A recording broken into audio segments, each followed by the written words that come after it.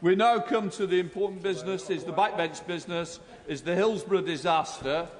And I would now call Mr Steve Rotherham.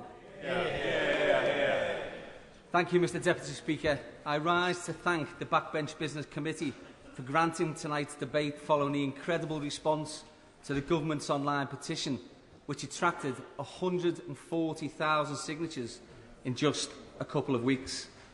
It is because those people took the time to push the government for the release of the Hillsborough documents that today we are having the first ever parliamentary debate resulting from an e-petition.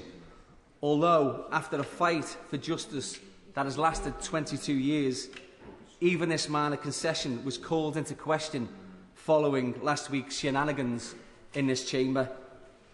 I would also like to thank colleagues for the fantastic support and response from nearly 100 MPs from 9 separate political parties who supported the application to the Backbench Business Committee. This is a victory for democracy, a victory for people power, but it remains to be seen whether it will be a victory for the families. They have been let down so many times that they will not be surprised if there are those that would prefer for this to simply just go away. For those that foolishly believe this might be a potential outcome from tonight's debate, let me make it absolutely clear from the start. This issue will never just go away, not until there is justice for the 96. Mr Deputy Speaker, during this debate, I will set out why I believe it's an important issue for this House to consider, albeit a bit late in the day, and outline why it is essential to press the government on its commitment to release all papers relating to the Hillsborough disaster. I believe that all sides of the House should agree to the terms of the motion, but if not, it is my intention to press this House to a vote. My hope is that common sense and ultimately justice will prevail.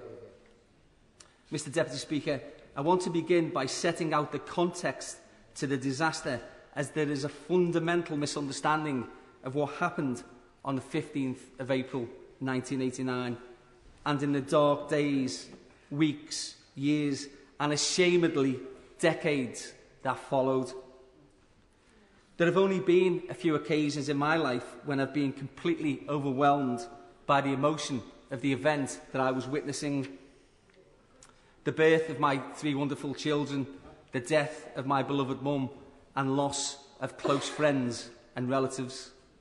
However, there is one other event that will live with me for the rest of my life, and that is the tragedy at Sheffield on that beautiful spring day, 22 years, 6 months and 2 days ago. Before 1989, Hillsborough was just the name of one of England's famous old football grounds. But for the last 2 decades, the word Hillsborough has evoked memories of Britain's worst ever sporting disaster.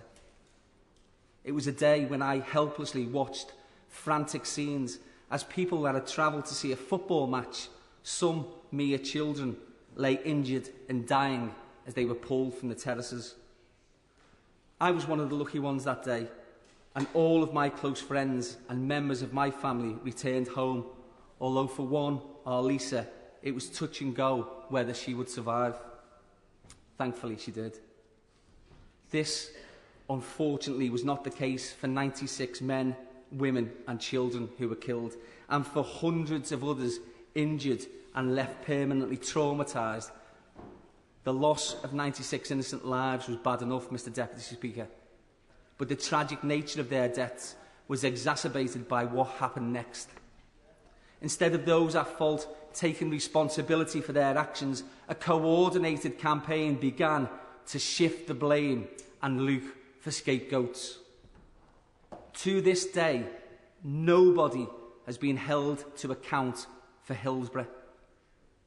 Mr Deputy Speaker, a half-day debate, though welcomed, is not long enough to go into all of the details of this gross 22-year injustice, so I will concentrate on the three main pillars of the accusations against Liverpool fans, namely that thousands turned up late and were ticketless, were drunk and aggressive, and broke down a gate, causing a catastrophic crush.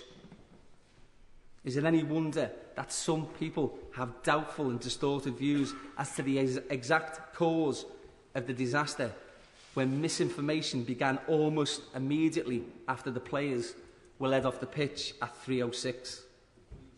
The BBC and ITV News that very afternoon misreported what had occurred, and it is important to understand the effect this had as it formed the immediate public perception of Hillsborough. To fully understand what I mean, people will need to suspend their predisposition to believe the Hillsborough myths and listen to tonight's debate with an open mind before jumping to conclusions. But the faux pas committed in the immediate aftermath, when there was much uncertainty and a degree of confusion, pales into insignificance when you consider the malicious manner in the way some sections of the press reported things, and which still clouds thinking today. At 3:15, Graham Kelly, the then Chief Executive of the Football Association, went to the police control box, where he was told by the now discredited match commander that Liverpool fans had rushed the gate into the ground, creating the fatal crush in the central pens. This was cowardice and deceit of the highest order, as the fact was that no gate had been rushed, and Duckenfield, the match commander, himself had personally ordered the gate to be opened. But this disgraceful lie set the tone for all that came later. At 4:15, Kelly was interviewed by the BBC, and he told them that the police had implied to him that the gate had been broken down by fans to gain access. Notwithstanding the fact that there was absolutely no basis to these lies, Kelly allowed himself to be embroiled in his treachery, although he simply may have wished this version of events to be true, as by then he probably realised that the dysfunctional organisation that he headed up would quite rightly be criticised for their part in the unfolding disaster. Why didn't the FA listen? I suppose we'll never know. However, and without any evidence to back it up, these lies were reported by some news organisations, and the story was flashed across the world as fact, repeating the line that drunken Liverpool fans had forced the gate open. Just a few days later, before people had even had time to arrange funerals for their loved ones, the Sun newspaper infamously printed the banner headline, "The Truth on the Personal Instruction of its editor, Kelvin Mackenzie." It claimed that drunken fans had forced the gates open because they did not have match tickets, that they had stolen from the corpses lying around the pitch, assaulted police officers in the emergency services, robbed cameras and other equipment from press photographers, and urinated on police officers helping the victims.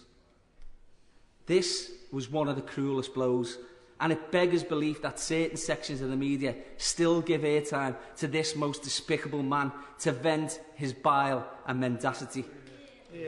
Given what he said about the Prime Minister the other day, there may even now be some Tories that agree that this man is a pariah, as we on Merseyside know him to be. This is a man who preaches about free speech, but who dehumanised the deaths of 96 people for a cheap headline. What an absolute hypocrite. Months later, the rag he edited admitted that the allegations it had made were totally false, but the damage had been done. To this day, the people of Merseyside do not buy that paper. But it's taken the Hatgate allegations with the Murdoch's News International for people to at long last sit up and take notice of the claims that we made 22 years ago, that there may be some truth to our allegations of collusion between the press, certain politicians and the police. Mr Deputy Speaker, the actual loss of life from Hillsborough will never be fully known. Yes, we know that 96 people died as a direct result of the injuries that they sustained at the stadium.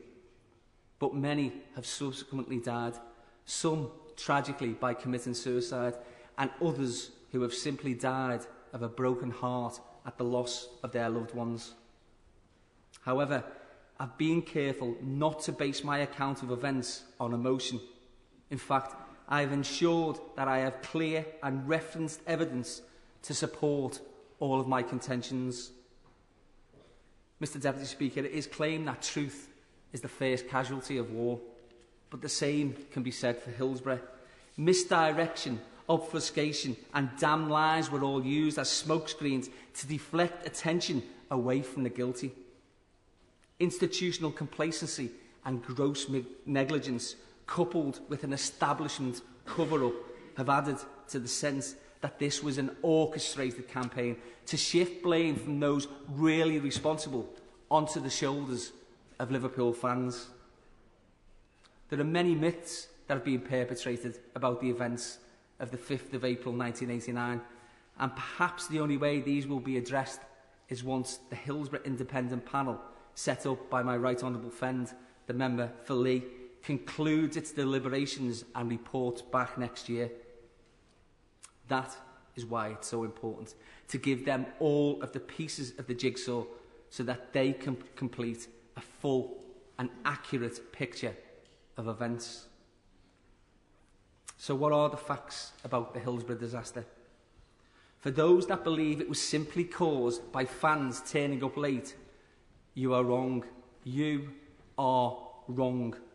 In spite of a misprint on tickets requesting fans to turn up at 2:45, and despite the fact that Liverpool fans only had 23 dilapidated turnstiles to enter the ground, while Forest fans had access through 60, half of the 10,100 supporters were already in the ground before 2:30.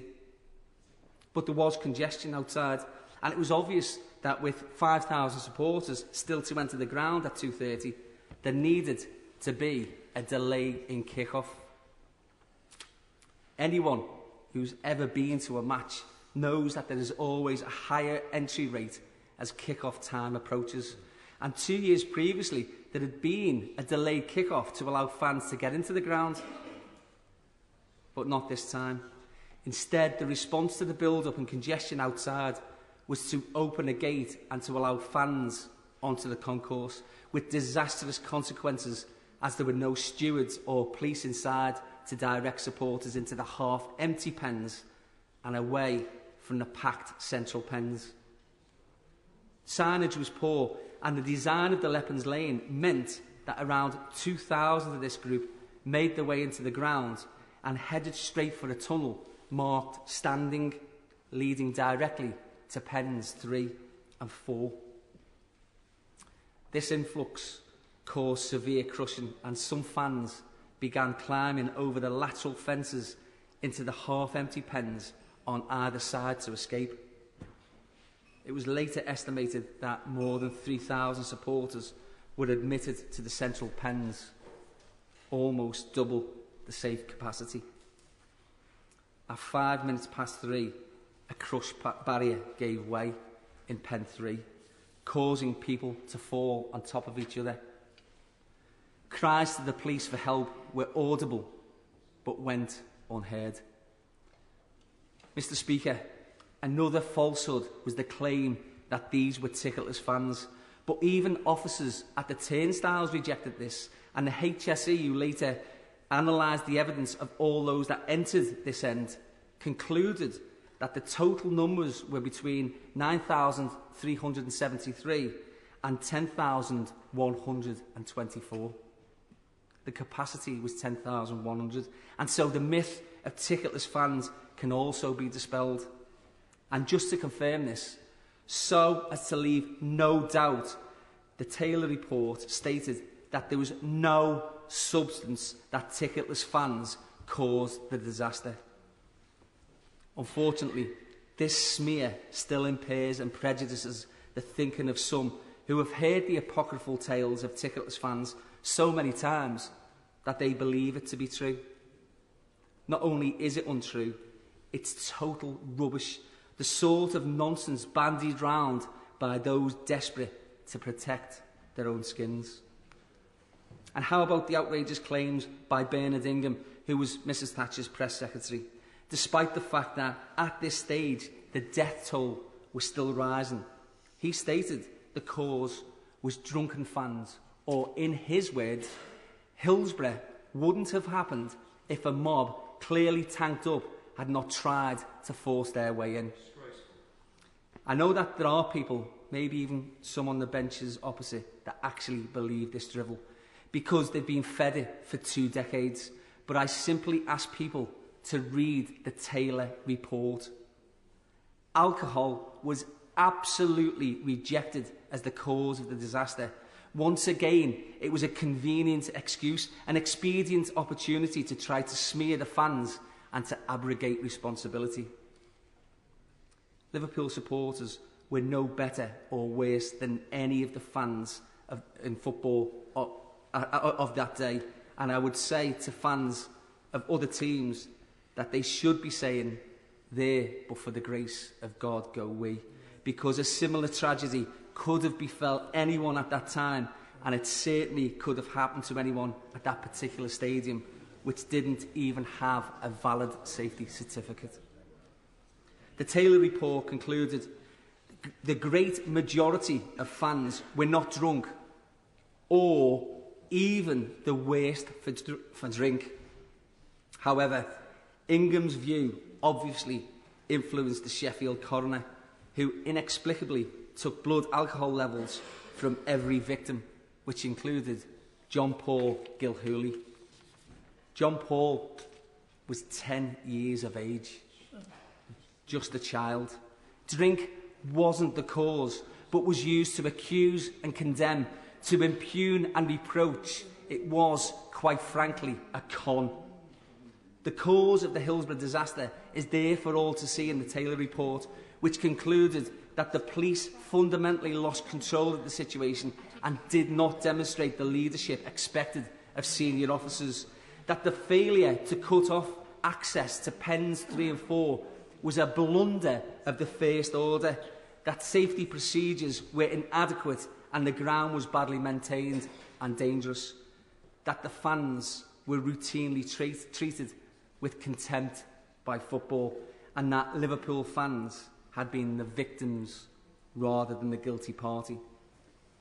His reports, published in August 89 and January 90, dismissed the allegations against Liverpool supporters for the disaster. Mr. Speaker, 22 years on, it's difficult to comprehend the enormity of the complete and utter breakdown of communication and inaction by those charged with our safety.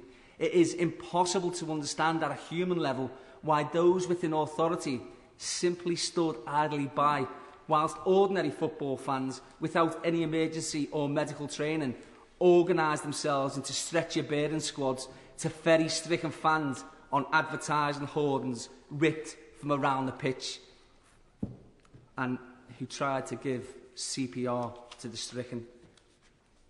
This wasn't a war zone. No battle had been fought, but you wouldn't have guessed it by the scenes on the pitch. It was due to the Herculean efforts of ordinary fans, these same fans later besmirched by scandalous tabloid headlines, that the death toll wasn't even higher. Mr. Deputy Speaker, on the 20th anniversary of the disaster, I put on record my thanks to the ordinary people of Sheffield that opened their doors in the days before mobile phones to let fans call home to tell loved ones that they were safe.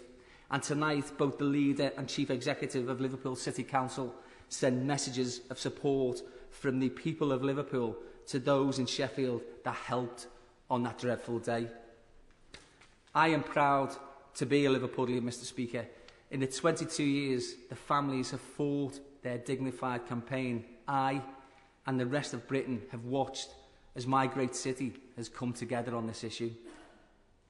Out of the darkness of the Hillsborough tragedy, an eternal flame of unity has emerged to mean that Liverpool is now synonymous with a unique kind of solidarity. Whether red or blue, we are Scousers all. But, Mr. Speaker, to those that attempt to perpetrate the myth that it was the fault of the fans, I will never tire of reminding them that it was the ordinary fans that were the real heroes on the day, not the villains. They reacted while those in authority froze. Mr. Deputy Speaker, my granddad used to regale me with vivid accounts of the 2 world wars that he fought in. And whilst he never glorified in war itself, he would explain to us as children his sense of loss for fallen comrades nearly half a century later. I didn't really understand that when I was growing up, but I do now. It doesn't matter how long it takes, we will never stop fighting for justice for the 96. A botched inquest, a flawed inquiry, a farcical review of evidence, and a system that worked against instead of for the families has left a bitter taste. An unsympathetic government, an unsatisfactory judicial process, and an unforgiving press has led observers to believe that an organised conspiracy was acting against the best interests of natural justice.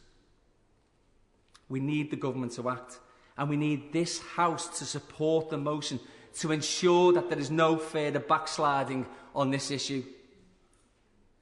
Mr. Deputy Speaker, the Prime Minister quite rightly apologised for the previous government's mishandling of events when he responded to the findings of the Saville report. Today, I call on the Prime Minister to make a statement in this House and to apologise for the mistakes that were made and the mishandling of this whole tragedy on behalf of a previous government.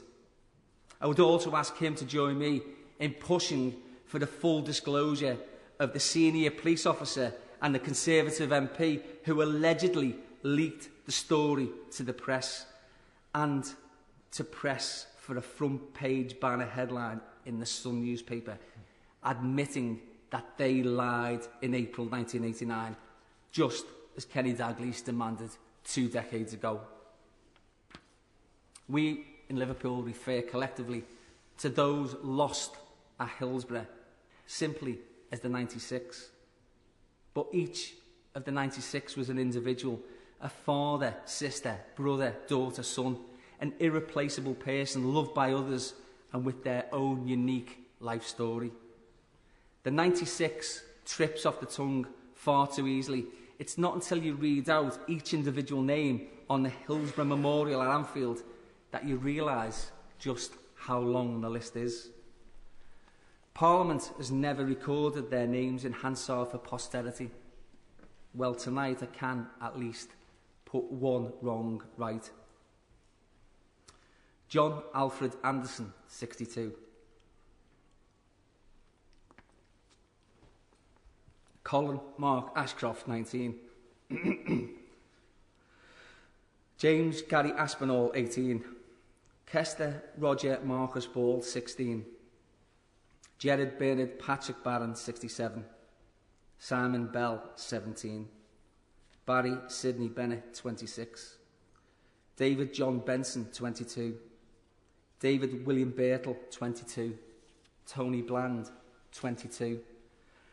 Paul David Brady, 21.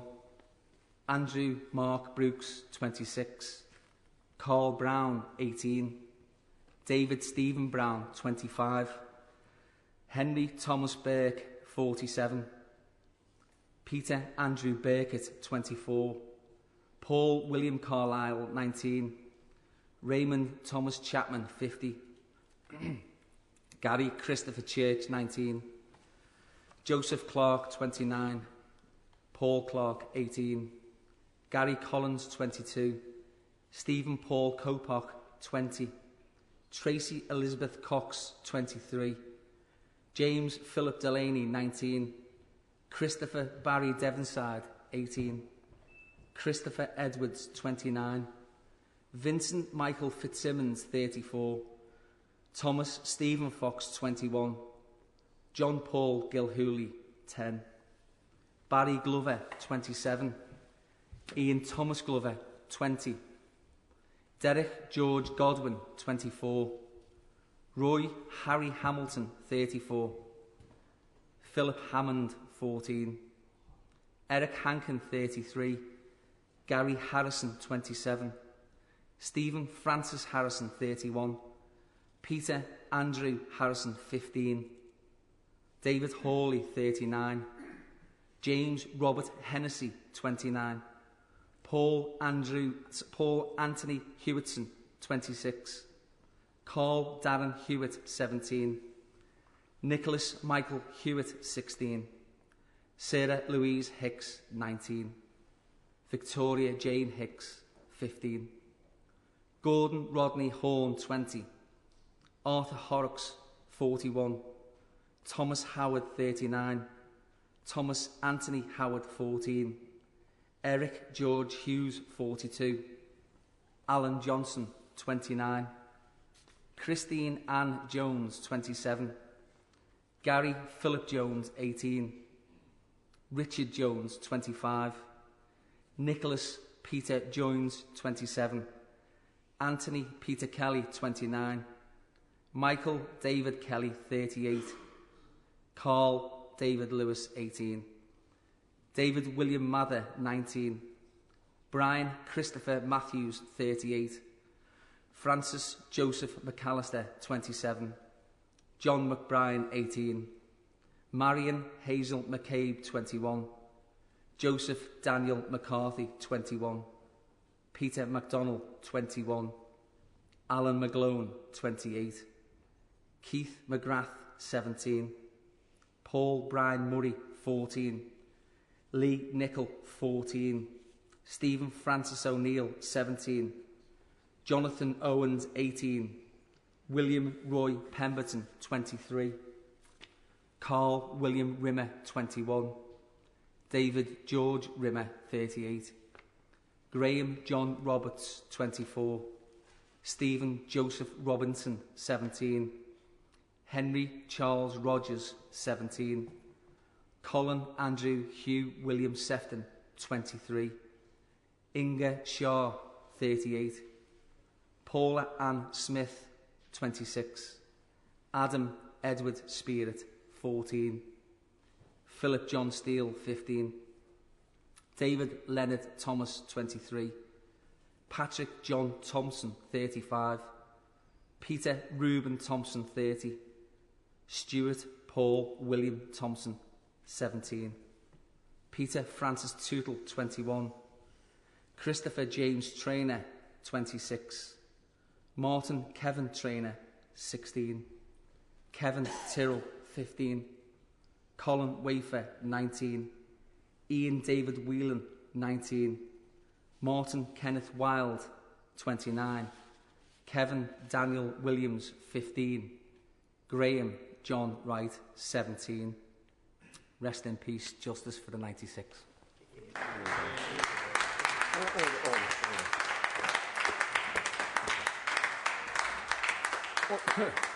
The question is, as on the order paper, can I just say, could we have brevity from the front benches? There's a lot of back benchers want to contribute. It's a very important debate to people, and we've got a lot of people in the gallery who wish to hear. Home Secretary.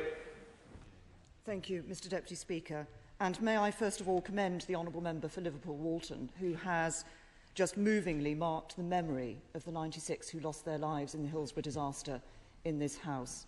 He has brought to this House not just the voice of the families of those who were lost on that fateful day, but he has also brought his personal experience, and I am sure that will have an impact across the whole of this House.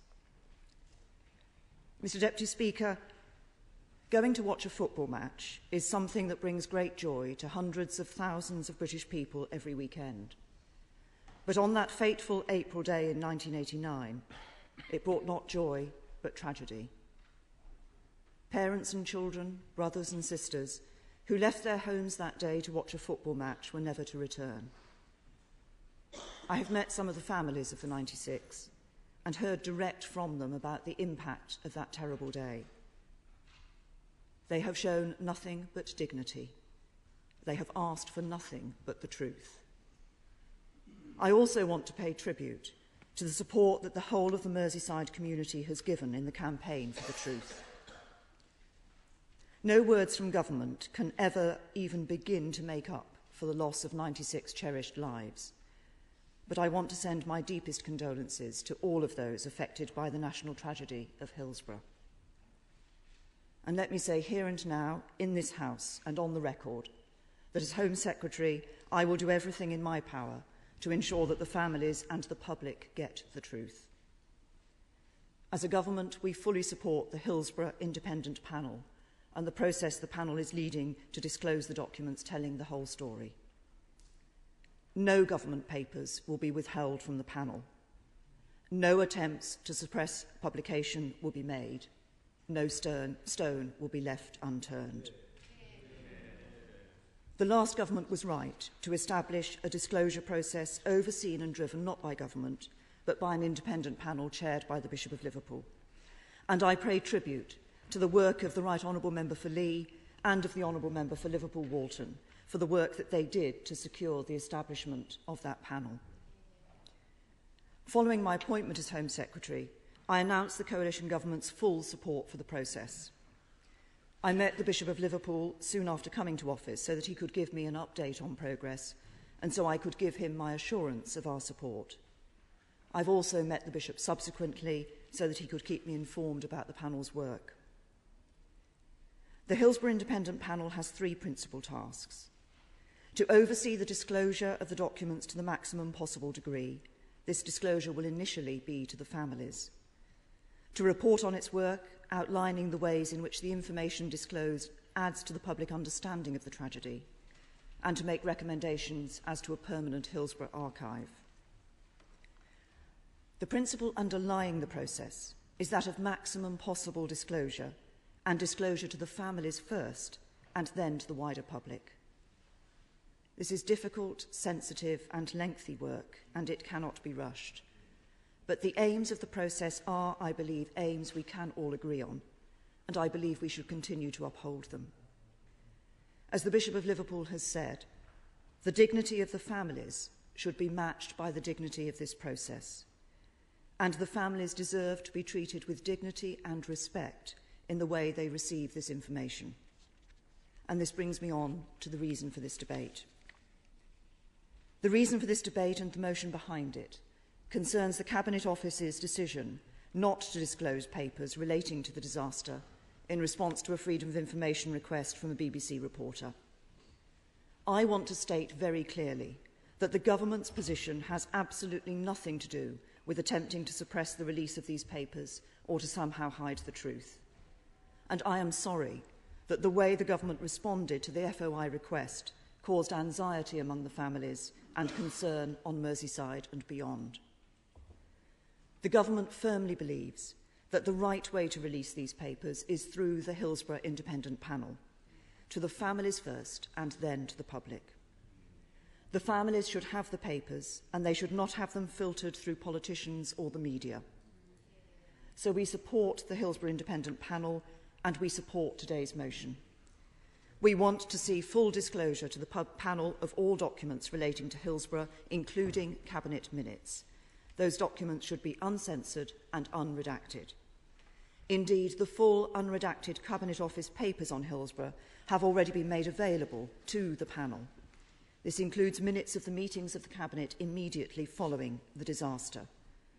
As the Prime Minister has said in the letter that he sent to the Right Honourable Member for Lee, please let me reassure you that the government is wholly committed to full disclosure of the Hillsborough information that it holds. As you will be aware, Cabinet papers, along with all other relevant government papers, have been released to the Hillsborough Independent Panel. I am keen to ensure that the panel, and indeed the families, are treated with the utmost respect in this process. We have therefore proposed that the panel will ensure that disclosure takes place initially to the Hillsborough families prior to wider publication. Government is not seeking to avoid publication of Cabinet minutes or any other papers from Hillsborough. The Cabinet papers on Hillsborough can be published. The government will do nothing to prevent the panel publishing them or indeed publishing whatever they so decide. The panel will release the full picture of what happened at Hillsborough, but in a way that is respectful of the families. The panel's terms of reference envisage minimal redaction to avoid junior officials' names and addresses being published, avoiding signatures being available for copying and ensuring the Data Protection Act is not breached. It may also be necessary to redact sensitively private and personal information specific to the victims. But again, it will be the role of the panel to ensure that any redactions are kept to a minimum. The principle is clear: full publication and minimal redaction, and the panel seeing all of the papers uncensored and unredacted. As the families have rightly demanded, the whole loaf, not snippets. And I stand ready to do anything I can to aid the independent panel in completing its task. Let me close by saying this. Hillsborough was a terrible tragedy, a tragedy that must never be repeated. As the Bishop of Liverpool has said, the disaster and its aftermath inflicted a deep wound in the body of the Merseyside community which remains to this day. The families of the 96 deserve the truth. That is why we fully support the Hillsborough Independent Panel. It is why all government papers, including cabinet minutes, have been made available to the panel with no restrictions on access. And it is why the government supports this motion. Randy Burnham. Mr Deputy Speaker, we are here tonight because 139,815 people have asked this House to revisit events 22 years old. They are right, because I believe they concern one of the biggest injustices of the 20th century. For 22 years, the Hillsborough families faced insults, had obstacles placed in their way at every step as they have pursued their dignified campaign for truth and justice. Recognising that, a call for full disclosure was made at the 20th anniversary. It has since gathered momentum ever since, and this summer was supported by people from all over the country, supporters of all football clubs. It was an incredible statement of solidarity for those families who have faced a hard and at times lonely struggle. But it did something else. It sent the clearest of messages to everyone in positions of authority, that the families have suffered far too much, and that the whole truth about Hillsborough must finally be told. Tonight, the Home Secretary has made an unequivocal commitment to full disclosure, echoing the words of the Prime Minister in his letter to me. We thank her for it, and the fact that there is now agreement across this House between all parties shows the watching world that this is not about party politics, but the fundamental rights of victims and their families. I would also like to thank the Right Honourable Lady for leading the government's response tonight, itself an important signal to the families who have travelled to be here and the thousands of others deeply affected by this tragedy watching closely at home. She may have expected to find the Right Honourable Lady, the member for Castleford and Pontefract, opposite her this evening. My Right Honourable friend has graciously allowed me to respond for the opposition, given my personal involvement in these matters, and I thank her for it. Mr Deputy Speaker, I want to begin by addressing this simple question. Why are almost 140,000 people asking us to do more? It is certainly the case that there have been other disasters where concerns remain long after the event. Like other disasters, there are things about Hillsborough that people will find shocking. For instance, the fact that the ground didn't have a valid safety certificate, as my friend, the member for Liverpool Walton, said. But something else makes Hillsborough stand apart. Has there ever been, and will there ever be, another tragedy when within minutes an orchestrated campaign began to blame the victims, their families, friends and fellow supporters? That is precisely what happened here. It is unprecedented in the recent history of our country, an unbelievable act of brutality against 96 families already suffering unbearable grief.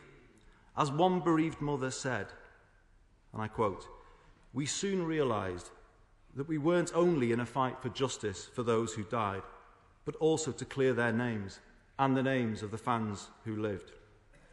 They are words that no mother in her position should ever have found herself saying.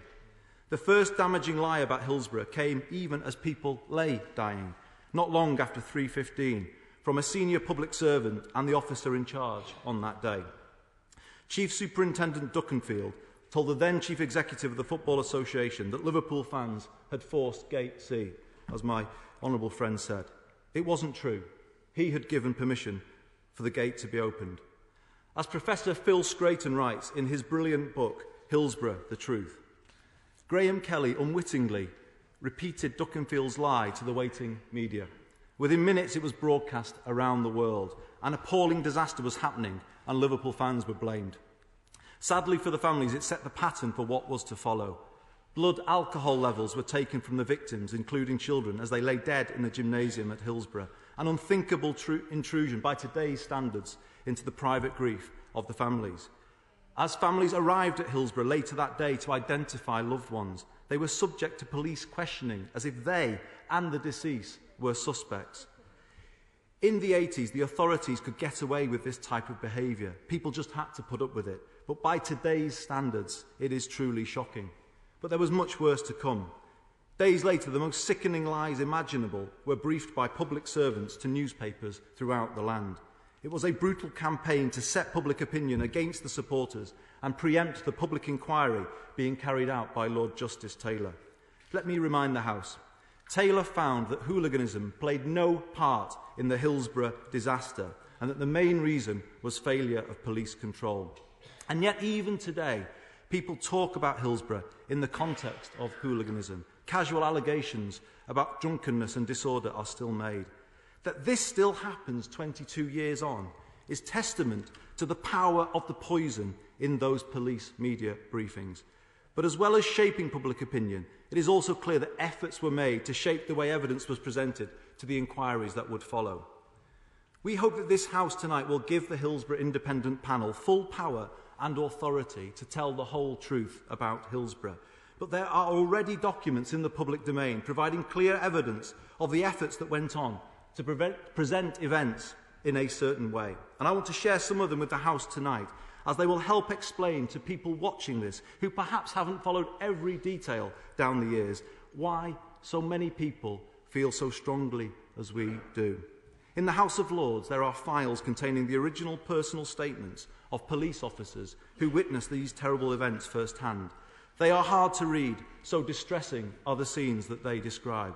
But one in particular stands out, and I have it with me this evening.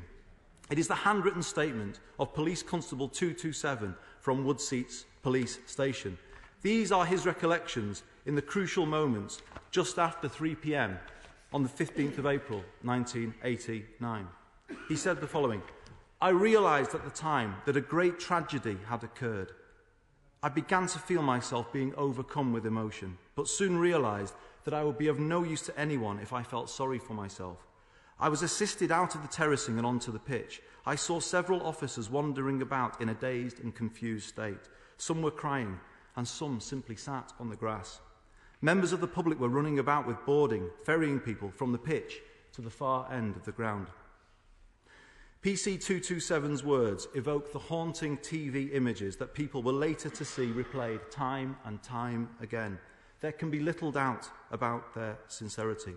But they are not the only words on the page. Attached to the top right corner of this statement is a note from a senior officer. And let me read it to the House.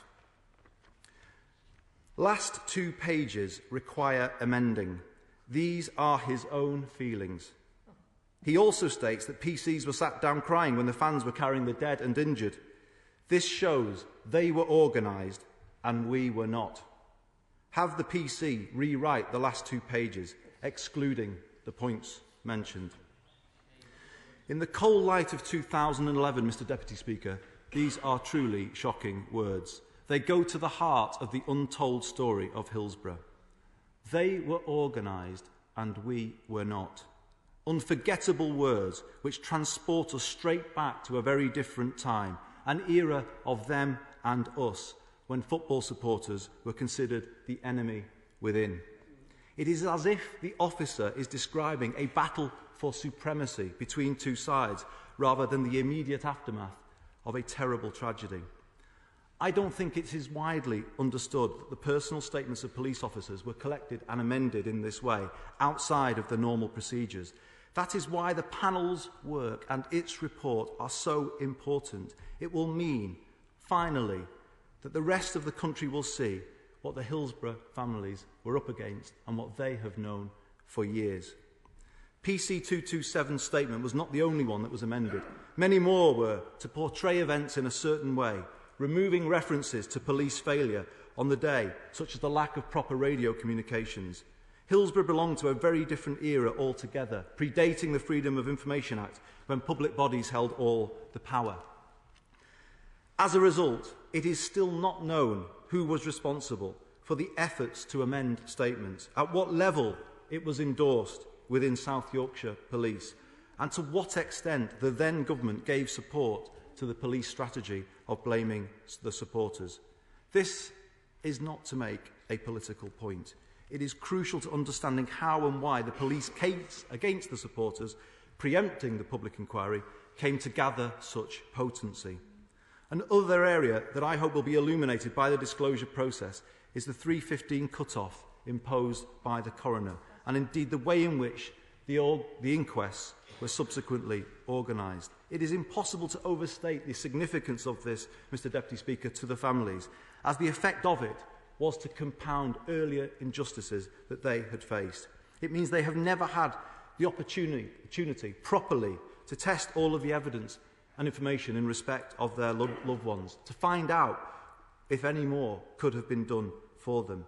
It is the case that one of the individuals admitted to hospital recovered, challenging the theory that irreparable damage was done in all cases by 3:15. And indeed there is medical evidence from one of the doctors who treated victims on that day, which was never properly heard.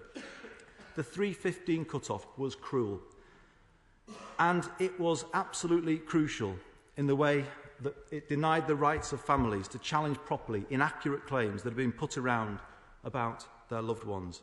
I set out these issues this evening, as many of them will not be widely known around the country. They explain why the sense of injustice about Hillsborough and its aftermath on Merseyside has never diminished. They were why, together with my right honourable friend, the member for Liverpool Garston, that I made the first call for full public disclosure in April 2009, days before the memorial service on the 20th anniversary. This led to the establishment of the Hillsborough Independent Panel, as the Home Secretary said, and I appreciate the continued support that she has shown and her government to the work of the panel. At the time it was established, there was an unresolved debate within government about whether or not cabinet minutes and other documents should be published. I have always been of the firm opinion that they should. But because there was no agreement, the terms of reference only allow for the panel to view rather than publish the material. I knew we would have to come back to this issue, and that duly happened in the summer when the Information Commissioner ruled on the BBC's Freedom of Information request. I said then that I believed the Commissioner's ruling should have been immediately accepted by the Government, and a proposal developed to fulfil it, working through the panel with disclosure to families first. I have no doubt that the Government was acting to protect the integrity of the panel and the interests of the families, and not, as the Home Secretary said, to prevent disclosure. But as I said in my letter to the Prime Minister, the way the Government handled its response to the Commissioner risked undermining public trust in the panel and the disclosure process. The Home Secretary has this evening removed any lingering doubt and put the Government's commitment to full disclosure firmly on the record, and we thank her for the clarity of her words. But, for the avoidance of doubt, would she agree that there may be a case to issue the Hillsborough Independent Panel with updated terms of reference, reflecting the clear will of this House tonight? This might also present an opportunity to set out the Government's position on any redactions to disclosed material. I believe there should be a clear presumption of no redactions to any material. I'm told, and the Home Secretary repeated this, that there may be highly personal medical information that it will be illegal to put in the public domain under the Data Protection Act. If that is the case, could I ask her that any redactions have the full support of the panel, and can I suggest that they be only made to any documents with the agreement and support of the Hillsborough families? I would like to assure the Home Secretary that the opposition fully supports the government's policy of handling all disclosure through the panel made available to the families first. From this side of the House, we would urge both the Information Commissioner and the BBC to accept this as fulfilment of his ruling. Disclosure is important, but it's only part of the panel's crucial work. It has also been asked to make sense of it all, producing a report on how what is disclosed adds to public understanding of the tragedy and its aftermath. This is hugely important. It means the whole story and its full impact will finally be told. It is why I support the government's position not to release documents now in a haphazard and uncoordinated way, but when the whole picture is put together and all pieces are in place. Mr Deputy Speaker, I wish to turn briefly to material held by private bodies and its potential disclosure. It is possible that there are documents and material held by private organisations that will be highly relevant to the work of the Hillsborough Independent Panel. I understand that Sheffield Wednesday Football Club and the Football Association have cooperated with the panel, and I wish to thank them for that. But clearly there are other private organisations who have material that may help the panel's work. The first is Hammond Suddards, who were the solicitors for the South Yorkshire Police. They were involved in preparation of police officers' statements, and indeed the amendment of those statements, and the handling of the inquest. The second is News International. In today's Guardian, Margaret Aspinall, chair of the Hillsborough Family Support Group, has called on the company to reveal the sources of the deeply hurtful front page of Wednesday the 19th of April. Liverpool supporters, as my honourable friend said, it claimed that they pickpocketed victims, urinated on police officers and attacked an officer giving the kiss of life. It is important to say that the Sun was not the only newspaper to carry such inaccurate and deeply hurtful lies. Allegations on the same theme were reported by the Daily Star, Daily Express, Daily Mail and Yorkshire Post, all using unattributed quotes from police and Police Federation sources. Lord Justice Taylor in his report commented how they were not substantiated by a single witness. For people in public positions to disseminate such offensive untruths certainly breaks professional ethics and is possibly a criminal act. It may be 22 years ago, but the pain caused by those lies is still felt today. Does the Home Secretary share my view that Margaret Aspinall is right to assert the family's right to know who gave those briefings and with what authorisation? If she does, I hope she will agree with me that media organisations, and particularly News International, should be approached by the panel and encouraged to hand over any material which may reveal who made these claims. It's my belief that the British public will see Hillsborough in a new light following the revelations about phone hacking. It too is a story of unacceptable collusion between police and the press, working against the wider public interest. And it too must be fully exposed, with those responsible held to account. Mr Deputy Speaker, in conclusion, tonight 140,000 voices have swept Hillsborough back to the floor of this House. But we wouldn't be here were it not for the courage and determination of the families. Soon they will be able to rest, knowing they couldn't possibly have done more for their loved ones.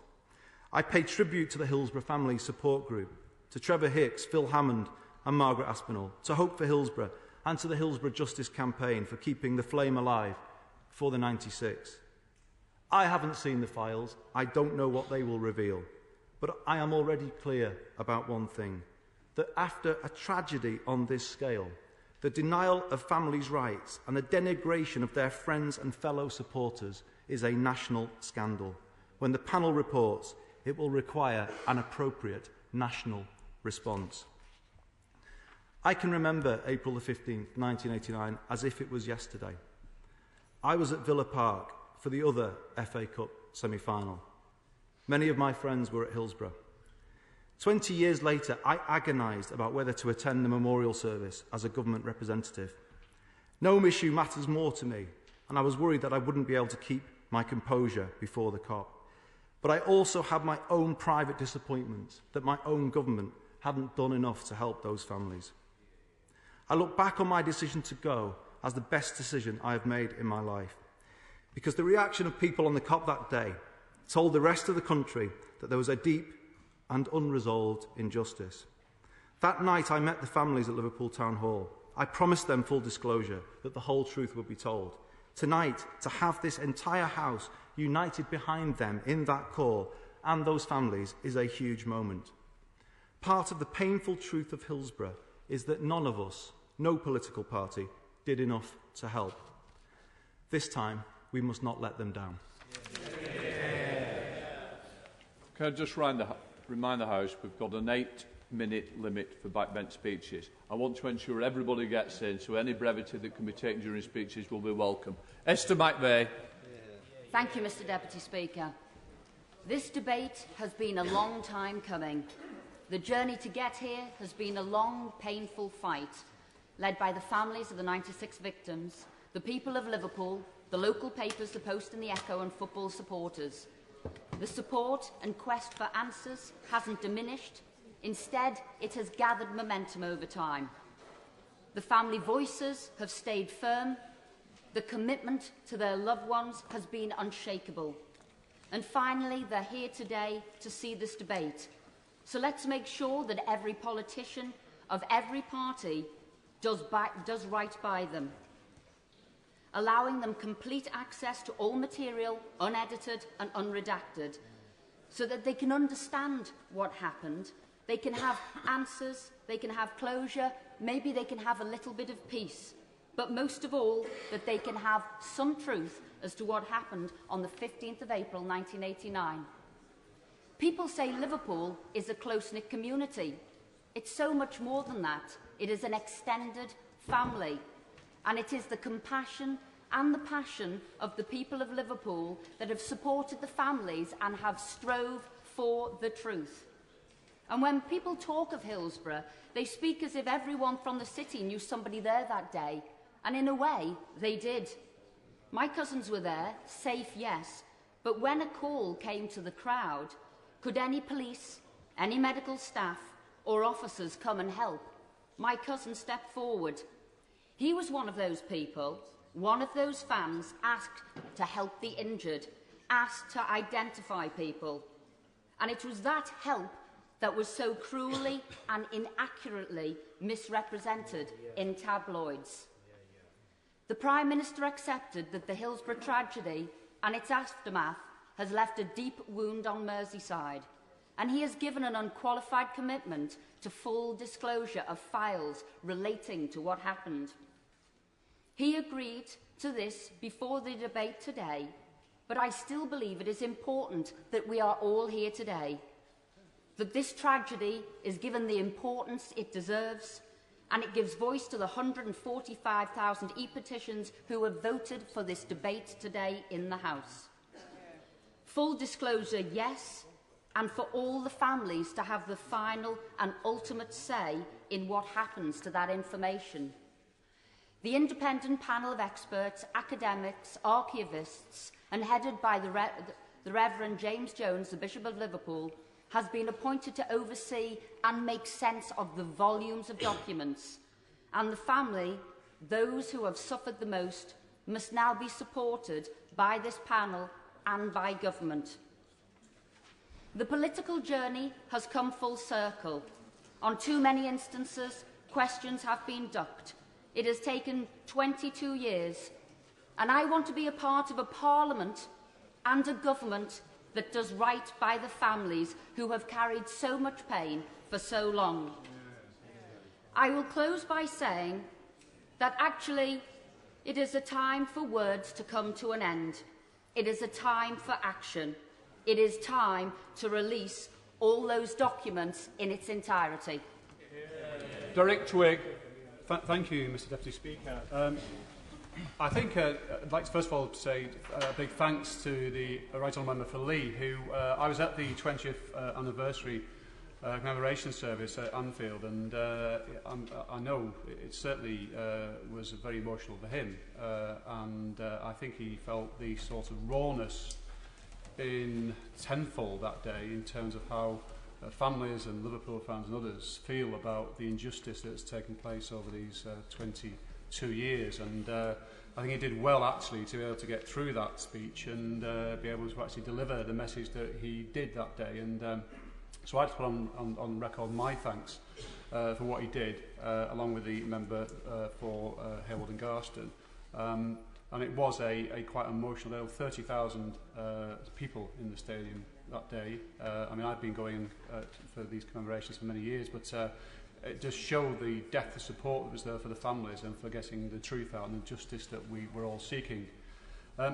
I was actually at the Hillsborough disaster, Mr Deputy Speaker, and I drove there that day with 3 friends. And as my honourable friend from Liverpool, Walton, has said, it was a beautiful sunny day, and we're looking forward to a good match, and one of many good matches that we had at that time as Liverpool supporters, and one could never have imagined how that would have ended up. But we went there, and we sort of sensed as we got towards the stadium that something was wrong. In fact, the chaos that was already started outside the Leppings Lane then, and we witnessed the mounting chaos around the turnstiles. And even going through the turnstiles as we eventually did get through, I mean, our tickets were checked. There was just no organisation, no policing of it. It was, as I said, complete chaos.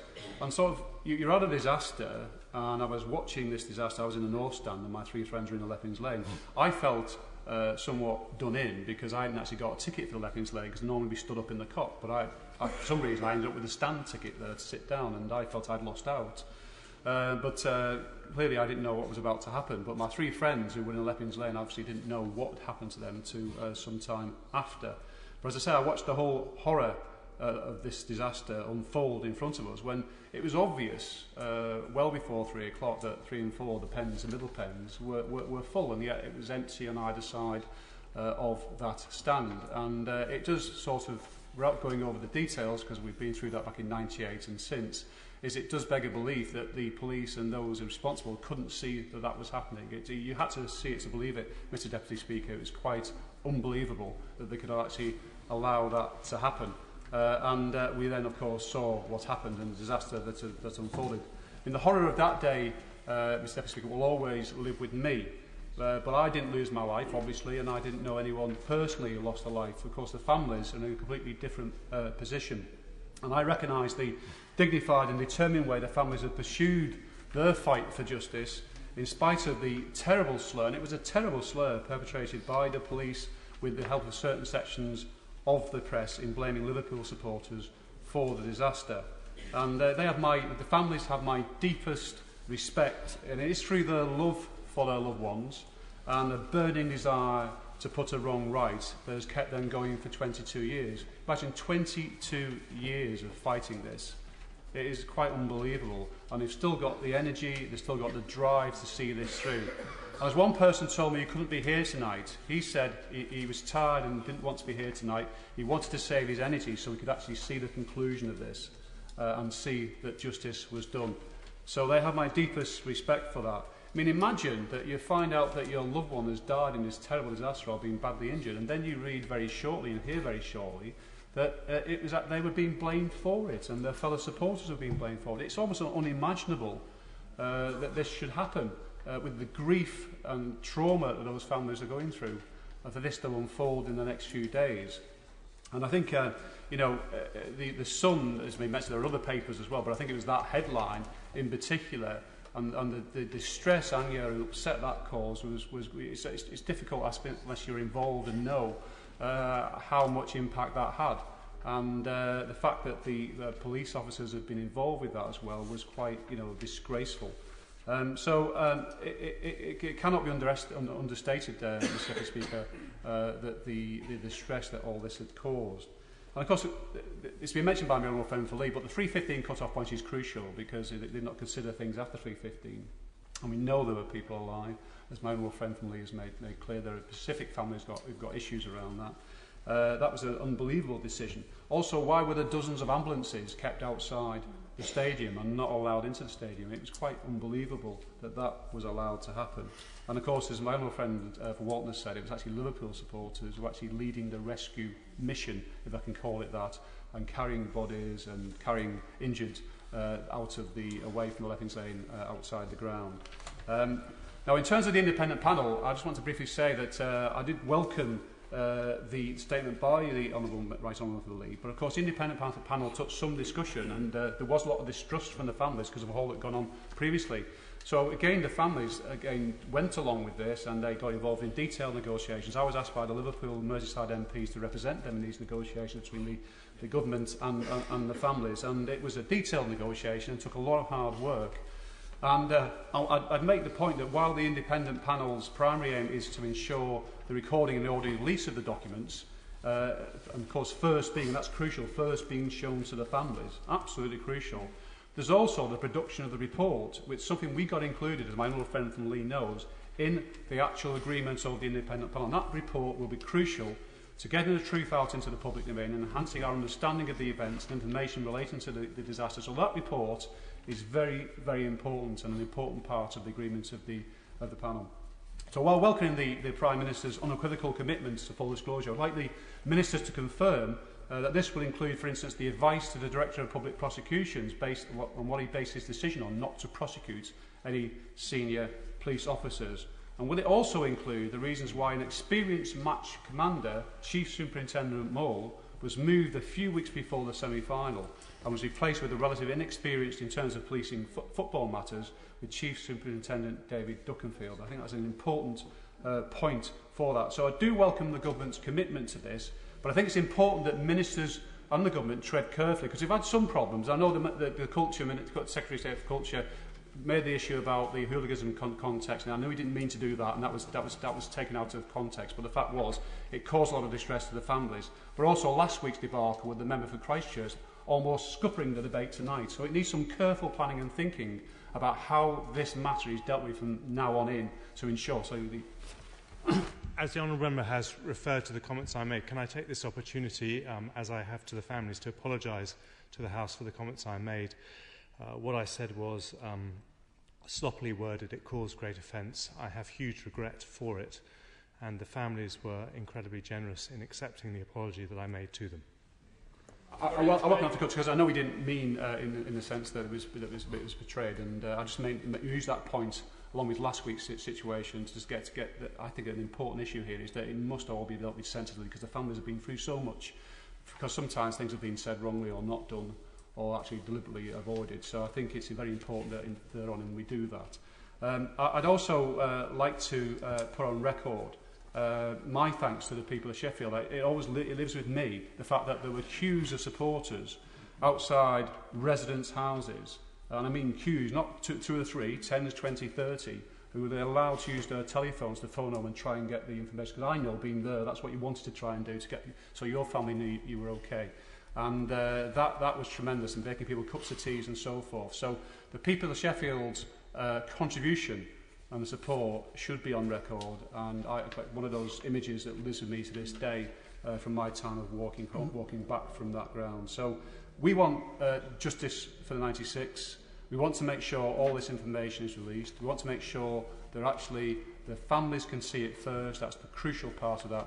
And the report that will be produced, that the government will obviously consider it very, very carefully and respond in a positive way that ensures that the families know everything possible has been done to get the information out, and their fight has not been in vain.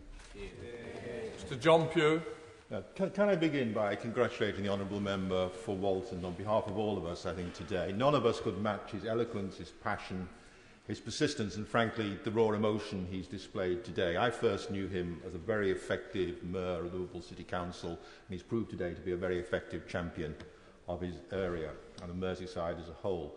I want to thank him for associating me with his efforts in the all-party application. It's been an all-party thing. I also, too, want to mention his predecessor, Peter Kilfoyle, who did a lot of work in this House, even though he was a lifelong Evertonian, on this particular cause. I should declare an interest myself. I'm a Liverpool FC supporter. My entire family came from Liverpool, and I grew up there, though I had the misfortune originally as a child in a city that was oozing football success, to be taken every Saturday to Knotty Ash to watch our one and only rugby league team get beaten repeatedly week after week, amply preparing myself for life as a Liberal. I think, though, I understand the Liverpool character as well as most. And history, often quite brutal history, has endowed Liverpool with two marked traits. The first is a profound emphasis on social solidarity. People have learned to depend on each other, family and neighbourhood. It's beautifully summed up by Bill Shankly when he said, and I've got this quote in my office, "The only way to live and to be truly successful is by collective effort, with everyone working for each other, everyone helping each other, and everyone having a share of the rewards at the end of the day." The second major trait, again hardened through history, is a lack of reverence. a suspicion of, a questioning of authority and pomposity and all the cant that often underpins that. It's the reason why Liverpool produces many comedians. A feeling that the world isn't necessarily on your side, and often it isn't, particularly if you spend your time questioning authority, pomposity and the cant underpinning it. Now, Hillsborough was a terrible tragedy for Liverpool, and at the time I was a council leader on Sefton, and we lost many people outside the immediate Liverpool area. But afterwards, there was a genuine opportunity to show that things were quite different. But what actually happened? Well, as expected, there was a massive, deeply impressive show of solidarity. And it continues, confirming that this is a city where the way forward is not walking alone, where social solidarity is important. But the powers that be did let them down. The national media, the Sun, we've said plenty about that today. Those inside the legal system, we obviously haven't said as much as we ought to have done about that today. And the police, we mentioned the case of Duckenfield, trying to shift the blame. And they, in some cases, not in all cases, perpetuated, relied on, or were diverted by prejudices, not just about football supporters, but specifically about Liverpool supporters. Sometimes knowingly, sometimes unknowingly, explicitly and implicitly. And unsurprisingly, there has been no closure on this. The narrative not only of what happened, but of how different people told or tried to tell to fix the narrative of what happened has never, to this day, been fully before us. Now, I genuinely believe we get better inquiries and inquests if people running them are prepared to look at their limitations and flaws. We get better reporting if the media at least acknowledge their failings. And we get better policing if the police openly account for wrongdoing and error in their own ranks. Truthfulness at all levels is the path to improvement. Certainly. Honourable Member, I'm grateful for the Honourable Member to give way. You may be aware that I lost a close friend, David Hawley, at the Hillsborough tragedy. But does he agree with me that someone from the media, Kelvin, when Kelvin Mackenzie actually said what he said and then repeated it, general public have really severe doubts about whether the press should allow people like that to continue to follow their profession. Do you feel that there needs to be some sort of special attention given to journalists who do these sorts of things? Well, the one thing I will say about this, I'm aware from the history of the Sun and books that have been written that certain people actually in the offices of the Sun questioned Kelvin Mackenzie about his decision on that particular day. I mean, Liverpool people are not stupid. They know there are good and sometimes not so good men in all uniforms. They know that judges are more likely to spend more time at Twickenham than on the terraces and have not adequate knowledge always. That lawyers can be and have been cynical and noble in this enterprise, and that no football supporters too come in all shapes and sizes, and everyone has their prejudices. But the antidote to all this is not reports and procedures, but a single-minded pursuit of the truth. Not a narrative that suits this or that group or institution, or even one that allows all the interests to make peace. The Liverpudlian John Lennon's song, Just Give Me the Truth, put it at its most basic. There's a verse in that that says, I know this applies to anybody present, I've had enough of reading things by neurotic, psychotic, pig-headed politicians. All I want is the truth. Just give me the truth. Now, the full truth won't necessarily make everything right again. The horror that was Hillsborough will recede in time, even though for some it's relived, obviously, every day. But we owe it to them and to the victims to ensure that what actually passes into history is, so far as possible, not a myth, not a convenient narrative, but so far as humanly possible, a true, full account of events as they were. Louise Elman. Thank you, Mr Deputy Speaker. I'd like to start by congratulating my honourable friend, the member for Walton, for the way in which he, both with others, helped to secure this debate and the way in which he opened it, because this debate is a very important part of the long and determined campaign to secure truth and justice for the 96. Indeed, today's debate is critical in relation to securing the release of more critical information. From the very beginning of this horrendous tragedy, truth has been withheld. We've heard tonight, Mr Deputy Speaker, how there was a deliberate police briefing to mislead the public by distorting the facts, and doing that by promulgating the grotesque untruth that Liverpool fans were responsible for the tragedy on that dreadful day. Lord Taylor's report, a full judicial inquiry into what happened, made it very clear that the major cause was police failure on the day. And that in the background of the failure to deal with public safety and the amazing discovery that there had been no safety certificate issued at Hillsborough, and the failure to both have and to implement an emergency plan to deal with any public disaster. And as we've heard during tonight's debate from the Right Honourable Member from Lee, evidence from documents that were revealed as a consequence of the scrutiny undertaken by Lord Justice Stuart Smith showed that the original eyewitness statements put together by police describing what they saw at the time they saw it were later changed by their seniors. And there have been further events, Mr Deputy Speaker, showing further withholding of essential information. The coroner's decision to have the 3:15 p.m. cut-off on the assumption that all deaths had occurred by that time withheld vital information. And there were major concerns raised about the conduct of the inquests and the mini-inquests that took place. And it should always be remembered when we're discussing this issue that nobody has been brought to account. The decision of the Director of Public Prosecutions in 1990 was that these tragedies arose from accidental deaths, and he stated that there was no evidence to prosecute any corporate body and insufficient evidence to prosecute individuals.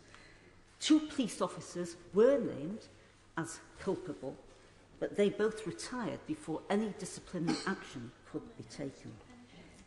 The recognition of the need for disclosure, the urgent need for disclosure, lay behind the major decision taken in December 2009 to set up the independent panel chaired by the highly respected and trusted Bishop of Liverpool, the Right Honourable James Jones.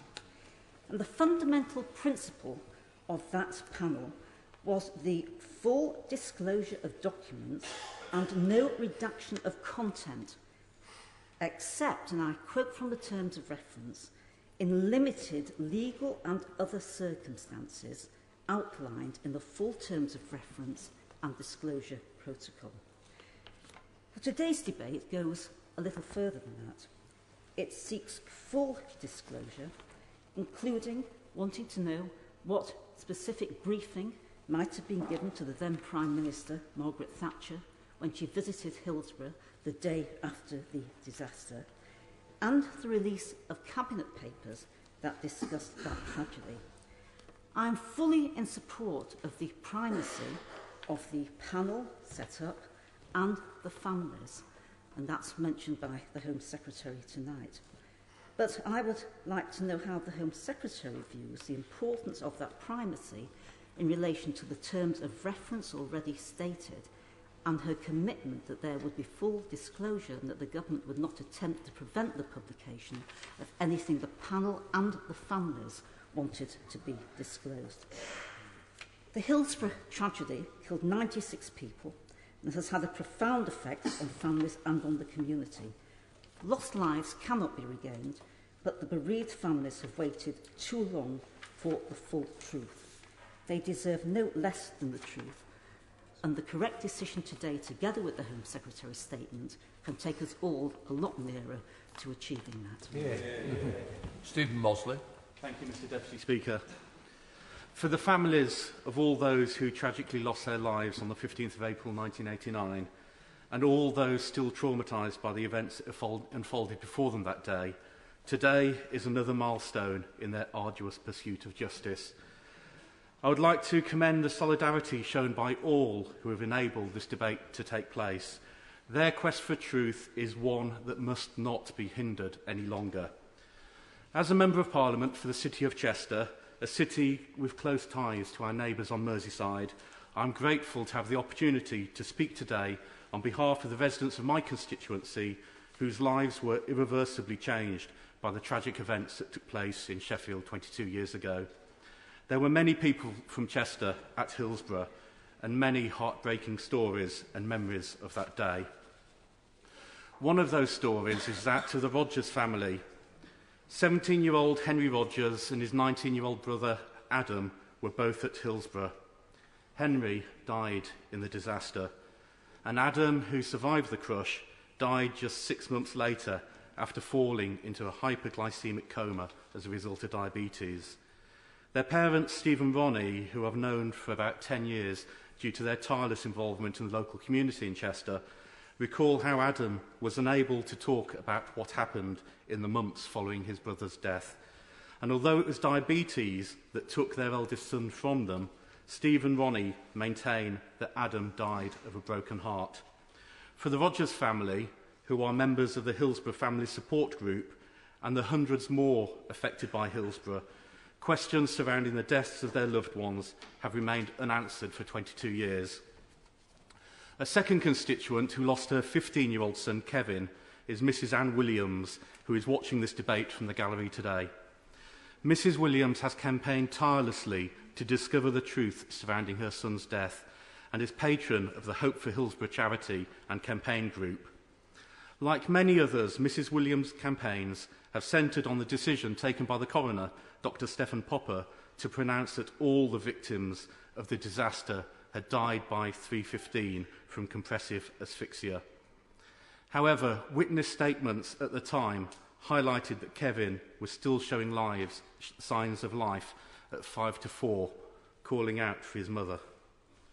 Many families of the victims are still angry at the 3:15 cut-off point, which meant that the inquest was unable to consider the response of the police and the other emergency services after that time. Having had 3 requests to the Attorney General for a new inquest into Kevin's death refused, Mrs. Williams submitted her case to the European Court of Human Rights. But this attempt was scuppered by the court in 2009, which declared that her application should have been lodged within 6 months of Lord Justice Stuart Smith's scrutiny in 1997. Like so many others, Mrs. Williams hopes that the release of the papers will cast new light on the events that truly occurred before, during and after Kevin's death. Mr. Deputy Speaker, this is not the first time that Kevin Williams has been mentioned in this House. An adjournment debate entitled simply Kevin Williams was held on the 26th of October 1994. In that debate, the former member for Crosby, Sir Malcolm Thornton, said, and I quote from Hansard, "It was inevitable that judgments would be made on the spot, which perhaps, with the benefit of hindsight and of considering the matter after some years had passed, should not and certainly would not have been made. But what is there to hide?" Mr. Deputy Speaker, 17 years after Sir Malcolm asked that question and 22 years after Kevin's death, we still do not know that answer. What is there to hide? It is now time for that question to be answered. We are united in this House in recognition that all of the papers must now be released, but the manner in which they are released is of equal importance. A drip-drip release of information is dreaded by many of the victims' families, fearful that snippets of selected information will hit the headlines, creating a feeding frenzy in the press and potentially distorting the overall picture that the release of papers is intended to piece together. The Hillsborough Independent Panel, chaired by the Bishop of Liverpool, James Jones, is the only legitimate vehicle through which this information should be initially released. And as a large quantity of this information will be extremely sensitive, detailing the deaths of many families' loved ones, the families must be allowed to make sense of the information before it is released to the general public. Furthermore, Madam Deputy Speaker, a conscious effort must be made by the independent panel to include all of the families in the process, with a number of different groups supporting the families of those affected, including the Hillsborough Family Support Group, the Hillsborough Justice Campaign and Hope for Hillsborough. I would like to stress the importance of ensuring that all the families are kept informed of the progress of the independent panel and in the disclosure of the panel's findings. We must not allow these families to experience any more unnecessary anguish, and we must grant them the dignity that they so rightly deserve. And to this end, I do support the government's position on the BBC's Freedom of Information request, which could lead to the Cabinet papers bypassing the independent panel and being released immediately. The BBC submitted the FOI request with the best of intentions, but now that the Cabinet Office has recognised the overriding public interest in releasing all of the papers to the panel, the BBC should recognise that their FOI request has achieved its objective and the documents should only be released through the independent panel. As I've said, Madam Deputy Speaker, the events of that fateful day in the spring of 1989 have lived long in the memories of those who so sadly lost their loved ones. They will never be forgotten. Whilst release of the information contained amongst a mountain of unpublished papers is undoubtedly in the public interest, the interests of the families and survivors of Hillsborough are now the most pressing concern, and for their sake alone, clarity is of the utmost importance. And I believe that this can only be achieved by allowing the Hillsborough Independent Panel to conduct its investigation. Once the families have been given the opportunity to digest the panel's final report, and only then, the documents must be widely and publicly disclosed. Maria Eagle. Thank you. I begin by congratulating my honourable friend and member for Liverpool, Walton, for his superb effort in achieving this debate and for his incredibly powerful speech in opening it. I'd also like to thank the 140,000 people who signed the e-petition, which so strengthened the hand of my honourable friend when he attended the Backbench Business Committee to argue for time to have this debate on the floor of the House. This is a subject which is of massive importance to my constituents in Garston and Hellwood, to Liverpool football fans, to football fans generally, to the city of Liverpool and to Merseyside as a whole, evidenced by the fact that all Merseyside MPs supported my honourable friend's proposal that time be found on a votable motion on the floor of the House to consider the full disclosure to Hillsborough families, unredacted and uncensored, of all government-related documents, including Cabinet minutes. The release is a matter of enormous importance to the bereaved families of the 96 people whose deaths were caused on that day and to the survivors of the disaster.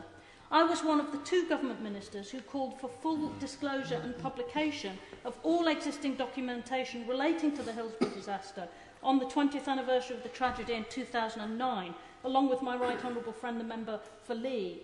The incredible show of solidarity and dignity at the Anfield Memorial, which I also attended that year, as well as the chance for justice, which interrupted my right honourable friend's speech on that occasion, led to the establishment of the Hillsborough Independent Panel.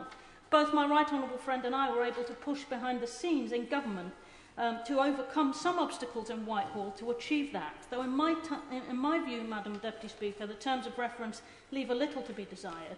I hope this process, ably led by the Bishop of Liverpool, who knows what a dark shadow the tragedy still casts across the city, will finally bring everything that can now be known and every document that now exists, 22 years after the event, into the public domain, unredacted by officialdom. Can I thank the Home Secretary for her positive and clear commitment to full disclosure this evening? The Prime Minister and the Deputy Prime Minister have agreed to the release of all documents. I think it's of enormous importance that Parliament itself votes to call for unredacted and uncensored release and publication of all government papers, including Cabinet minutes and papers. I believe the Hillsborough disaster and the circumstances surrounding it are a unique case which justifies unique action, and I want to set out briefly why. The Hillsborough disaster was not an accident. It could and should have been avoided.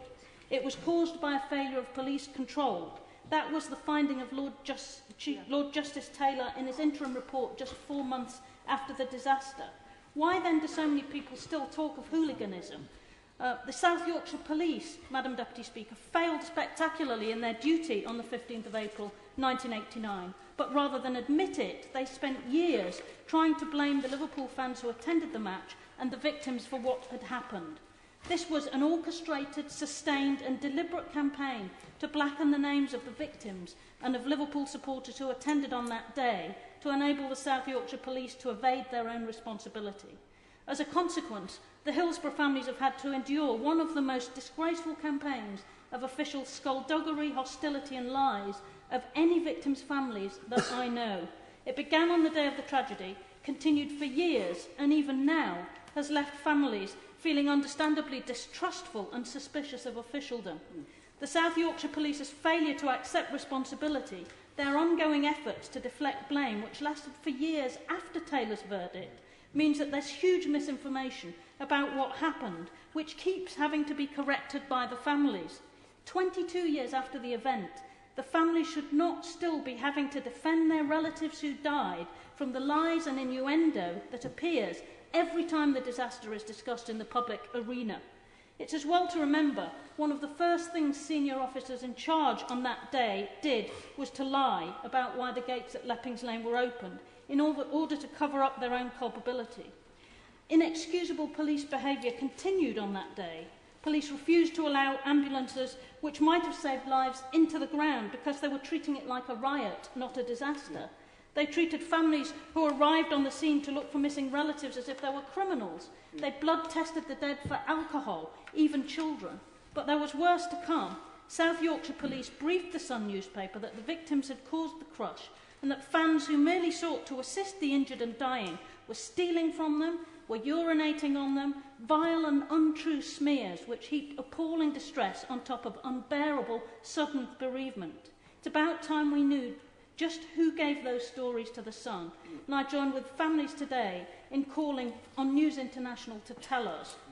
As if this were not enough, the South Yorkshire Police very quickly established what I have referred to in a debate in 1998 in this House as a black propaganda unit, which systematically set about altering police statements in an attempt to influence Lord Justice Taylor's inquiry into the causes of the disaster.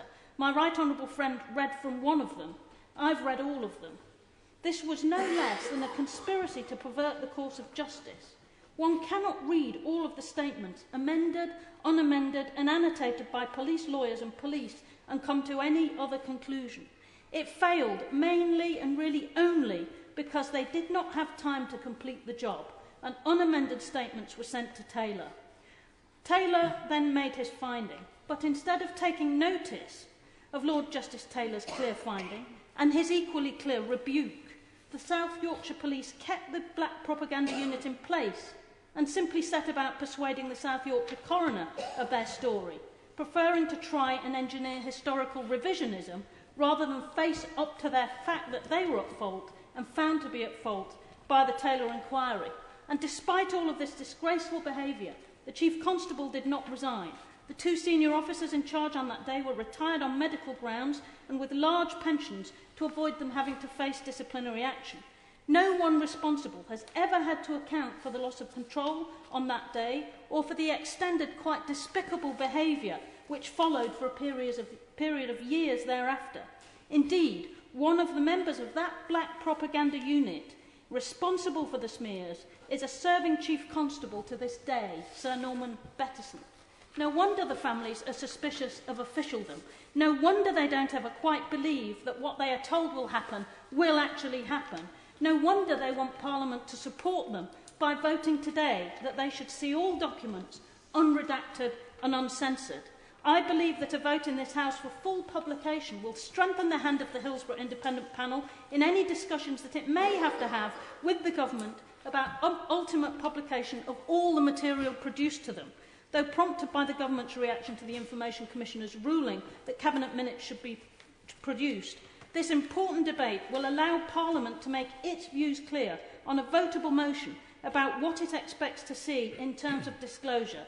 We, as parliamentarians, should take the chance to do so and to say clearly, we are with the families. They must see everything. There must be no more suspicions of sinister official manoeuvring to prevent the full truth of the disaster coming out. There has been too much of that. That is all the families want. We must help them to get it by voting in favour of this motion. Graham Evans. Thank you, Madam Deputy Speaker. I want to offer my congratulations to those who have campaigned so effectively to secure this debate today. Specifically, I pay tribute to the Honourable Member for Liverpool Walton, who has been a feisty campaigner on this issue. I know many of my constituents are grateful for his efforts as am I. I also pay tribute to the families of the 96 who have made the journey down today. I am very grateful for the opportunity to speak in this debate. I'm particularly anxious to speak for several reasons.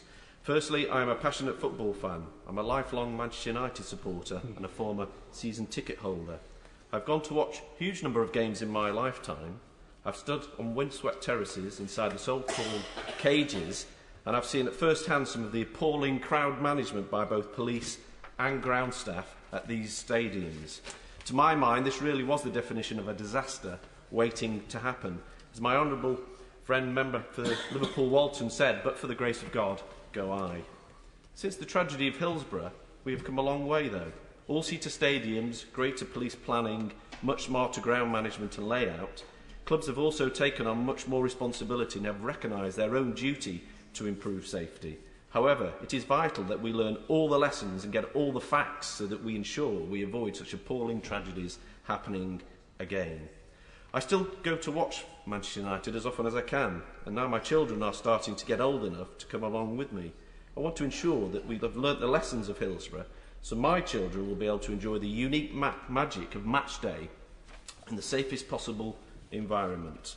The second reason I'm so keen to speak is because I have been contacted by a large number of constituents who have urged me to support the campaign to release all documents. I am the only member of this side of the House of either coalition party that represents a seat on the Mersey estuary. A substantial proportion of my constituents, especially those living in Runcorn, are originally from Liverpool, or at the very least their parents are from Liverpool. Many are die-hard Liverpool fans. Many have friends or family who are affected by this tragedy. They want to make certain that the full facts are made available, that the bereaved families get the full picture and we can fully understand what happened. I share their wishes of my constituents and I want to see the papers released. I am pleased that the government have reinstated its commitment to full transparency and is happy for the papers to be released as soon as the Hillsborough Independent Panel decides to do so, in consultation with the bereaved families. Given the Cabinet records are normally withheld for 30 years, I think this shows the government's real dedication to openness in this case, and their willingness to help resolve any unanswered questions. I also agree with Margaret Aspinall, chairman of the Hillsborough Families Support Group, that it is right that the papers are shared first with the families before being released to the wider public. Finally, I want to stress that whilst the release of these documents is important, they are only a small part of the truth about Hillsborough. The work of the Hillsborough Independent Panel is extremely important, and it is essential that they consider all the facts.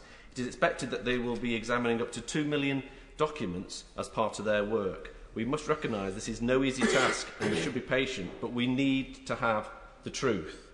I look forward to the Independent Panel's eventual report and the release of the Cabinet papers. I remember that fateful day in April 1989 as if it were yesterday. I hope I live never to see such a tragedy happen again. George Howard. Thank you, Madam Deputy Speaker. Every weekend, hundreds of thousands of people attend public events, many of them sporting events. And when they leave home, they do so in the not unreasonable expectation that those who are responsible for the management and safety of those events will do their job professionally, thoroughly and properly, and that all of the experience available will be brought to bear in those situations. What they don't expect is that if something does go wrong, and things do go wrong at events occasionally, the people who are victims will be turned into villains. And at the heart of the continuing problem that the families have, and I have, and many in this House have, about what happened at Hillsborough, was that's exactly what happened.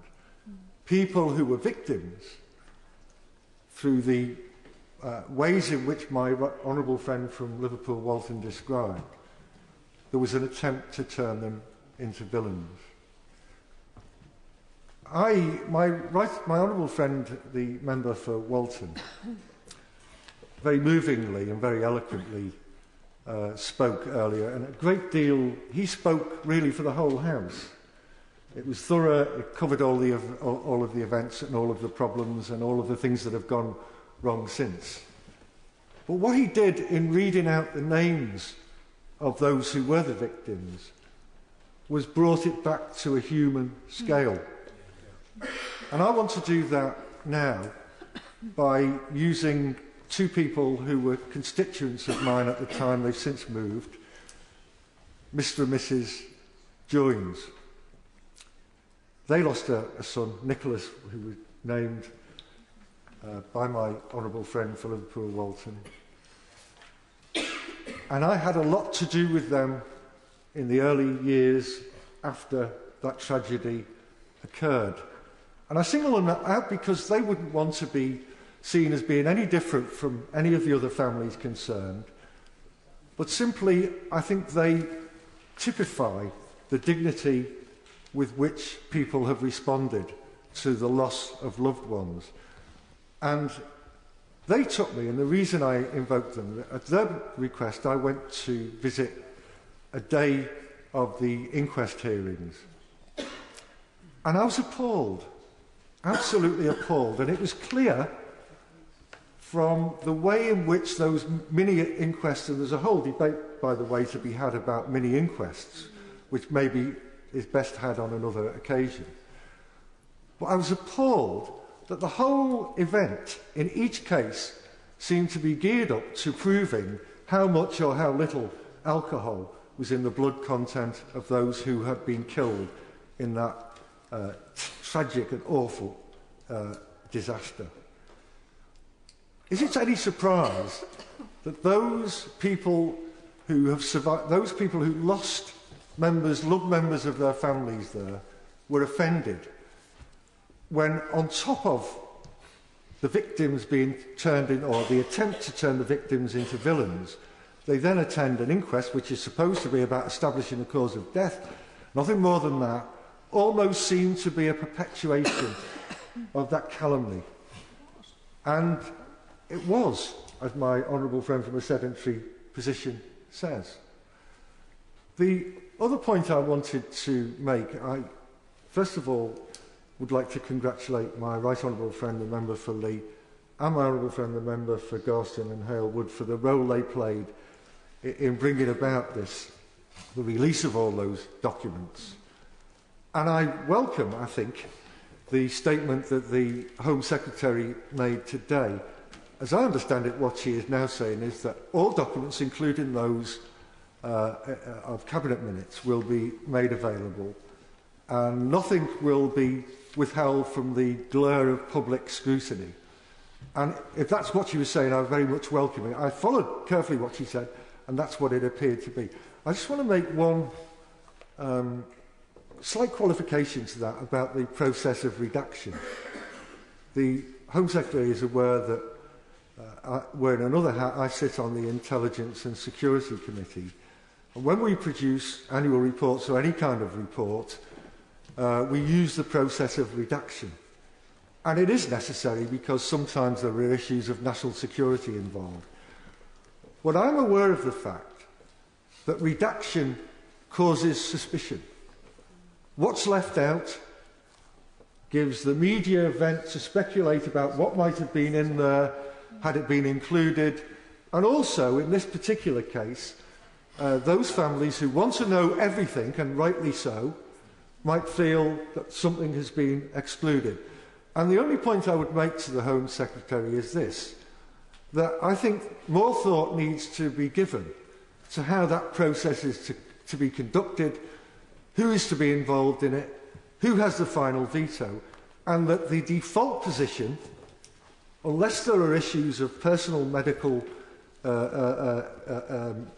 evidence or there are even issues of data protection, although data protection shouldn't be used to protect those who may have been culpable of failing in their duties, but other issues of data protection might be relevant to the families themselves.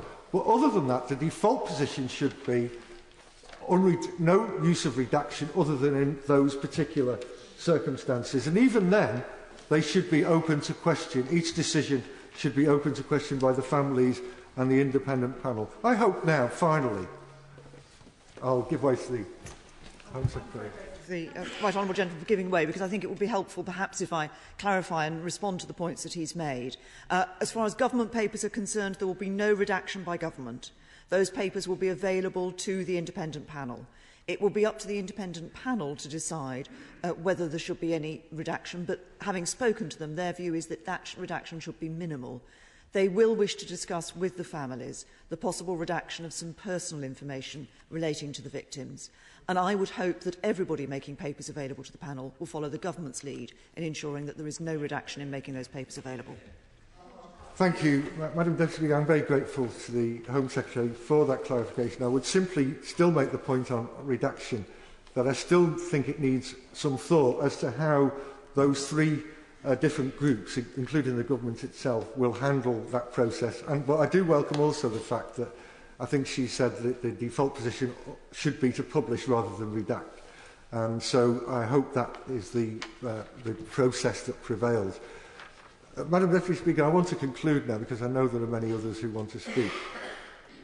The thing that is most important of all, I think, for those families who've lost loved ones is that light should be shone into all the dark corners that so far haven't been revealed. I hope that this process will do that. I know that nothing can bring comfort in bereavement, particularly when so many of them were so young. But I do hope they will at least feel vindicated in defending the reputation of their own families and those collectively who were so badly smeared at the time. Order. I just want to inform all members of the House that given the time that we have for this debate and the number of speakers who've indicated that they wish to speak, I'm going to change the time limit on contributions from all backbenchers to 12 minutes, and it is from the next speaker. I think that will balance our debate for us. Therese Coffey. Thank you, Madam Deputy Speaker, and I rise to speak in this debate with a heavy heart, but delighted that my honourable friend, Member for Liverpool Walton, was able to secure it. And I was proud to put my name to the support at the Backbench Business Committee and also to the motion today. My honourable friend's was a very moving and powerful speech, and I'm sure I'm not the only one who felt myself go, and I commend him for his composure when he bravely delivered the names of the 96 people who died, either on that day or later. Also, he voiced the anger, the frustration, and perhaps the hope as well of many Liverpool fans and families, not just, of course, the fans from Liverpool and Merseyside, but from across the country, indeed, from around the world. We all know that warm words will never bring back those 96 people. However, I hope that the warm words and the clear actions that will result from this motion today will bring some comfort to those people who agonised on the 15th of April 1989. I'm not sure that it's not one of those things where you had to be there to understand how it affected people, particularly in Liverpool. We've heard compelling eyewitness commentaries today from the Honourable Member for Holton, and indeed the Honourable Member for Liverpool Walton. I remember it hit home at the school assembly on the Monday morning when we were asked to pray for somebody who had died, who had been a pupil at our school. And that, again, just twisted the knife even further, and that was not even somebody I particularly knew. I'm intending to try and keep my comments short, so I won't mention all the contributions that have been made. But I want to thank the Right Honourable Member for Lee, who spoke so eloquently as well. And I'm unusual perhaps in being a red in the Coffey family, the rest of them are blues. But nevertheless, we are united in our determination to see that justice is brought today and in the future. I think he was also very elegant in referring to the fact that there were deficiencies in the terms of reference set out in the 2009 report. He's gracious to have mentioned that, great achievement as it was, delighted that, as he mentioned, that it was good to be able to bring this back to the House today. Indeed, I'm sure that there may be nervousness when this motion was tabled. Officials and cabinet ministers, as perhaps happened back in 2009, may have fed the anxiety of each other that by releasing cabinet minutes and documents before the 30-year rule may not allow free discussion in future. Perhaps that nervousness was triggered by the advice and discussions that had taken place on the Iraq War, where indeed there is anxiety perhaps about full disclosed information yet to be fully disclosed. But I pay tribute to my honourable friend, the Home Secretary. I was really pleased to hear her words today that no stone will be left unturned and that full unredacted papers will have been provided for the panel. I think this is really important because there is still a feeling, as has been eloquently described today, of the feeling of cover-up. The feeling that people are not willing to make smears in order to cover up their own failings at the time.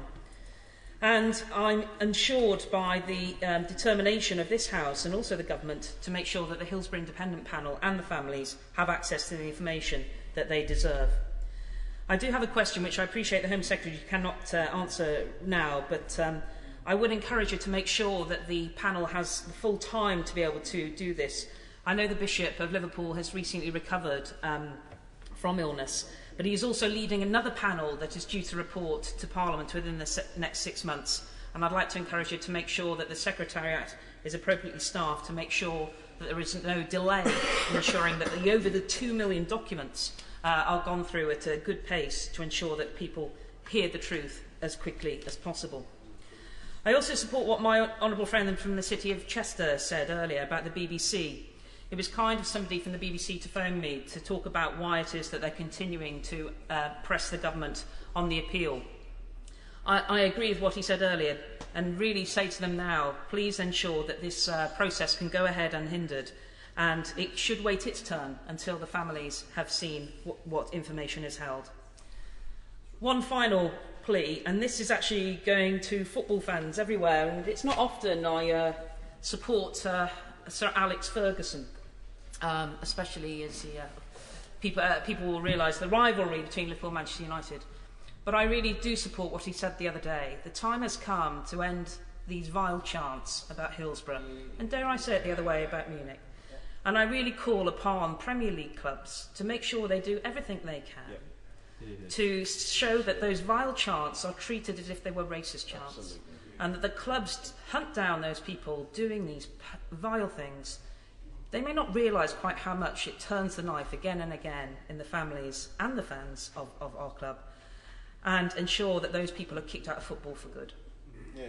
Madam Deputy Speaker, 15th of April 1989 will never be forgotten in Liverpool. It will never be forgotten in people's hearts. It will continue, as the Honourable Member for Liverpool Walton said. So should it be. What I do hope is that with the disclosure of the information, with the finally the publication that will come, that we can at least show that people that the truth will be outed and that there is nothing to hide from the truth, but that we must make sure that those people who walked along the Leppings Lane that day, that they will never be forgotten, and they never will be in this House. Yeah. Clive Betts. Thank you, Madam Deputy Speaker. Could I first of all apologise to you and to my honourable friend, the member for Liverpool Walton, for being late into the debate. I'm sorry I didn't hear his introductory speech. I was chairing a select committee meeting which I couldn't get out of. And could I say I did come in for the comments of my honourable friend, the member for Holton. Could I thank him for what he said about the people of Sheffield and how they responded to people who were leaving the ground on that day. And we have to remember it was an era before mobile phones, and people were desperate to make contacts with families and friends. And literally, houses were opened up, people were welcomed in, phones were used, cups of tea were made. And I know that was really felt by the people, and my friend, the member for Liverpool Walton, has expressed similar feelings to me in the past about that. Member Speaker, I was at the game on that day. I was leader of Sheffield City Council. Normally, when I went to matches at Hillsborough, I was on the cop. That day, I was in the director's box because I was an invitation of the club to go to a semi-final, as I had been to a number over the years. I remember when things started to happen, and initially there was a feeling that there might be a bit of disturbance in the crowd. You could see people start some movement and people trying to clamber over the fences, and eventually it became apparent that something more serious had happened, an accident of some kind. The thought was that people had been crushed, maybe it fainted. It took an awful long time, even people sitting there watching the events, to realise the horror of what had actually happened. That initially we were told 60-odd people had died, then it became more, of course, as the events unfolded. I remember simply going back to the director's box, being kept abreast of events, and just simply sitting with directors and one or two friends who were there and crying. What else could you do? This was in our city, in my football ground. 96 people had died before our eyes. What else could you do? The next morning, I went back to the ground. After the Prime Minister had been there, we went with representatives of the three councils, Liverpool, Nottingham, Sheffield, and the clubs, to look at the scene where things had happened. And people simply stood and cried again. This was a tragedy, of course, above all else, for the people who died, for their families, for the people who were injured, for Liverpool as a football club, for Liverpool as a city. But it was also a tragedy for Sheffield, and Sheffield Wednesday as well. And we went a few days later, outside the ground, to see the scarves, and the flowers, and the messages from football fans all over the country. Because this was a tragedy for football and football fans. And it could have happened to any club at many grounds up and down the country. But it happened there on that day. And I think, therefore, while clearly the tragedy is with Liverpool, there is also a desire in Sheffield to have all this information come out in the open. We want to see it out in the open. We want to see as much information as possible out there so people can really believe that cover-ups are at an end and they can reach their own decision about that information. I know there are real concerns about the coroner's inquiry and the artificial cut-off point, and in my view that should never have happened. Hopefully this might form some light on that. I was a member of the police authority as well, and I won't go into all the details about the police's actions. That's been covered already. All I have to say is the previous year I actually went round, same two clubs playing a semi-final at Hillsborough, with a senior police officer, and looked at the arrangement. My understanding is they were somewhat different on the day of the disaster than they had been the previous year. So in the end, it's incumbent on all of us, Madam Deputy Speaker, to make sure this information is available, particularly for the families and friends and those who were injured, to get a certainty which they've lacked all this long time, a certainty of not knowing whether there is something there hidden away that hasn't been brought out into the light of day that might better explain exactly what happened, why it happened, and could it have been avoided? Could their loved ones still be alive today if other action had been taken? Just to do my own small part, I've already been approached by the panel. I have papers in the archives of Sheffield, which I understand are classified as my personal papers, but they're there relating to my responsibility as leader of the council. Some of them do relate to Hillsborough, and I've indicated that I'm quite prepared to have all that information in the public domain. We all have an incumbency, I think, to make sure that this information gets out in the open and to do our small bit to try and make sure that happens. Yeah. Chris Heaton-Harris. Thank you, Madam Deputy Speaker. And can I say how humbling the address from the member for Sheffield South East was then, because as a football fan, and I know he is a football fan to his very core, the emotion in which he expressed his words touched both sides of the House. And I'd also like to say to the Honourable Member for Liverpool Walton, congratulations on a job well done so far. You've represented your constituency fantastically well. You've represented the people of Liverpool brilliantly, and you deserve great commendation for it. I guess I'd like to thank, like many other members in this House, the 140,000 people who signed the petition. I am one of these people that really very much likes this new type of democracy that we're bringing forward to this place. Democracy evolves, and this is possibly the best testament of this new process that this debate is taking place now. And I obviously want to pay tribute to the families of the 96. Before I keep going on with my words, I also want to pay tribute to the Right Honourable Member for Lee. The passion in his words spoke volumes as well, and all the work he put into instigating the Hillsborough Independent Panel with other colleagues is very much appreciated. And I hope he's satisfied with the words he heard from the Home Secretary, and indeed the tone in which they were uttered. Like everyone in this debate, I can remember exactly what I was doing on the 15th of April 1989. I was actually starting a business, and I was in the John Lewis store in Oxford Circus trying to foist some produce that my new business had on the customers going by. I also knew that some fantastic games of football were about to start, and I kept on trying to steal away from what I was hoping to be my new career, just to catch a tiny few moments of each game.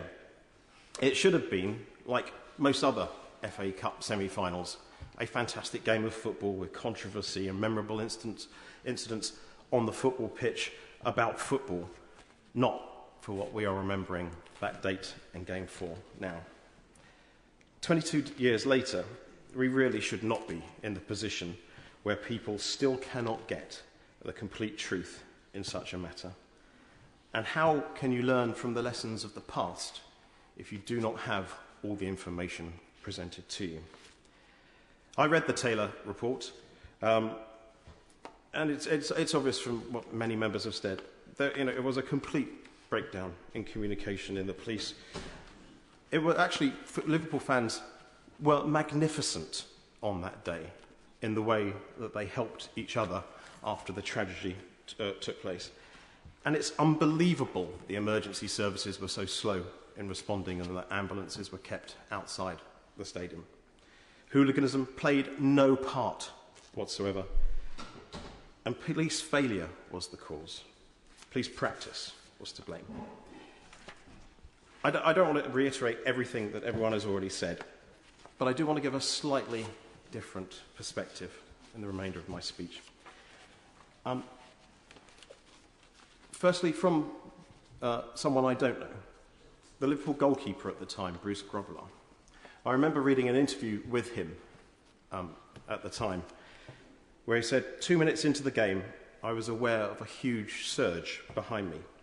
I saw movement out of the corner of my eye, and I heard a lot of shouting, a lot of noise. The ball went into that section soon after, and as it was returned, there were voices coming from below me. As I looked down in front of those pens, I could see people pressed up against the mesh. The wire was digging into their faces, and people were shouting, "Bruce, can you help us? Please, we can't breathe." What was I to do? I was about to take a goal kick in this massive game, but all I could think of was those contorted faces and people crying for help. After clearing the ball, I remember shouting to the steward to do something.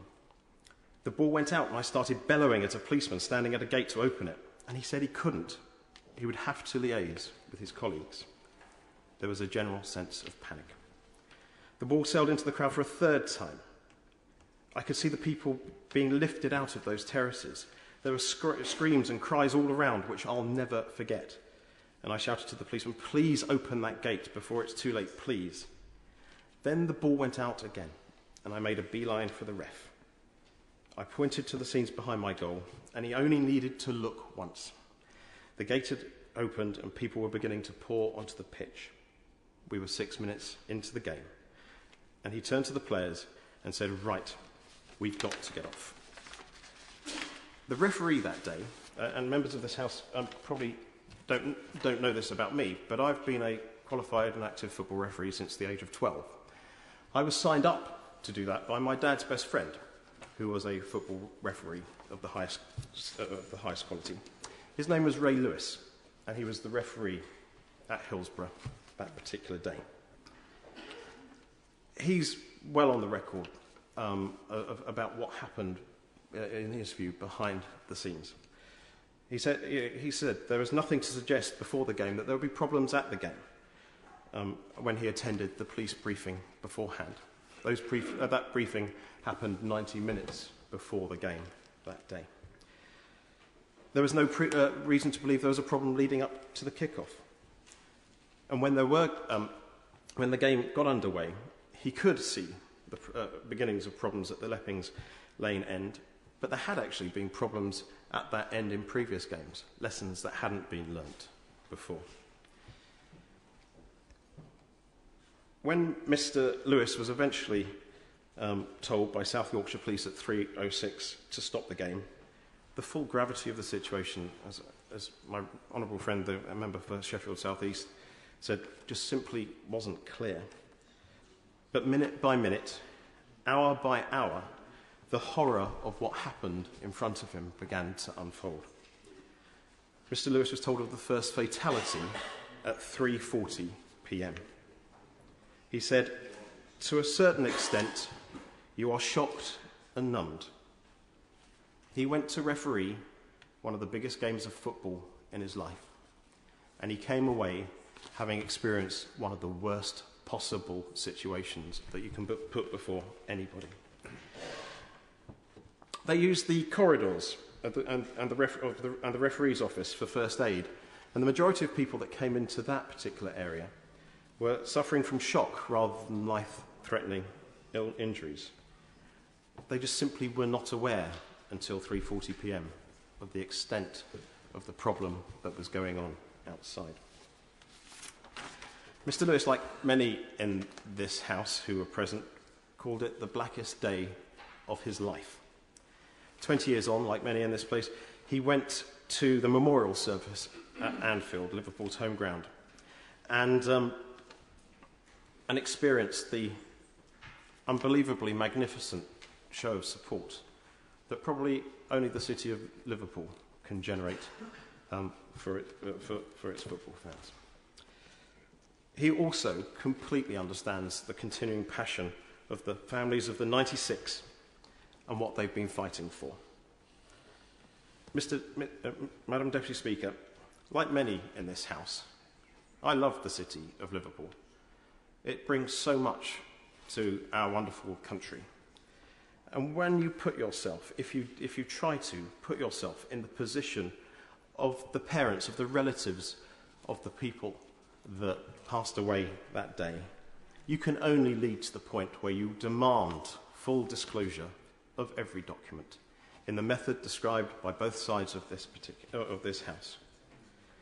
Allow the families of the 96 finally to come to terms with these tragic events. Bill Esterson. Thank you, Madam Deputy Speaker. Can I add my tribute to my honourable friend from Walton and commend the families of the 96 for their dignified fight for justice and truth.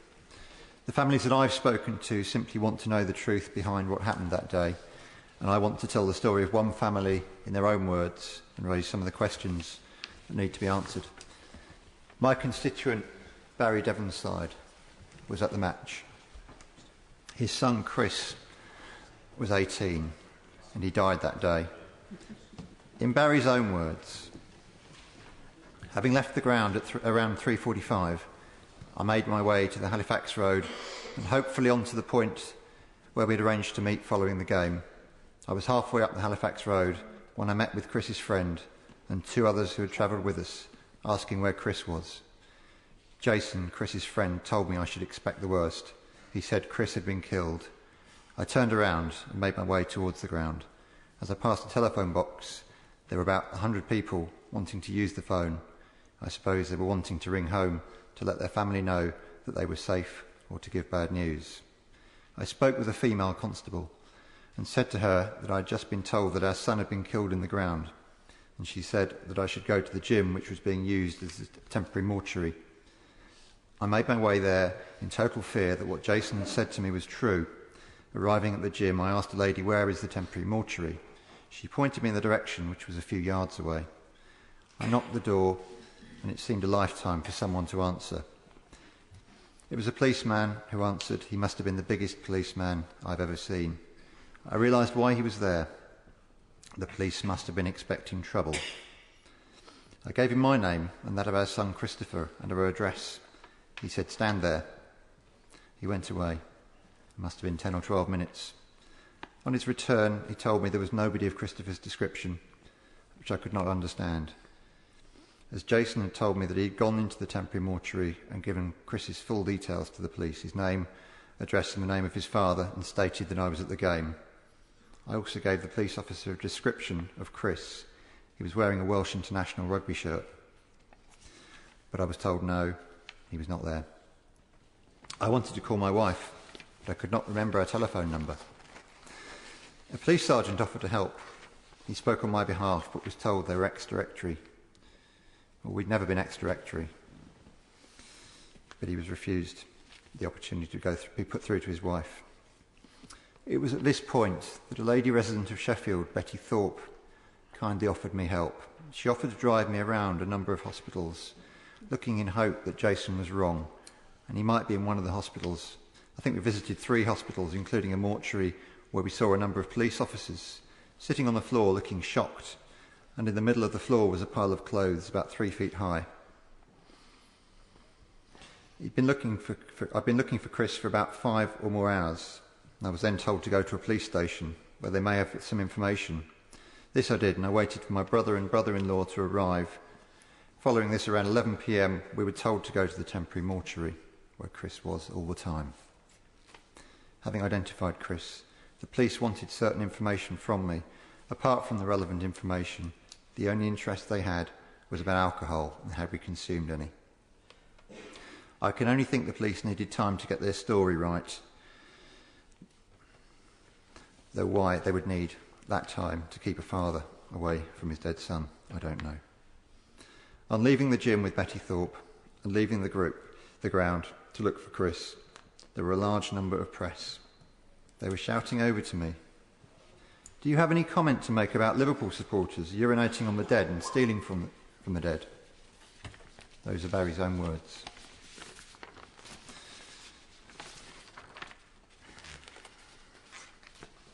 Let's hope tonight that we see a step closer to the full disclosure of the documents that the families need. Some of the questions that I've been asked to raise are as follows. The families need to be satisfied they have all the information. Otherwise, many will wonder whether they know the truth or not. Why did certain things happen? Who took the decisions? What was discussed by police officers? Why were changes made to the notes of junior officers? What discussions took place between politicians? What influence did the culture of the time have? Why were the ambulances not allowed on the pitch? Why were fans pushed back into the enclosure as they tried to escape? Some of these questions have been answered in Lord Justice Taylor's inquiry, but there are other answers that are still needed, and the truth may be different to what was said at the time, and the truth may be different in what is in the Cabinet papers. Did police officers agree a line? Why did the press say that Liverpool fans stole from the dead and urinated on the bodies? Why did the Sun vilify the dead and show them and their families such disrespect? Why was the most experienced senior police officer in South Yorkshire removed from his duties and yet not replaced with someone who understood how to balance safety with control? That person who knew in 1987 to delay the start of the same game was not there in 1989. I attended that game in 1987, and I remember how dangerous it potentially could have been on that occasion. And the same thing could have happened that year, but the police preparation was different. The culture at football matches in the 70s and 80s was a disgrace.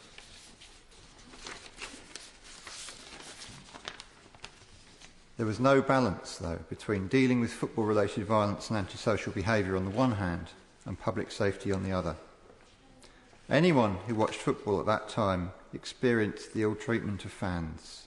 The vast majority of us who watched football went to watch football not to engage in violence, but the culture was such that safety was of no interest to those in charge of policing football, so people were pushed back into the central pen as they tried to escape. Ambulances were prevented from coming on the pitch, and the worst of the media lied about the dead and their grieving families. The families of the 96 need the truth. They need to believe they have all the facts, and if the government releases its papers, it needs to release all the papers once and for all. I heard the explanation from the Home Secretary of why the government will withhold some personal details, but I would caution her The families and the wider community have faced countless obstacles, insults and setbacks. I'm very grateful to the honourable gentleman for giving way and enabling me to clarify this point. The government will not withhold any details. Any decision about redaction, and it should be minimal redaction, will be taken by the panel. There may be some, the honourable gentleman has referred to personal details.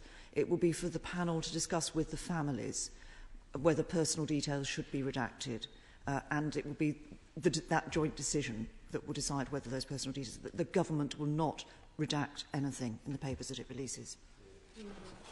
I'm very grateful to the Home Secretary for clarifying that, and I know she's made that point three times now. I think it's very, very important that she's very firm on that point. But I think it is the perception the families have. The families need to have that total confidence. This is the point that my honourable friend from Knowsley was also making as well. The families need to have every confidence that the information that is released is all of the information. And that's the point that I'm trying to get to by pushing that point with the Home Secretary. They have faced countless obstacles, insults and setbacks as they've pursued their campaign for justice and for the truth. So we need to be very sure that all the information is released, that nothing is hidden. And full disclosure must mean full disclosure. Frank Field.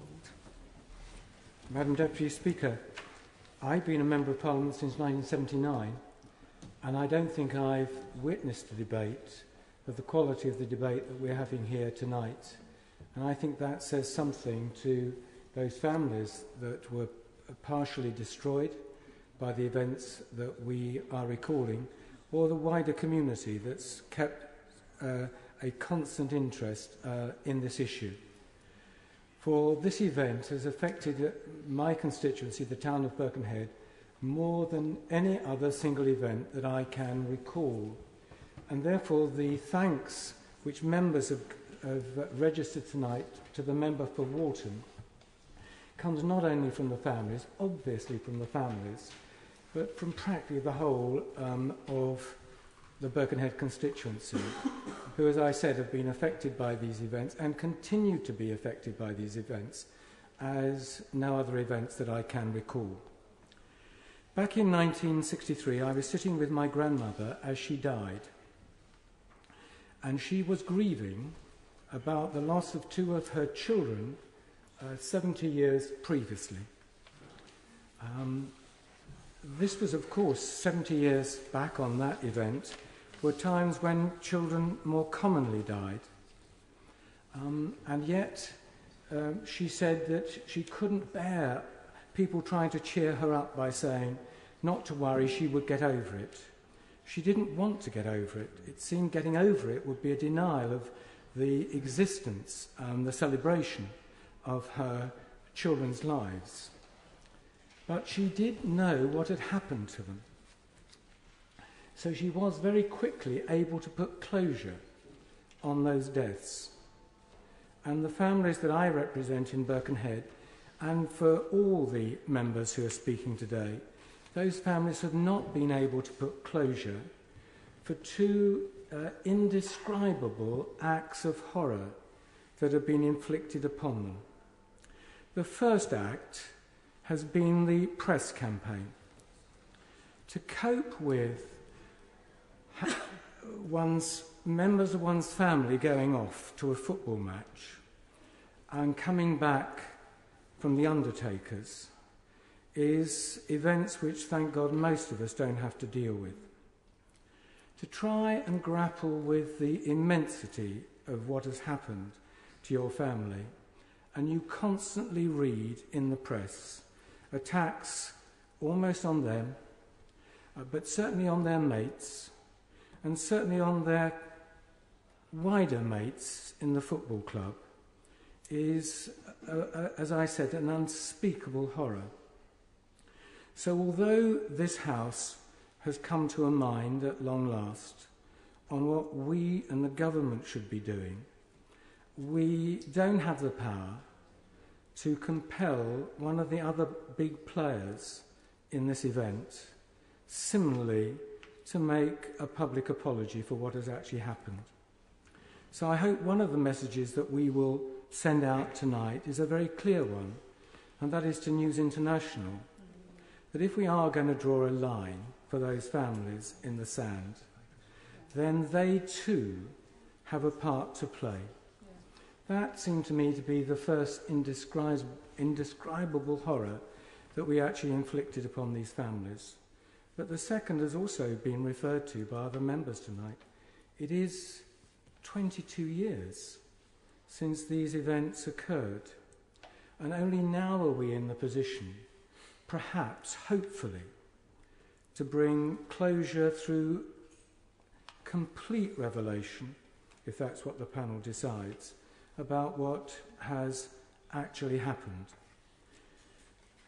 I've only been in one other debate when the front benches have stayed the whole time, and that was over the Falklands debate.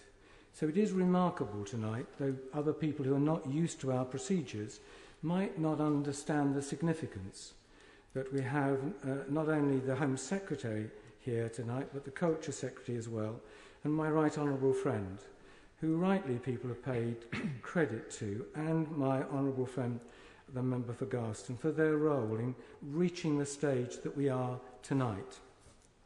But my plea to the Home Secretary is, while I thank her, as many others do as well, for the diligence that she has paid and is paying tonight, I hope she will keep up that diligence to make sure that all the evidence is made available, that no piece of paper is withheld from the inquiry panel, that no one can whip up any debates over that we don't really know even now what actually took place. And that includes, for example, the papers that were given and the briefing given to Margaret Thatcher when she was Prime Minister before she actually made that trip to which my honourable friend has already referred to. So none of us can undo those events. None of us can undo the injustice that families in Birkenhead and in Merseyside and beyond have suffered.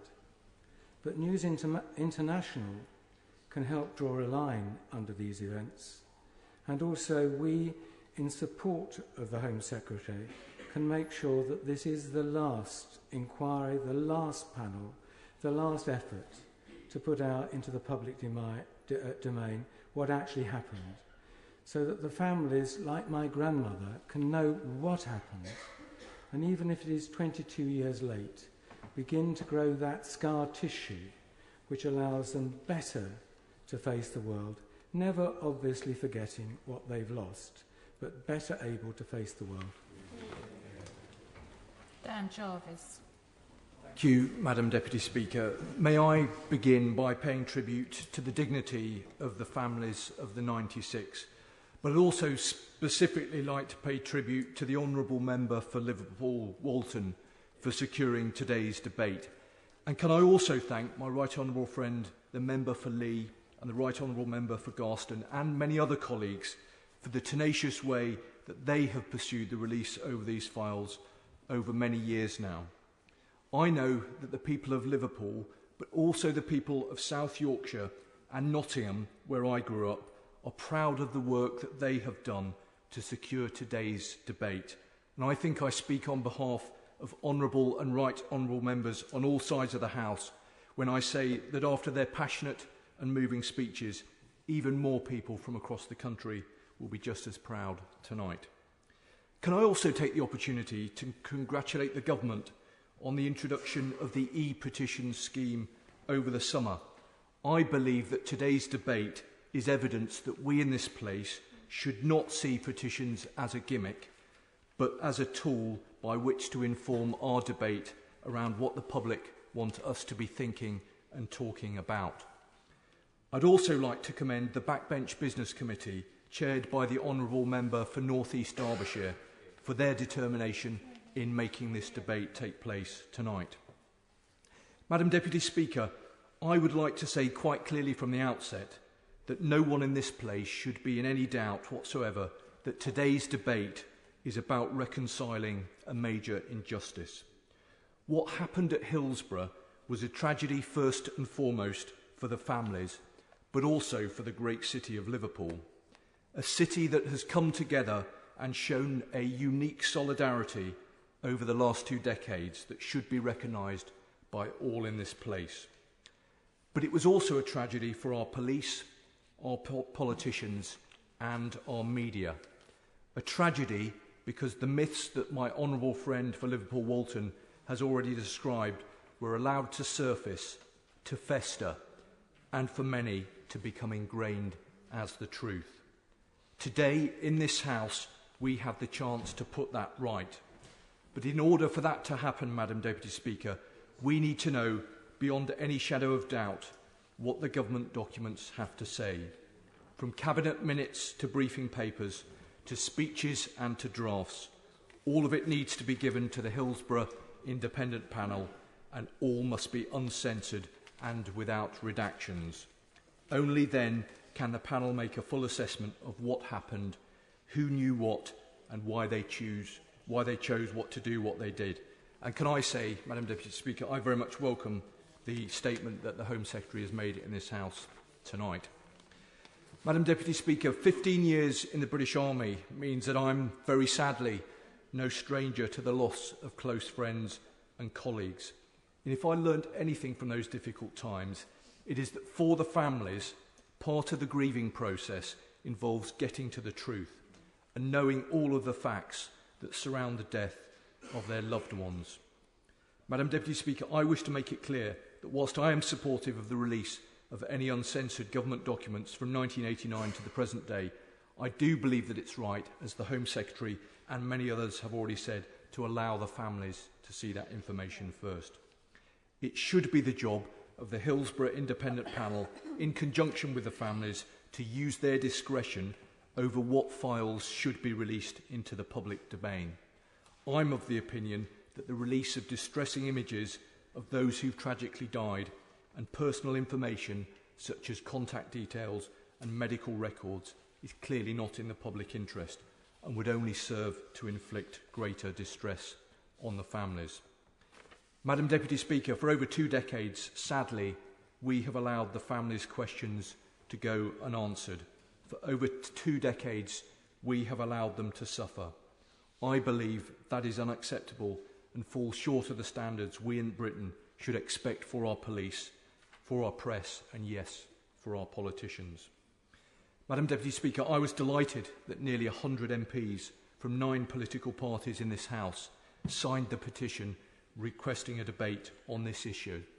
It showed the public that we understood the depth of feeling, and my hope is that it shows the families that we are, as a Parliament, finally serious about securing justice and clearing the names of those who tragically died. Madam Deputy Speaker, back in April 1989, I was a Nottingham Forest junior red and a devoted supporter of Brian Clough and a great admirer of Kenny Dalglish. I tried my best to get a ticket for the semi-final, but I wasn't able to get one. So my family and I were spared the ordeal of being present on that fateful day.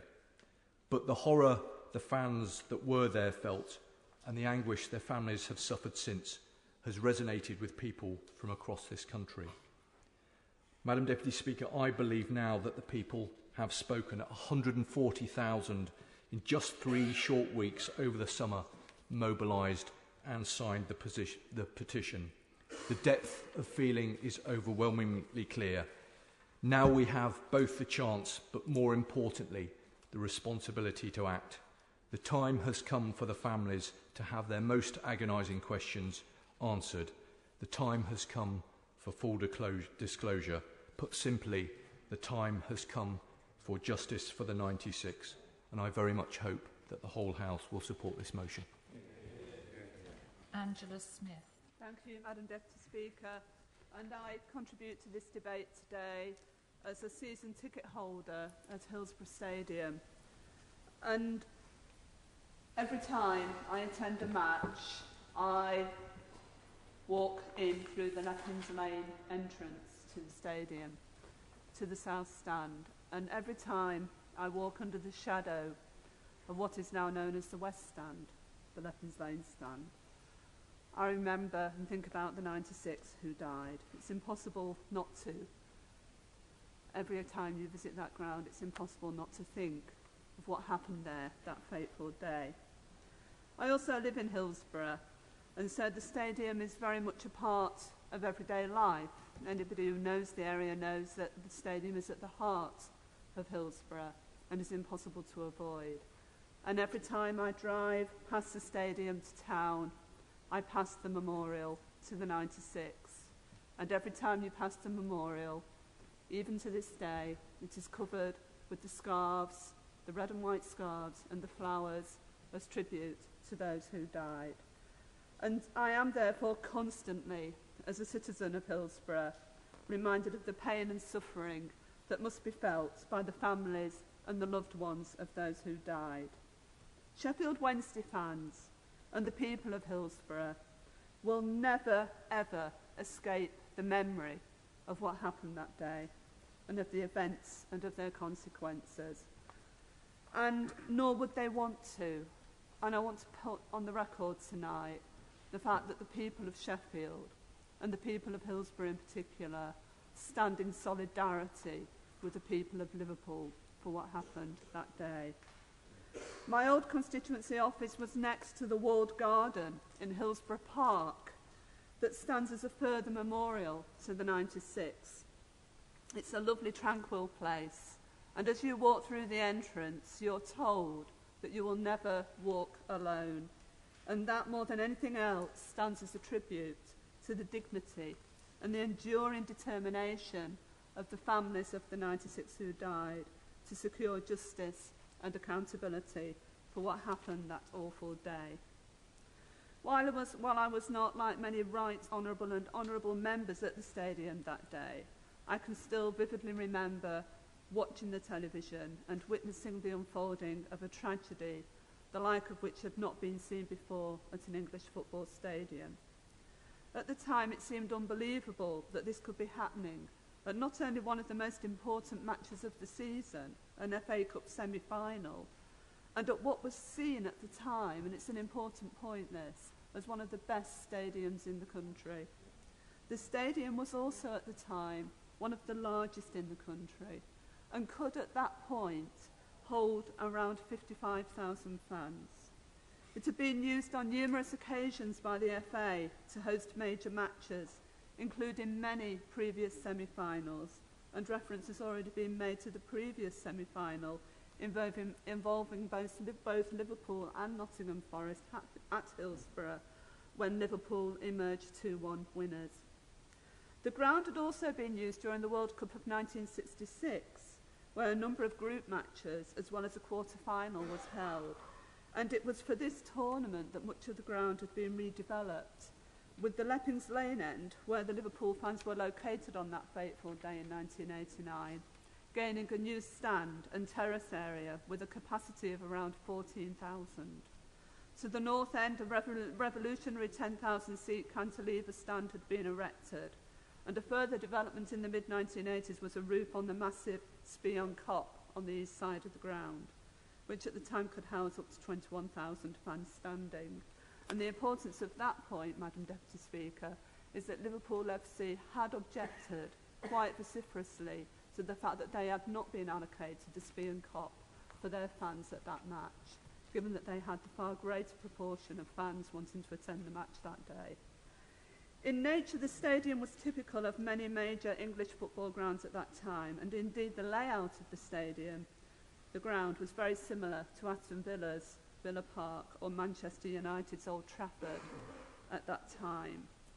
And the point of saying this is that it's absolutely unbelievable that Wednesday did not have a safety certificate for the stadium, given that it had one of the highest standards in the country. And I think that alone tells us a great deal, I think, about the standards in football at that time, and we should never forget that. Madam Deputy Speaker, in this contribution I don't want to go into the detail of the events of that day, because I believe that the member for Liverpool Walton and the member for Sheffield South East told us what happened that day in incredibly moving detail, and we don't, in heartbreaking detail, in fact, and we don't need to go over that ground again. However, I would point out that after 22 years, the families of the 96 who died that day need to know the full story, as many other honourable members have said. And obviously now it is right that all the papers relating to the events before, during and after the tragedy are now released, and I welcome the Home Secretary's statement to that effect. And I believe that tonight my honourable friend, both in the chamber and outside the chamber, the member for Sheffield South East, has set a very, very good example by stating that he will release any documents that he was involved in as leader of the council at that time, and I hope other individuals involved and other agencies will do the same. Within days of the disaster, Lord Justice Taylor was appointed to conduct an inquiry. Taylor's inquiry sat for 31 days and published 2 reports. An interim report that laid out the events of the day and offered immediate conclusions, and one final report that made general recommendations on football ground safety. Taylor's immediate conclusions laid the blame on 2 main areas, and I make no apologies for going over this again, because we need to nail once and for all the lies that have been told about what happened on that day. Whilst the report noted that Hillsborough was considered one of the best in the country, the low number of turnstiles at the Leppings Lane end, and anybody who knows the area will know that it's a fairly restricted area in terms of access to the ground, and the poor quality of the crush barriers on the terraces were a contributing factor to the tragedy. But Taylor also stated clearly that the official cause of the disaster was a failure of police control. Due to the low number of turnstiles, it has been estimated that it would have taken until 3:40 p.m. to get all ticket holders, and that's the key point, all ticket holders, into the Leppings Lane terrace. Therefore, a decision was taken to open an exit gate. Madam Deputy Speaker, it's important to recall too that the report concluded that the total number of fans entering the terrace was no more than the capacity of the standing area in total. But because fans entering the terraces headed for the central pens 3 and 4, as directed by the large notice pointing them that way above the tunnel underneath the Lepping Lane stand, these pens became seriously overcrowded. Normally, a police officer or steward would have directed fans away from stands 3 or 4 because they were full. But on this day that did not happen. There were no stewards in the area at all. The official capacity of pens 3 and 4 was around 2,000. However, the report estimated that over 3,000 people were in these pens shortly after kick-off at 3 p.m. It was this overcrowding that caused the fatal crush. However, it was the process of inquest into the deaths of those who died that has proved most controversial to the families of the bereaved. The coroner, Dr. Stephen Popper, decided to limit the main inquest to events up until 3:15 p.m. on the day of the disaster for some unknown reason that we have yet to discover. His rationale being that all of the victims were either dead by that time. This decision quite rightly has angered the families of the victims, many of whom felt that this meant the inquest was not able to consider the response of the police and the other emergency services after that time, and the inquest returned the well-known verdicts of accidental death for the victims. Madam Deputy Speaker, the lack of rigour at the original inquest, coupled with the appalling attack on Liverpool fans by the Sun, means that the appalling loss suffered that day is being made immeasurably more difficult to deal with for the families of those who died. And it is little to be wondered at that so many members of the families affected are here today, for they feel that justice has not been done, in the sense that those responsible for what happened that day have still not been held to account. That is why we must have full and unredacted disclosure of all the documents held by the government relating to the tragedy. We must know what briefings were prepared and delivered to Margaret Thatcher and her government at that time. And we must know who briefed the Sun, who precisely briefed the Sun with information that was not only grossly inaccurate and untrue, but also deeply damaging and offensive to the families of the 96 who died. On that very point. Of course. I'm very grateful to the Honourable Lady for giving way. She's making an incredibly powerful case. And I rise to ask this question precisely because she's not a Liverpool MP. Yeah. Throughout the 1980s, the city of Liverpool and the people of Liverpool were demonised, mischaracterised in an almost, with an almost McCarthyist fervour, not just by News International but by the media across the board. Does she think, as I do, that that mischaracterisation, that deliberate, ugly, grotesque mischaracterisation, led to the attitudes which inform not just the media coverage, but a lot of the other actions surrounding these events? I absolutely concur with what my honourable friend has just said, and indeed, as the member for Liverpool Walton said earlier today, the Liverpool fans were no better or no worse than any other fans up and down in the English Football League. There is no reason to single out Liverpool fans as being particularly prone to hooliganism or violence of any kind, the same as any other fans in the country. Madam Deputy Speaker, I want to finish by making reference to the one positive legacy of the Hillsborough tragedy, and that is the implementation of the Taylor recommendations relating to all-seater stadia at the top levels of English football. This development has benefited the game enormously, making it much more attractive in spectator terms as far as women and children are concerned, and it's made the experience of watching football much safer all round. So my last point is this. There are some out there who would bring back so-called limited standing. To that suggestion, I think we need to deliver a resounding no. We must never forget the 96 who died, and we must deliver accountability for the actions of those who were primarily responsible for the disaster. But we must also respect the memory of what happened, and one of the best ways of doing that is to ensure it never happens again. Thank you, Madam Deputy. Luciana Berger. Thank you, Madam Deputy Speaker. Madam Deputy Speaker, we have already heard from the eloquent speeches made by many honourable friends, moving tributes to the families of the 96 victims. I want to recognise the tireless work that so many have done to get us to where we are today. My right honourable friend, the member for Lee, for the work he did as Culture Secretary to secure the release of documents and to establish the independent panel. My right honourable friend, the member for Garston and Hale Wood, for her role in calling for the release of the documents. My honourable friend, the member for Walton, who since being elected to this House, as he did before, has relentlessly pressed and campaigned for the publication of all documents. And to the 140,000 people who signed the petition, thank you for ensuring we are having this debate today. But it shouldn't have taken so long. Madam Deputy Speaker, none of us need reminding of the events of that dark, dark day 22 years ago. Those dreadful scenes from Hillsborough will never be forgotten in Liverpool. They cast a permanent scar across the city and on Merseyside. What happened on that fateful afternoon wasn't just a tragedy for the people of Liverpool. It was a tragedy for our whole country. Growing up in Wembley, northwest London, I came to commemorate the disaster every year. 2 of the 96 people that lost their lives were Sarah and Victoria Hicks, sisters aged just 15 and 19. Sarah studying chemistry at Liverpool University, Victoria still at school, the same school that I went to.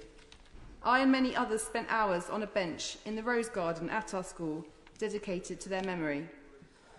I met Jenny Hicks, Sarah and Victoria's mother, at the 21st anniversary memorial service at Anfield. She is so brave. Jenny Hicks, her family and all of the families are so brave, and they have suffered enough. Their dignified and unwavering campaign for justice is an inspiration to us all. I want to read a few words from a moving letter sent to me by one of my constituents. He writes, "Everyone in the House of Commons has known private grief and experienced the same patterns of raw emotion. It is incumbent on all of you to recover from your memories those feelings which possessed you at the time of your grief and loss, and project yourselves into the unimaginable torment of living in that condition, not for 22 days, or 22 weeks, or 22 months, but for 22 years, in an unrelieved cloud of unknowing, tormented by the sure and certain knowledge that the facts, which alone can end their private agony, have been sealed up against them, locked away by an indifferent and heedless power that refuses to discuss the motives and purposes which drives its actions. For 22 years, the immediate and extended families of the 96 victims of the Hillsborough disaster have endured the unendurable, with no comfort but their inmost resources and the solidarity of their friends who, as the petition has shown, are no longer counted in handfuls, but in legions. Madam Deputy Speaker, for too long, these families have suffered without the truth. The actions taken by a few during and after that day have made their burdens even more difficult to bear. From the attempts at a cover-up to the desire to depict fans as the authors of their own disaster, so many scandals have been perpetrated against them. As my right honourable friend, the member for Lee, wrote, an orchestrated campaign was conducted to place the blame for what happened onto the victims rather than the authorities. Senior police officers lying about why the gates at the Leppings Lane Terrace were opened, blaming Liverpool fans for forcing through them when in fact it was the authorities who had opened them. Ambulances which could have saved lives were refused into the ground. Police officers ordered by senior officers to change their accounts of what had occurred to cover up mistakes. A national newspaper printing lies about fans who were trying to save lives, disgracefully accusing them of stealing from victims and attacking police. And despite the Taylor inquiry finding the police were at fault, not a single senior officer responsible for the conduct of the police that day has been disciplined. It simply isn't right. 22 years later, it is hard to believe that so many questions still remain unanswered. That is why it is imperative that all documentation is released. First to the independent panel and the families, and then what is appropriate to the public. And I'm grateful that the Home Secretary has clarified that the government won't hold back any documents, because the independent panel and the families do need everything. Everything includes all the cabinet minutes, documents and papers relating to the Hillsborough disaster, right through to the present day. There is so much speculation about what may have been said, done or written, including correspondence between Douglas Hurd and Margaret Thatcher. The families will continue to be haunted by the speculation until everything is released. I echo my right honourable friend's request that the release of all information from private companies should be included too, and specifically that from News International. Today, all of us in this place owe it to every family who is suffering to put right what was done wrong, to ensure that the unredacted truth is unequivocally released, so that we can finally see what has taken far too long, justice for the 96. Stephen Twigg.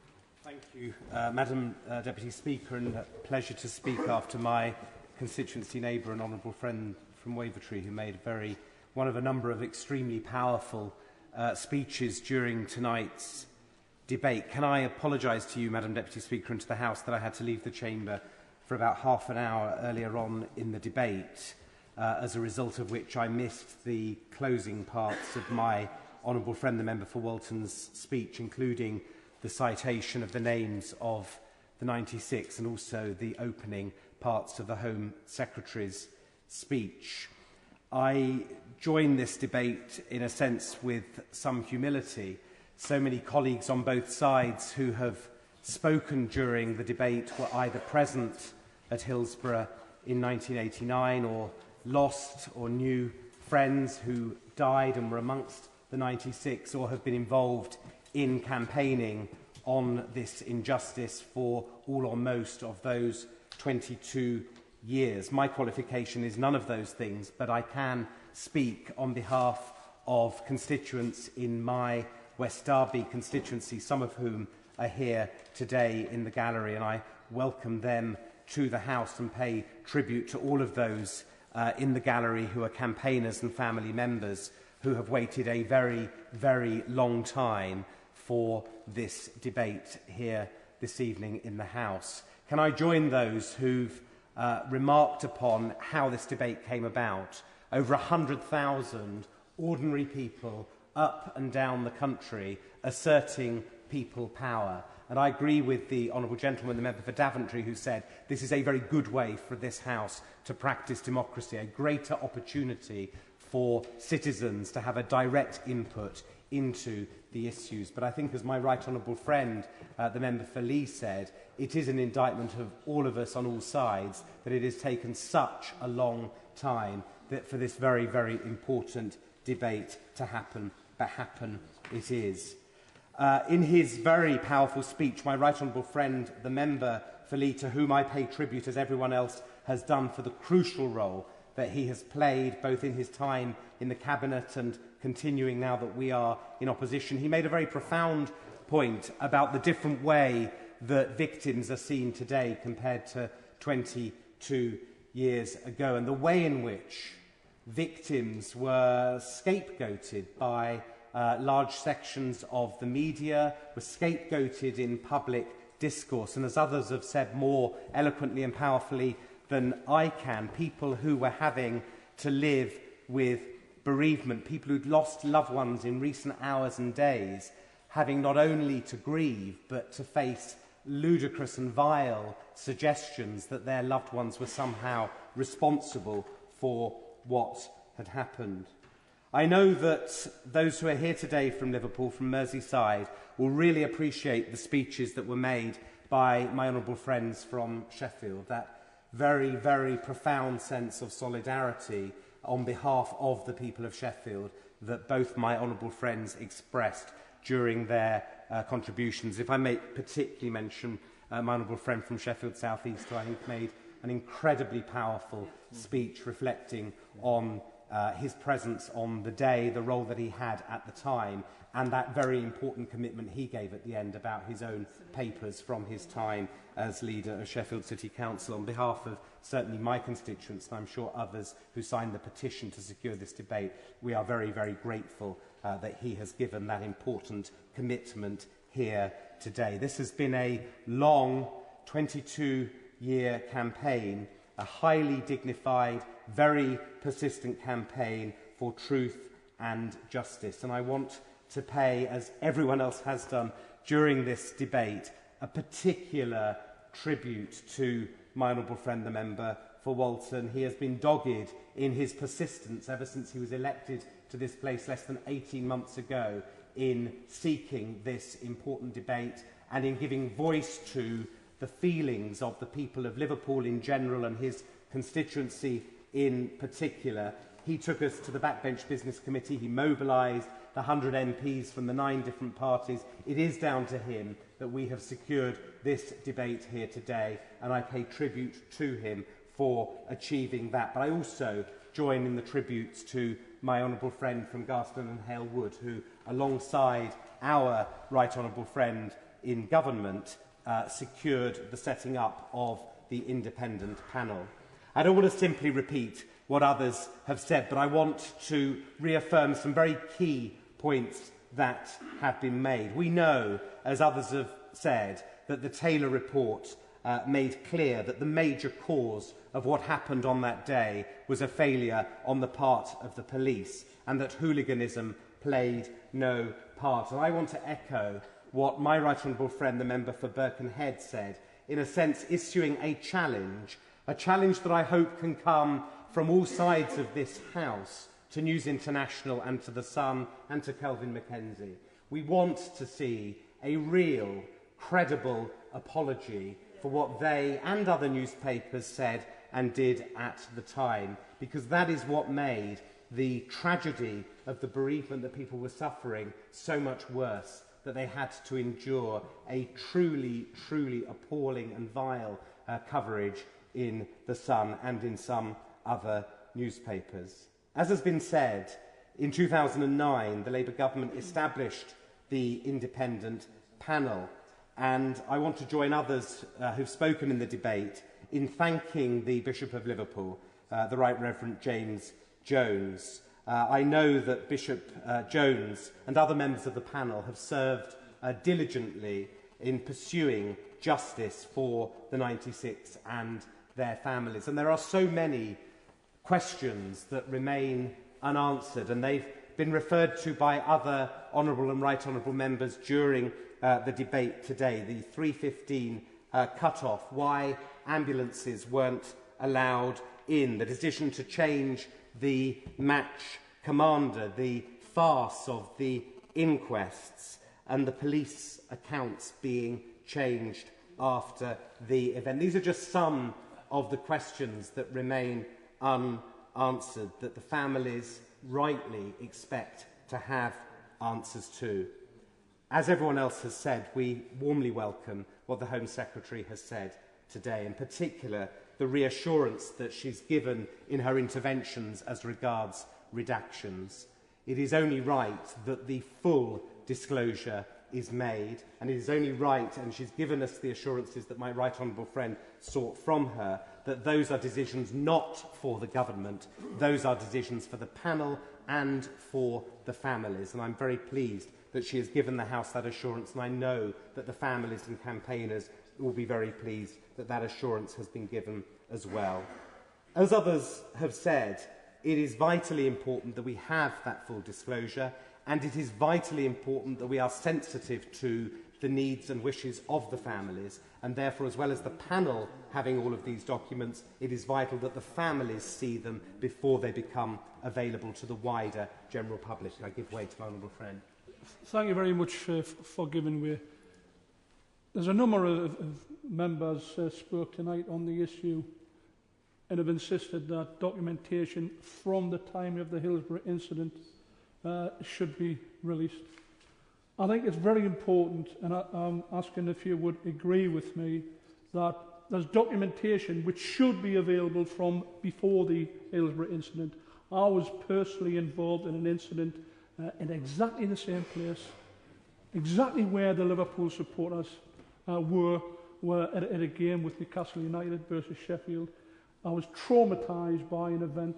A lot of Newcastle supporters evicted. They were supposed to be protesting. They were fighting for their lives. I lost my shoes. I got pushed to the back of the stand, lifted off my feet. It's very important that the police learn by their mistakes. And it's very important that the police should come forward with information that they had previous to the Hillsborough disaster, because it could have been prevented. I thank my honourable friend for that, and I am very happy to concur with what he has said, and I think he's made his case very powerfully, and we may have an opportunity for others to respond to those points later on during the debate. I hope, in closing, Madam Deputy Speaker, that tonight's debate will mark an important milestone in this 22-year struggle for truth and justice. Many people have contributed to this progress, but like other members on both sides of the House, I want to finish by paying particular tribute to the families and those who've campaigned on this question. Their diligence, their persistence is now paying off. It's taken a long time for us to get to this stage, but let us all pay tribute to them, and let us from this debate see the progress that enables that campaigning to truly bear fruit, so that we see answers to the questions that people have been waiting for a very long time. Yeah. Rosie Cooper. Madam Deputy Speaker, I'd like to congratulate and thank my fellow former Lord Mayor of Liverpool and now the Honourable Member for Liverpool Walton for such a powerful and emotional speech. I'd also like to thank my right honourable friends, the member for Lee and the members from Halewood and Garston, and the 139,000 people who signed the petition, all helping to secure this debate today. It's the Hillsborough Family Support Group, the families of the 96, along with Liverpool fans, players, and everyone else associated with the football club, who deserve acknowledgement and recognition for never giving up in their search for the truth of what happened on the 15th of April 1989. Such solidarity, such dignity, in their fight for only one thing, the truth. As a Liverpudlian who proudly represented my city for 27 years, and now having the great privilege to represent West Lancashire, the Hillsborough disaster is just one of the many bonds between my hometown and my constituency. Too many people, their families, their friends, entire communities have had to live every single day with the terrible pain of the devastating events of that day. We do remember the 96 who lost their lives because of what happened at Hillsborough and their families. We remember those who later took their lives because of what happened, and the survivors who are grateful to be back with their families but live with the emotional and physical scars of that day. It is in their stories, truly heart-rending accounts of the day's events, told with such lucidity, emotion, and vivid imagery as if it were yesterday, rather than 22 years ago, is probably the single most important reason why I support the motion before the House. Many others in this debate, in this House, and in the wider debate publicly, will talk of the failure to heed warnings, of the grounds inadequacies in previous years, the disgusting and disrespectful media coverage, and the sense of failure of the police operation on match day. It's not just in Liverpool where people will be closely watching this debate and the government's subsequent action, and nor is it just a national issue, because as Damien Kavanagh reminds us, he says, there are many people in far-off places around the world who know the name of Liverpool because of our team. This is a sense of injustice felt around the world. I very much welcome the Prime Minister's commitment in his letter to the Right Honourable Member for Lee, and the commitment given by the Home Secretary today, that the families will see the unredacted papers. It is an appropriate and welcome response.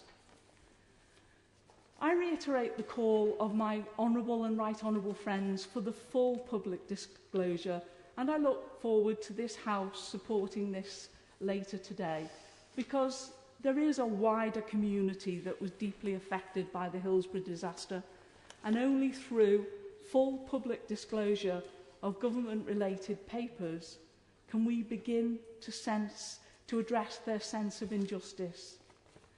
Many people have contacted me about Hillsborough, and I wanted to give you just a few examples from the stories that have been told to me. A constituent, Kevin Wilkie. At the time, he was a 15-year-old boy who went off to the game with his father and his best friend, like so many others that day. Kevin recalls,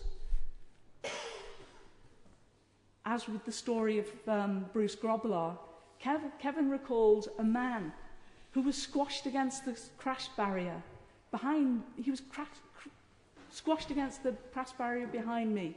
He was grabbing me, begging me to help him. I still see his face. The colour in it changes. There was nothing I could do for him.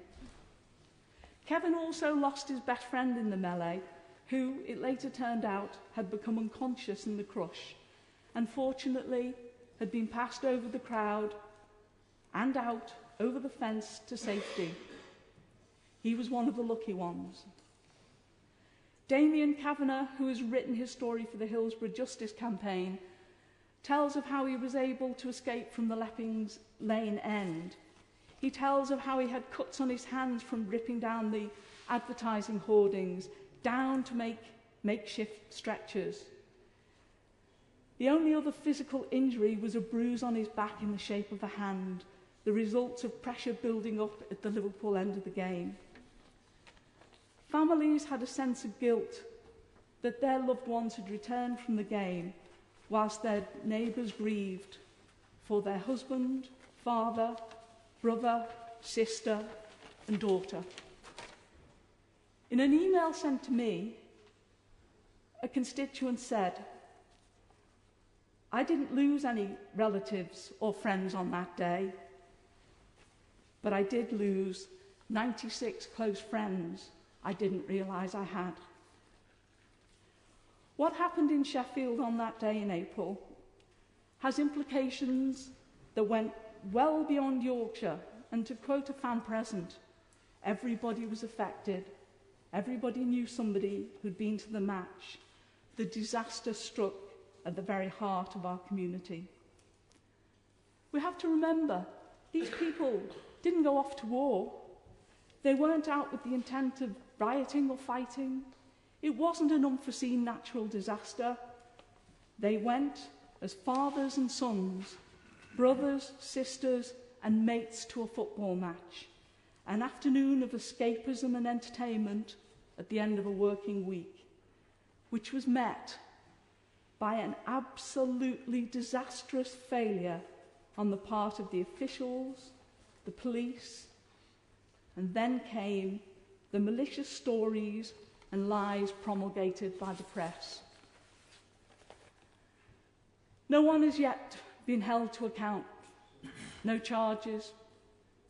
So I can't begin to imagine what anyone affected by Hillsborough has felt or experienced in the years since 1989.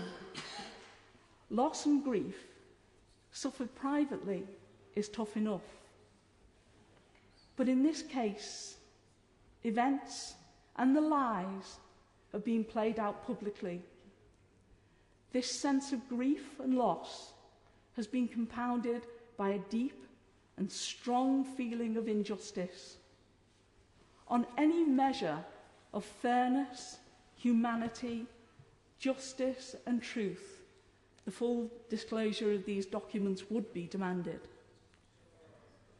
We can never do anything to take away the pain of the family's loss, but with the publication of all the documents, the government can begin to heal the pain of injustice. It's long overdue, but it's time for the truth. Alison McGovern. Thank you, Madam Deputy Speaker. Let me begin my contribution today by thanking all of those members of Parliament who supported the call for this debate. The Hillsborough disaster occurred when I was 8, but few other events have had such an impact on my life or that of my community. It's a true honour to represent your hometown, and I think today especially of all those in my community who are affected. And I pay tribute to those who travelled here today to listen to us. My only hope is that we can do justice to your commitment and to live up to your example. I congratulate my honourable friend, the member for Liverpool Walton, on leading the debate today. On the 20th anniversary of Hillsborough, I sat with my family in the lower centenary stand at a packed Anfield, and I listened to him lead our mourning as the Lord Mayor of Liverpool. I was taken aback then at his bravery in describing the impact of Hillsborough on his life, and I was deeply proud of him, though I didn't know him. Little did I know that just over a year later we would both join this place and become friends, and I'm really glad we have. I also place on record the thanks of many of my constituents, which they've asked me to bring here today, to my right honourable friends, the member for Liverpool Garston and the member for Lee. Their leadership in government led the way to the existence of the Hillsborough Independent Panel, and their support has meant a great deal. I thank the Home Secretary for her words today. They've also shown her encouragement for the motion today and for full transparency, which is what we want. And I thank the contribution of all of the members, particularly those from Sheffield, and their solidarity. The motion we're discussing today is essentially about the truth. This is what we want.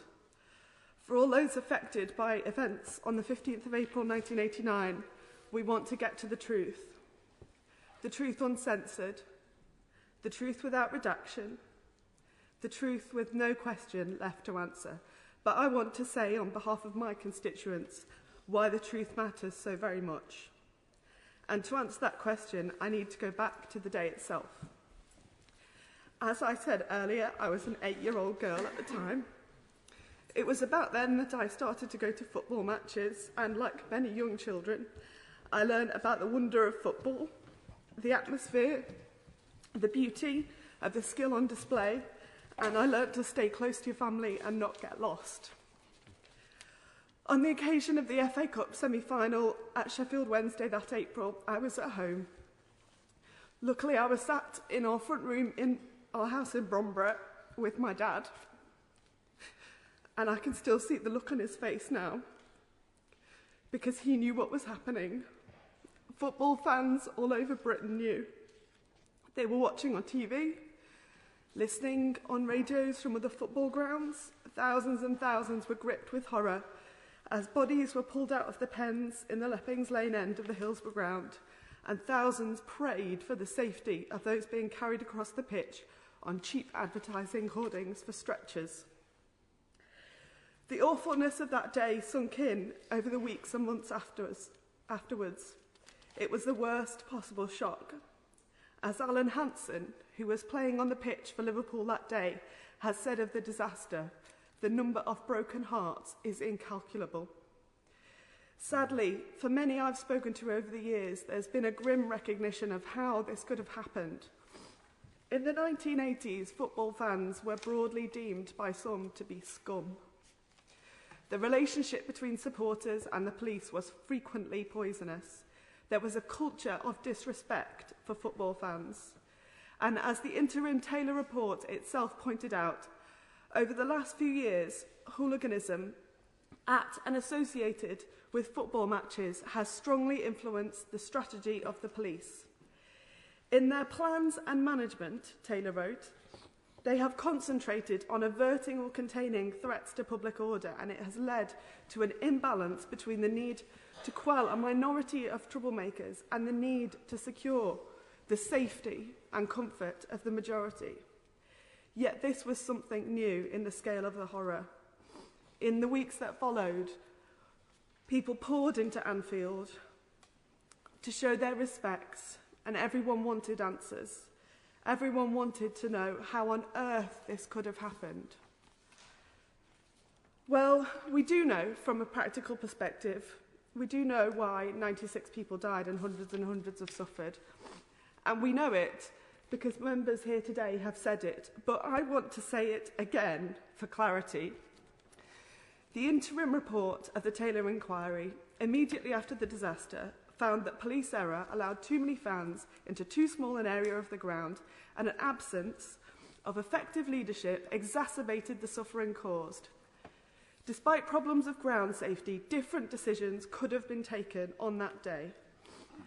But as my right honourable friend and neighbour, the member for Birkenhead, commented, because of two terrible processes that happened straight away, both in the immediate aftermath and in the years that followed, we are still frozen in those early stages of grief, in the awful horror of it all, unable to come to terms. And this is why we need the truth now. The first awful process that happened is that stories in newspapers appeared that took the good names of fans at Hillsborough on that day and threw them in the mud. One newspaper in particular made untrue allegations of specific behaviour by fans that simply never happened. They took people who were suffering in a manner that few of us here can imagine, let alone have experienced, and ripped apart their dignity. Not only did those affected have to suffer physical and mental injury, but they had to witness their honour being attacked as though they were the lowest of the low. People may recall the pictures of newspapers being burnt in Liverpool at the time, but what you may not know is how these lies have echoed down through the years and how they continue to be spread. I moved to London in 1999, fully 10 years after the disaster, and I was shocked then by how many people still believed the lies told about Hillsborough. They didn't believe the lies out of malice, but no one had ever corrected them before. On many occasions, I've had to explain what actually happened at Hillsborough, why the calls for justice still ring out, and why people won't just let go. Even today, you still see horrible claims repeated online, on websites. These awful lies, which have been corrected any number of times, are still perpetuated. Often those who you do correct are quite shocked. They simply assume that football supporters were to blame. And I would like to join in support of Sir Alex Ferguson's call for the Hillsborough chance to end, highlighted by the Honourable Member for Suffolk Coastal. I think that's hugely important and has also played in to how the lies told about Hillsborough still have traction. But then when you think about it, not one person has ever paid a significant price for their dereliction of duty on this day. Only the fans and the victims have. So why would you think anyone else was to blame? Which brings me to the second awful process that calls us here today. Our justice system did not deliver and has not been seen to provide a just account for the families of those who died at or because of the disaster. No prosecutions have been brought against those who were responsible, despite the conclusions of the Taylor inquiry. The inquest process was flawed by providing insubstantial representation to families and a large number of other factors that undermine its authority in its verdict. Most seriously, no evidence was considered about events after 3:15, as people have said. So the actions of the police in the rescue operation and numerous other crucial details that should be in the proper account were not examined. The scrutiny of evidence which took place in 1998 was likewise flawed, and private prosecutions did not provide conclusive verdicts. The truth about Hillsborough has never been fully acknowledged. The truth about the causes of those deaths has not been put fully on the record in the way that our legal system should allow for. This is why, for 22 years, we've stood at Anfield and shouted for justice. It's why this campaign is supported by football fans from all teams, from all parts of Britain, as we've seen from contributions today, and in fact across the world. And that's why I'm trying to explain why the full truth is so important to so many. One of the most moving sights at the memorial service is often those who come wearing the colours of teams from far and wide to show their support. And every year that's gone by, our voices for justice have got louder. Each year, the numbers attending Anfield for the anniversary gets larger. And if there's anyone left in this country who thinks the campaign for justice will just fade away over time, let me tell them they are very wrong. In my constituency, the Unilever companies in Merseyside installed a permanent memorial to all the victims of the disaster, where it sits in a beautiful and peaceful part of Port Sunlight Village, allowing another space for reflection and a marker of the indelible effects of the 15th of April 1989 on our community. The strength of our community and our commitment to justice will not fade. This motion calls for full access to government papers, unredacted and uncensored.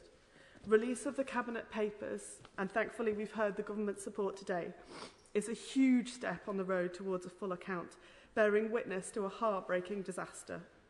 No evidence should be kept hidden, even that from the highest level of government. And what we've asked for today, and thankfully been successful in gaining, is the support of parliamentarians towards a full and unrestricted account. Parliament should back this motion because we've already changed as a matter of government policy from keeping Cabinet papers down from 30 down to 20 years. And we've already waited 22 years for the truth, and we can't wait any longer. This is straightforwardly a matter of accounting to those affected for precisely what happened, of telling in every locus where decisions were taken, what happened and why. Only then, when we know the truth, can we have justice, and we can hold up this record and say, this then is the truth. This is how our loved ones died. May such a thing never happen again, and their memory will never leave our hearts. Mr. David Anderson. Thank you, Mr. Deputy Speaker. Sorry, Mr. Speaker. Been here too long. Any of us who has the privilege to go to schools will always be welcomed with one of the questions, why did you want to be an MP? My answer would be for nights like tonight, for the chance for us to bring justice, for the chance for us to right a real wrong. Another question we get asked is, why are MPs called honourable? And I have to say, Mr. Speaker, after tonight, I will always refer people to the speech given by my right honourable friend from Walton, who's been here for the last 5 hours and now he's disappeared. But it was a tremendous speech on a very, very important subject. And one of the things he said was, this could have happened at any football ground in the country. And he's right. And I want to refer to some of the things that I've seen in the way that my own friend from Wansbeck mentioned earlier. I want to go back 49 years, because on Boxing Day, it will be 49 years since I first walked into a football ground. Boxing Day 1962 was my first game, and sadly it was the last game, effectively, that Brian Clough played. He was savagely injured on that day, somewhere like 30 minutes into the game. And even though it's 49 years ago, that memory is burnt in my mind. Because football does that there. Football hooks you in a way you probably no other game in the world does. It does become an obsession. A very, very different world that those days. We stood in a huge concrete stand that took 21,000 people, uncovered, a freezing cold day. The pitch had been covered in straw. The straw was pulled back. It was one of the reasons why, when Clough got tackled, his injury was so severe. And the people there that day, at least 50,000 in that ground, for a second division match, who were united in one bond to see their team do well. Sadly, it's happened far too often in the past. We got beat 1-0, and that's become a common thing for being a Sunderland fan for many, many years. But it doesn't stop the passion within people, whether supporting Liverpool, Everton, any team in the league. It's your team, it's your town. You want to support, you want to get behind them. And that passion was there no matter how badly you were treated. In grounds that were unsanitary, in grounds that were unsafe, in grounds that you wouldn't have had any other sport take place in. But from those days in the early 60s, how did we go from there to a situation where in one of the grounds that was improved for the 1966 World Cup, we saw 96 people killed? How did that happen? There's absolutely no doubt that the hooliganism which grew in the 70s and the 80s clearly played a part in the mindset of the people in authority in this country. Their attitude towards the fans was much, much harder. It was clearly a position where the police in particular believed their job to control crowds was to get retaliation in first. And we saw that in many, many ways, and that's not in any way excusing some of the crass behaviour, the disgraceful behaviour that some people got up to, who besmirched the name of good football clubs. But football wasn't immune to what was happening outside in those days. And what was happening outside in those days of the 1980s was the very, very strong politicisation of the police in this country.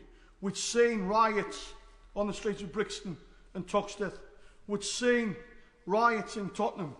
We'd seen the dispute at Wapping. And we'd seen the dispute of the miners' strike. When ordinary men, ordinary working men, many of them football fans, were declared as the enemy within. Something that was mentioned earlier on in relation to people from Liverpool. And critically, just 4 years previously, we'd had the disaster at Heysel Stadium, the result in which we ended up with fans literally penned in cages. Was that an overreaction at the time?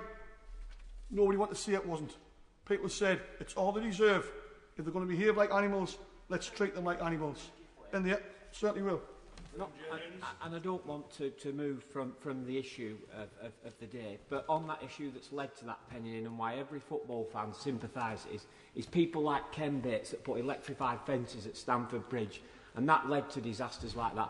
And that is why every football fan in this country sympathises with this issue today. I couldn't agree with my honourable friend more, and that's exactly the point I'm trying to make, that sadly it was the Liverpool fans who suffered that day, but it could have been any of us. Because the authorities took an attitude that said, these people are out of control, we will treat them like animals. And how did they treat them like animals? It was okay to herd people in an area where it was clearly overcrowded. It was okay to keep forcing more and more people into confined spaces despite their objections. And I, like my honourable friend from Wansbeck, I had a similar event at the Liverpool Lane's End in Sheffield in 1968. Where we couldn't even get near the turnstiles, but because of the design of the ground, where it funneled people into an area, we were pushed up against police horses. The police horses couldn't move. let alone the crowd. And what stays in my mind from that day was policeman on horseback, flailing with his baton. He couldn't move, none of us could move. And that was 21 years before this happened. So there's a catalogue of events that led up to what happened in that day in 1989. Certainly. Sadly, I was at the Heysel Stadium. There were very few people who misbehaved, and the resulting problem was mainly because most of the Liverpool fans had been crushed together, far too many in a small pen, and it's a tragedy that the lessons weren't learnt from that. Again, the honourable member is absolutely right. It was about the way we treat football fans. It was different to what we did with any other sports fans in this country and across Europe. And that was shown by the fact that when people were trying to escape from these cages they were penned in, they were actually forced back, they were actually knocked back by the police because the police thought they were trying to invade the pitch for some reason other than to try to save their lives. And that would not have happened in any other scenario. But as we've heard so much today, while all of that was a real scandal, just as bad, after the devastation of so many lives, was the way in which this issue has been covered up for 2 decades and more. And it was covered up by the authorities, and it was covered up and disgracefully covered up by the media in this country, some of the media. And it's been highlighted here about the behaviour of the Sun. As a former coal miner, I'm not surprised that the Sun turns against working people. They've done it for decades. I don't see how they'll ever stop it. But that doesn't stop us and other people in this house, in this country, from saying that was out of order. That was particularly out of order when you're trying to sway the conscience and the belief of people in this country against ordinary people who were just having a day out supporting their football team. As far back as 1999, I was working in Liverpool with some social workers. And on the 10th anniversaries, they were leading up, they were saying to me, we've got to get justice for these people. I was working with the trade union movement. We tried to move that forward. We had discussions with the government then. Sadly, despite all the best efforts, nothing happened. But we've heard the courageous attempts of the Honourable Member for Lee and Garson Halewood actually started bringing some pressure, and we did see movement from the government some 10 years later on. So here we are today, 22 years down the line, still discussing this, and hopefully we're going to see justice, because we do need everything out in the open. We need it now, and we don't need some more vague promises of somewhere down the line. And we need to act when that information comes out. It's no good just saying this was wrong, that was wrong. We need to bring people to justice in this country. If it was wrong for them to do this in 1989, it is right for them to face punishment in 2011 or whenever we can bring them to boot. And we need to make sure that we do this, because we do owe this to the 96. We owe it to the families and the loved ones. And we actually owe it to all the folks who go to football games this weekend. Because it is about them as well as about the people who went before them. Because my honourable friend was right. This is about every football fan in this country. Because the truth is, Mr. Speaker, football is still the beautiful game. A hugely emotive event. A game that does away with any sense of rationality. That you can believe your team's the best team in the world, when quite frankly it isn't, and probably never ever will be. A game that brings out the best, and sadly sometimes the worst. Look, I've got to get votes in Newcastle, right? It sometimes brings out the best and the worst in all of us who are obsessed by it. It's never less than a great feeling. People hope you never ever lose that feeling, that passion, and that bond of people from all walks of life. It brings people together. And one of the great experiences of my life is when Liverpool fans come to Sunderland, they come to the village that I spent most of my adult life in, and they come and they go to a memorial for Bob Paisley, the most successful Liverpool manager of all time, who was born and bred in the village that I'm proud to come from. Bob Paisley's brother worked with my dad. There's a real bond between people who can go out and say the fact that for the next 90 minutes we'll shout at each other as if we hate you, the very life of you, and when we come out we'll be the best of friends.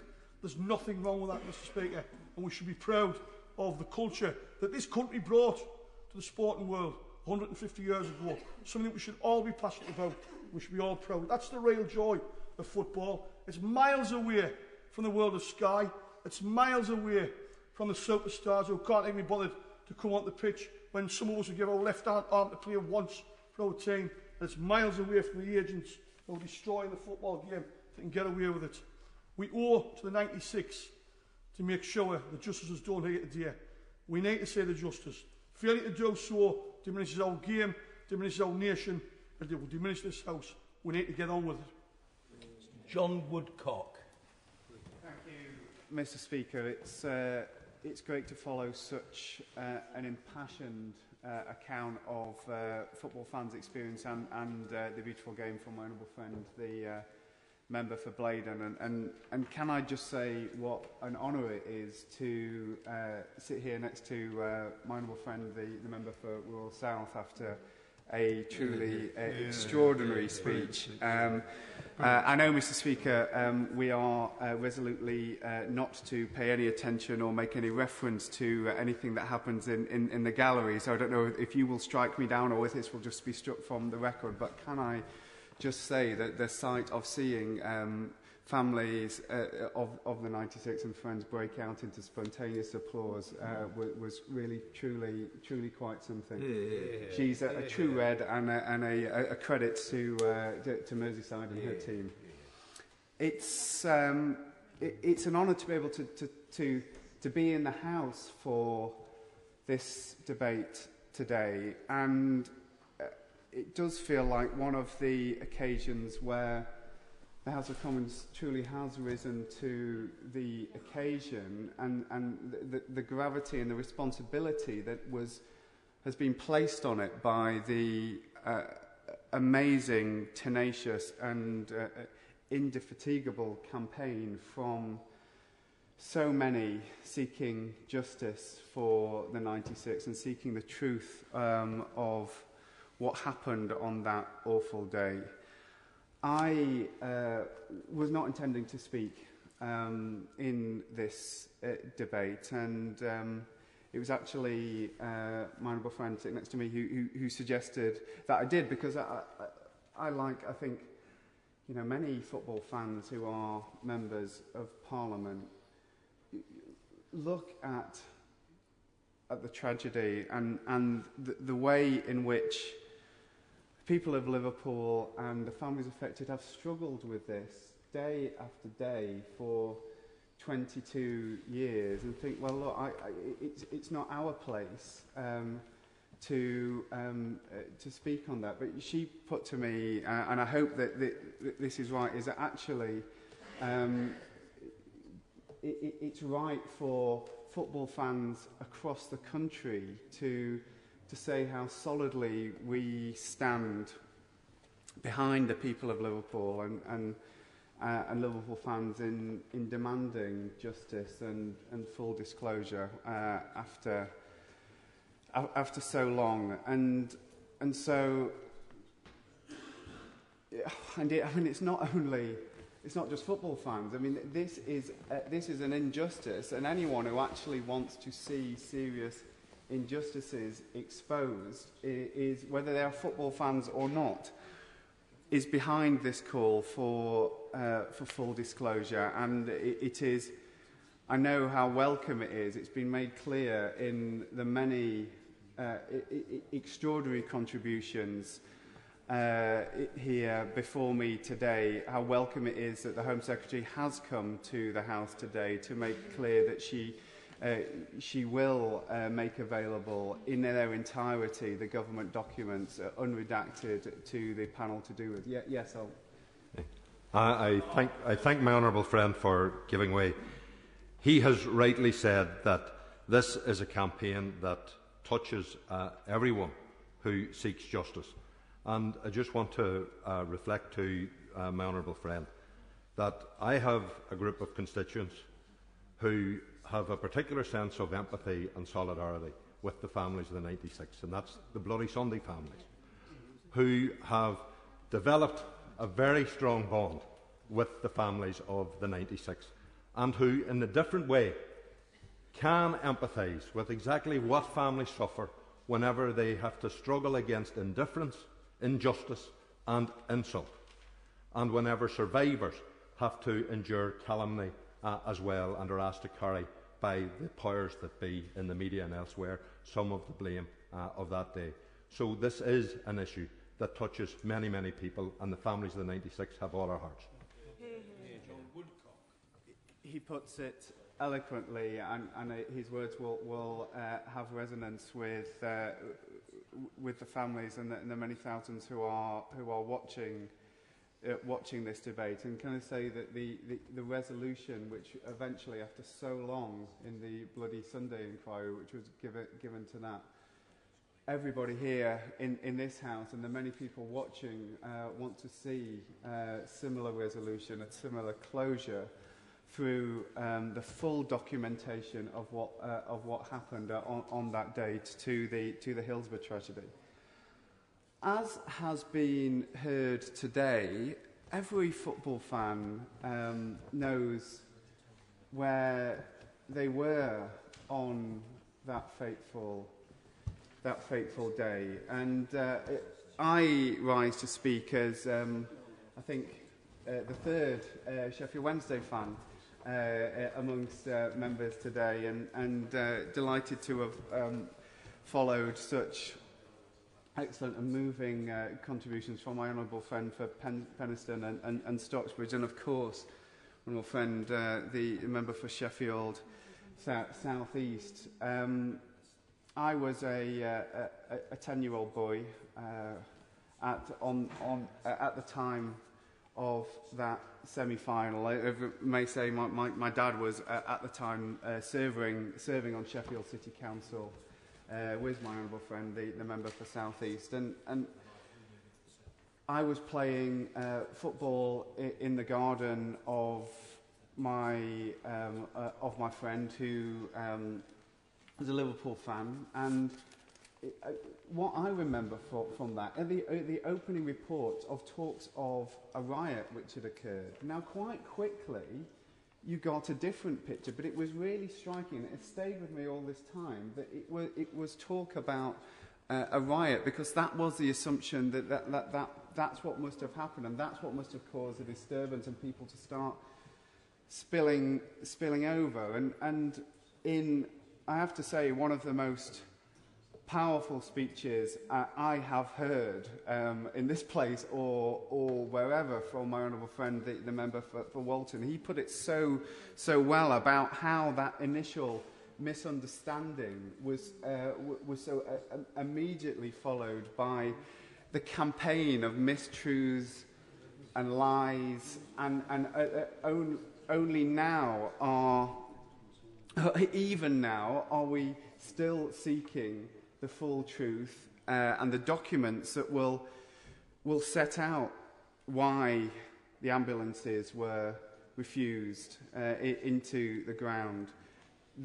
What happened, the failings in safety that saw Hillsborough not having a safety certificate. And I do hope, it's good to hear that my club, Sheffield Wednesday, is cooperating fully. I hope that they operate on a policy of full disclosure, as all organisations, be it they are not covered by Freedom of Information Act, will make available absolutely everything which is required to allow the panel and allow the families to see exactly what happened.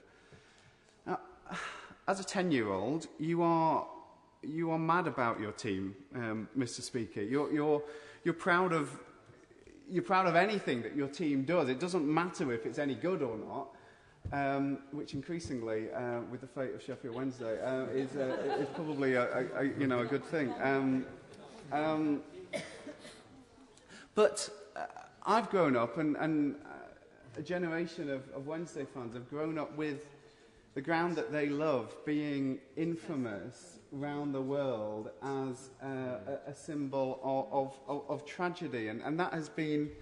It's a very hard thing for it's a strange thing for any football fan to come to terms with. And as a young boy, you are trying to understand and assimilate the grief that you see from football fans around you. And I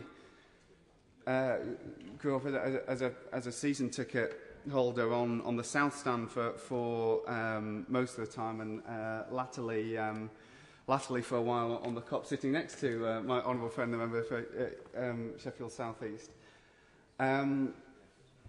The annual the annual visit of Liverpool FC, which obviously doesn't happen anymore, will return hopefully one day as we. But the annual visit and the annual tributes which were played at the Leppings Lane end, and having that part of the ground always synonymous with tragedy is absolutely right, given the gravity of what happened there. But profoundly affected a generation of fans.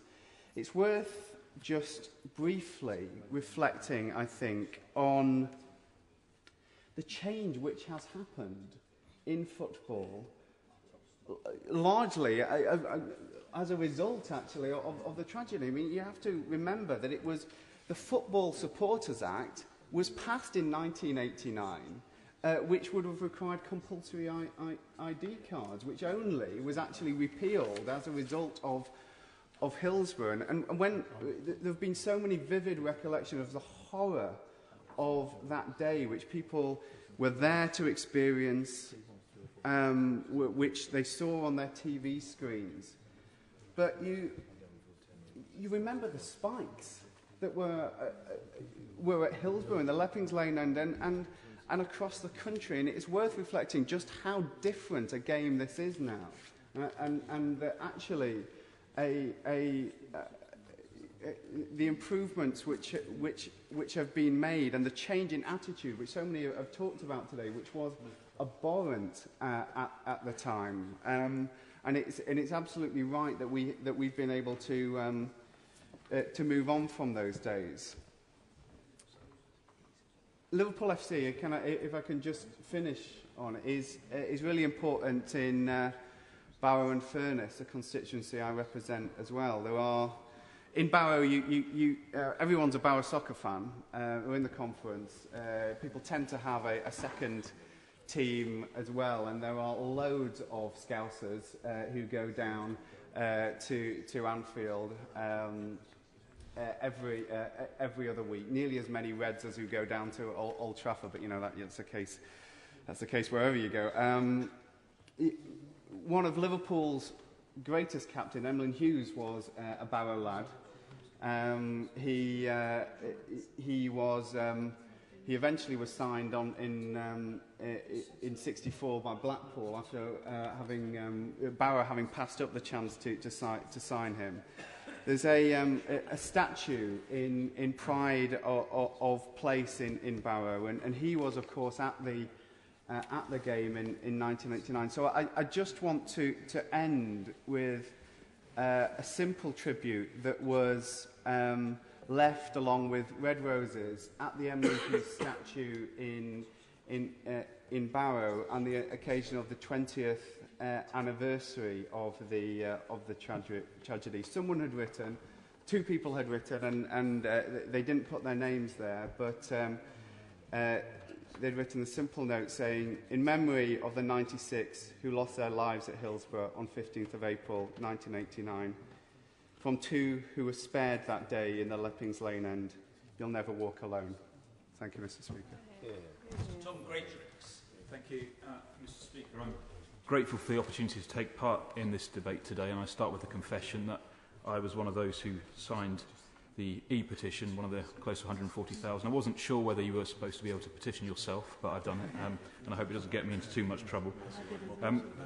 To start with, I did want to place on record my appreciation, which I know is shared by many others and everyone in the chamber this evening, and I'm sure for all those listening and watching at home and in the gallery, for the unstinting dedication and commitment to this issue displayed by my honourable friend, the member for Liverpool Walton. He spoke with great feeling, emotion and passion in opening this debate, and he did so as someone who has been involved in the long campaign for justice for the 96 victims of the events of April 1989 over the last 22 years.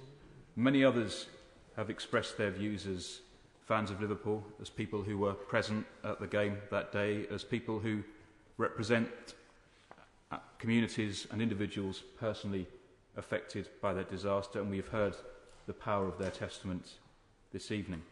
We've heard of the impact not only on the city of Liverpool and the surrounding area, but also on the city of Sheffield and one particular part of that city, which, as my honourable friend from Barrow said, will forever be associated with the most senseless, tragic and unforgivable loss of the lives of people who left their homes that afternoon to watch a football match and never returned.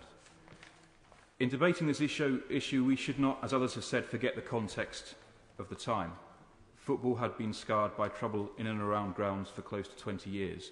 Facilities were often poor, owners often disinterested in their clubs, and I have to say at that time government that saw football as some sort of national disease rather than a sport. It's sometimes easy to be nostalgic for football in the pre-Premiership era, especially when those years coincide with your own formative years. But football in the 1980s was alien to many, many people, often unloved, unappreciated and unwelcome.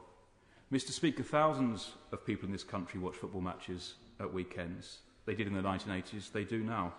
On the 15th of April 1989, I was among those who did. Like those at Hillsborough, I stood on a concrete terrace that afternoon, largely unchanged since it had been opened decades earlier, with metal crash barriers and high, angled fences between the pitch and the crowd. Unlike those at Hillsborough, and for my good fortune, I was standing on a terrace that was largely empty. 4,949 other people that day were in a ground that I was in that was licensed to hold 30-odd thousand. All 4,950 who arrived at Craven Cottage that day left home alive. That's how it should be at every football match, and that afternoon it wasn't, as we know, for 96. Many of us, though, who were at football that day left knowing that something had gone terribly and very badly wrong in South Yorkshire that afternoon. And we were soon to find that football was about to change forever.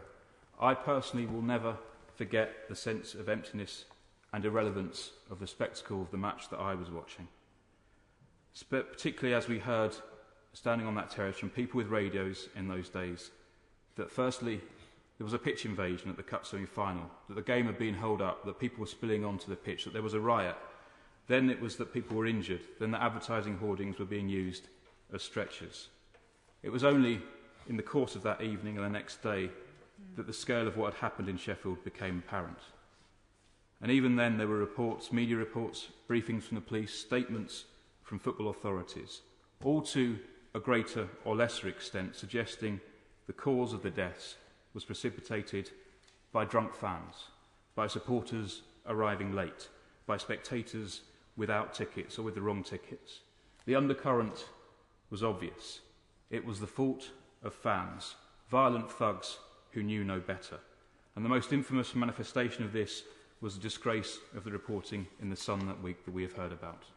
As others have said, made up quotes, inventing incidents, fictional accounts designed to blacken the name of people who were in Sheffield to watch a football match. Absolutely disgraceful. It's little wonder, Mr. Speaker, with that background, that the terminology of injustice is used, because it is unjust for people to be condemned without evidence. It is unjust to be publicly blamed as culpable for the death of those you stood with watching a sporting fixture. It's unjust to be written off by authorities seeking to avoid responsibility. And it is because of that sense of injustice, and that sense of injustice that needs to be addressed today. Because as we all know, although Lord Justice Taylor dismissed out of hand many of those stories as baseless and firmly established the culpability of South Yorkshire Police in his report, that sense of justice remained and remains today. It remains because of the claim by the match commander, David Duckenfield, that fans forced open the exit gate that led to the crush in the central pen when that was his own terrible decision. It remains because of the disappearance of CCTV tapes from the control room, tapes showing what had happened in the Leppings Lane end of the ground. It remains because of the verdicts of accidental death rather than unlawful killing from inquests, and many others have spoken of, and the inadequacies where the police fixation with alcohol seemed to have the upper hand. It also remains because of the statement of the then Prime Minister's press spokesman that he had learnt on the day that the cause was a tanked-up mob of Liverpool fans. It remains because of the record of police officers' statements having been doctored by senior officers of South Yorkshire Police. It also remains because those documents placed in this place seem incomplete. No memos between senior police officers or the police and their solicitors, for example. And it remains because of the government's discussions over those days still not having been released. That sense of injustice can only be righted by the full and complete disclosure of documents held by the government, by South Yorkshire Police, and by the other relevant authorities. Where doubt remains, that disclosure can help bring clarity. Where suspicion lingers, that disclosure can help bring confirmation. And where there is still grief, and I know there is still grief, that disclosure can help people move towards resolution. Mr. Speaker, one of the great privileges of being a member of this House is the opportunity to stand in this chamber and speak up for what is right. There are countless examples of members of this chamber doing that in our history and helping to right some historic wrongs. This evening, it's important that this House speaks with one clear and consistent voice. Those who should have been given answers 22 years ago, who feel the pain every day of their lives, who are here today and watching this debate in such numbers, they deserve the truth, they deserve the full truth, and they deserve it now. Mr. John Mann. Mr. Speaker, and I've been listening in a appropriate awe, I think, to the quality, the brilliance of the speeches, particularly from the members from Sheffield and Liverpool and around Merseyside, which I think is highly appropriate to the subject that we have, and I think they've delivered in terms of the quality of the argument and the eloquence of the argument that's been put. And I trust that the Sun newspaper, those who edit and those that own it, will be listening in to this debate and will be preparing their front pages in anticipation, because I am one of those who, for the last 25 years and longer, has never allowed a copy of the Sun newspaper into my house, and whether I will or not, I don't know, but so perhaps I won't see and read the apology that's due. But it is, because the evil committed by that newspaper was one that shocked any decent person in this country. I was asked to speak in this debate by one of my constituents, who pressed me repeatedly. Indeed, one could hear the trauma in the emails that she sent me, repeatedly demanding first that I sign in support, and I told her I already had done, and had done in the last Parliament. So then she said, I need you to be there. I need you to be representing me at the debate. And I said I would be there. And then she said, and I need you to speak in the debate as well. And what I don't know, because I represent a constituency in Nottinghamshire, I represent the nearest constituency in Nottinghamshire to Hillsborough. I have many Sheffield Wednesday supporters, and I have many Nottingham Forest supporters, a handful of Liverpool supporters. I have no idea if she went on that day to support Liverpool or to support Nottingham Forest. But what I do recall, and I recall it when I had my little radio on that day, listening to what's going on, I recall the only time I'd ever been standing at a semi-final in the Leppings Lane end, and it was a few years before. And I remember, and I listened to the member from Liverpool, Walton, making his speech. I remember going through that tunnel, and I remember going ahead, and I remember which section we went in. And we were in section, I don't know, it was 3 or 4, but we were in those sections there. And then I remember what happened. Because more people came in, and more people came in, and nobody could breathe and nobody could move. And what happened then was, all the little kids were put, and my brother was one of them. He was tiny at the time, I wasn't that much bigger. And he was put over hundreds and hundreds of people's hands, put down to the front, and there were no crash barriers. And there were probably thousands, who'd been moved onto the side of the pitch. And that was some years before. And so the lessons hadn't been learned. And I can think of other stadiums that I've been in, not just the Sheffield one, but other stadiums where I've been in similar situations and where I used to get taken as a kid and I'd get put. I started with a stool that was bigger than me, and then I moved to one that was a bit smaller. I've been in stadiums where I've stood on my stool and I've lost it in the first few minutes, and I ain't got it back till after full time, and my feet have never touched the ground. And you go backwards and you go forwards. And I recall going to places like Chelsea in the 80s, and the venom that was put against the ordinary football supporter, and particularly the visiting supporter, as if you were some kind of scum who shouldn't be there.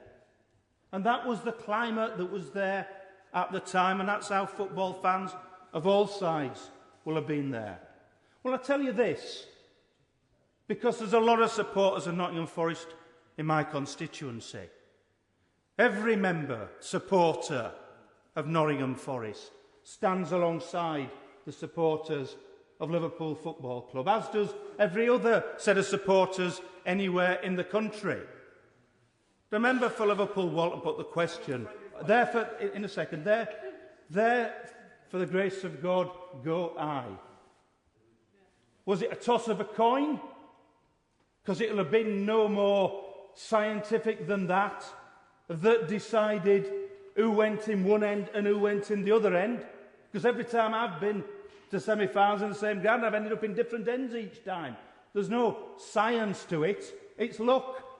And it's only a matter of luck that it wasn't Nottingham Forest supporters who were in the Leppin Lane end. And that's precisely the point. And my friend, the member for Gedling, wants to join with me in making this point on behalf of football supporters across Nottinghamshire. It could have been our supporters who were there. I take my honourable friend.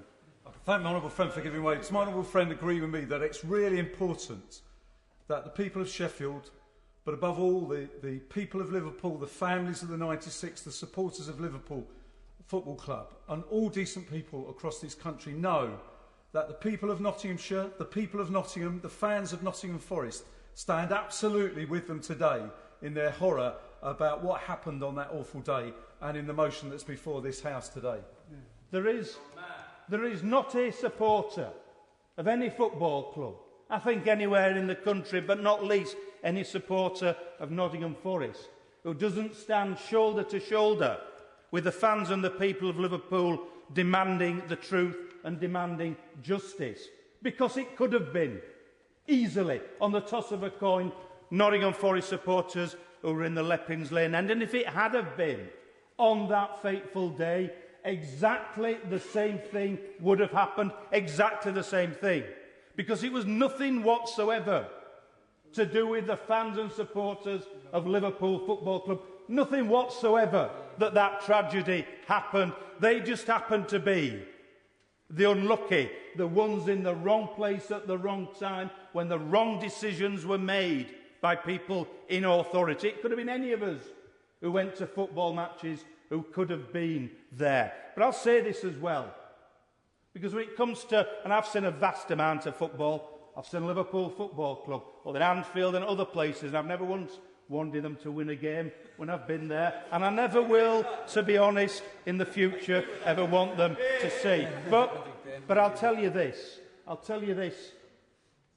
there are no finer set of football fans and football supporters in this country or anywhere else in the world, because that's the quality of the people of Liverpool, that's the quality of the people who support Liverpool Football Club, and that's why all the football world, not least the supporters of Nottingham Forest, stand alongside them. We've had the progress. We want to see the full justice come in.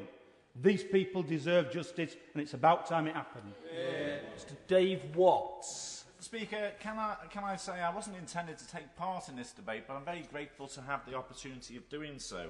Can I just first of all add my congratulations and acknowledge the role of the member for Walton in securing this debate. The member's only been here for a very short period of time, but he's already proved himself to be a champion, not for just this issue, but for the whole of the city of Liverpool. Can I also put on record my thanks and gratefulness to the member for Lee, who, quite frankly, I think has demonstrated that principle still stands in politics, and he was prepared to put his neck on the line to make sure that the 96 received justice. So I think he should be praised for his actions when he was a member of the government. Can also acknowledge the role of the member for Halewood and Garston, who's been an active campaigner on this issue as well. And my honourable friend from Halton, who hasn't been, I don't think, named so far, but played an important role in the negotiations between the family and the government to set up the original inquiry. Can I also, as well, because I think it's important that we don't just pat ourselves on the back, I know that this wouldn't have happened without the active campaigning of the families for the 96, and indeed the Liverpool fans themselves. And not just Liverpool fans in the UK, but Liverpool fans around the world have taken part in this campaign.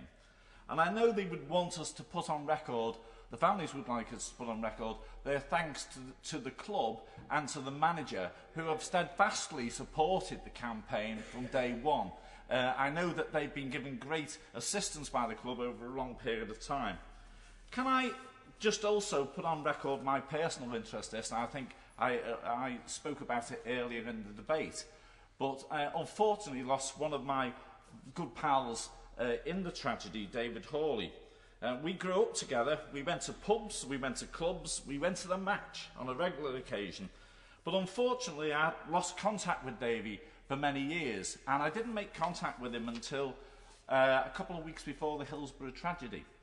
And when he walked up to me, and I hadn't seen him for some years, and we recognised each other, surprisingly, and we arranged to meet. Unfortunately, I never got the opportunity to meet and have a social drink with him and remember the old days, because the next time I had any contact with David Hawley was when, unfortunately, his funeral was held. And I know from that funeral the devastating effect that had on his direct family and his friends that were in that church. I remember seeing that packed church, I remember seeing representatives of the Liverpool Football Club all there paying tribute to a man that I had a great deal of admiration for, and I was sorry that I didn't have a chance to have that last drink with him.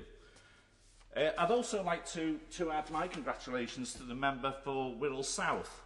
Her speech was both passionate and from the heart, and I'm not surprised, Mr. Speaker, that the families identified with that. I think it demonstrates that there are still in this House, and there are still people in this House that do things with a passion and do things from the heart, and I'd like to congratulate her for what I think is a very outstanding speech.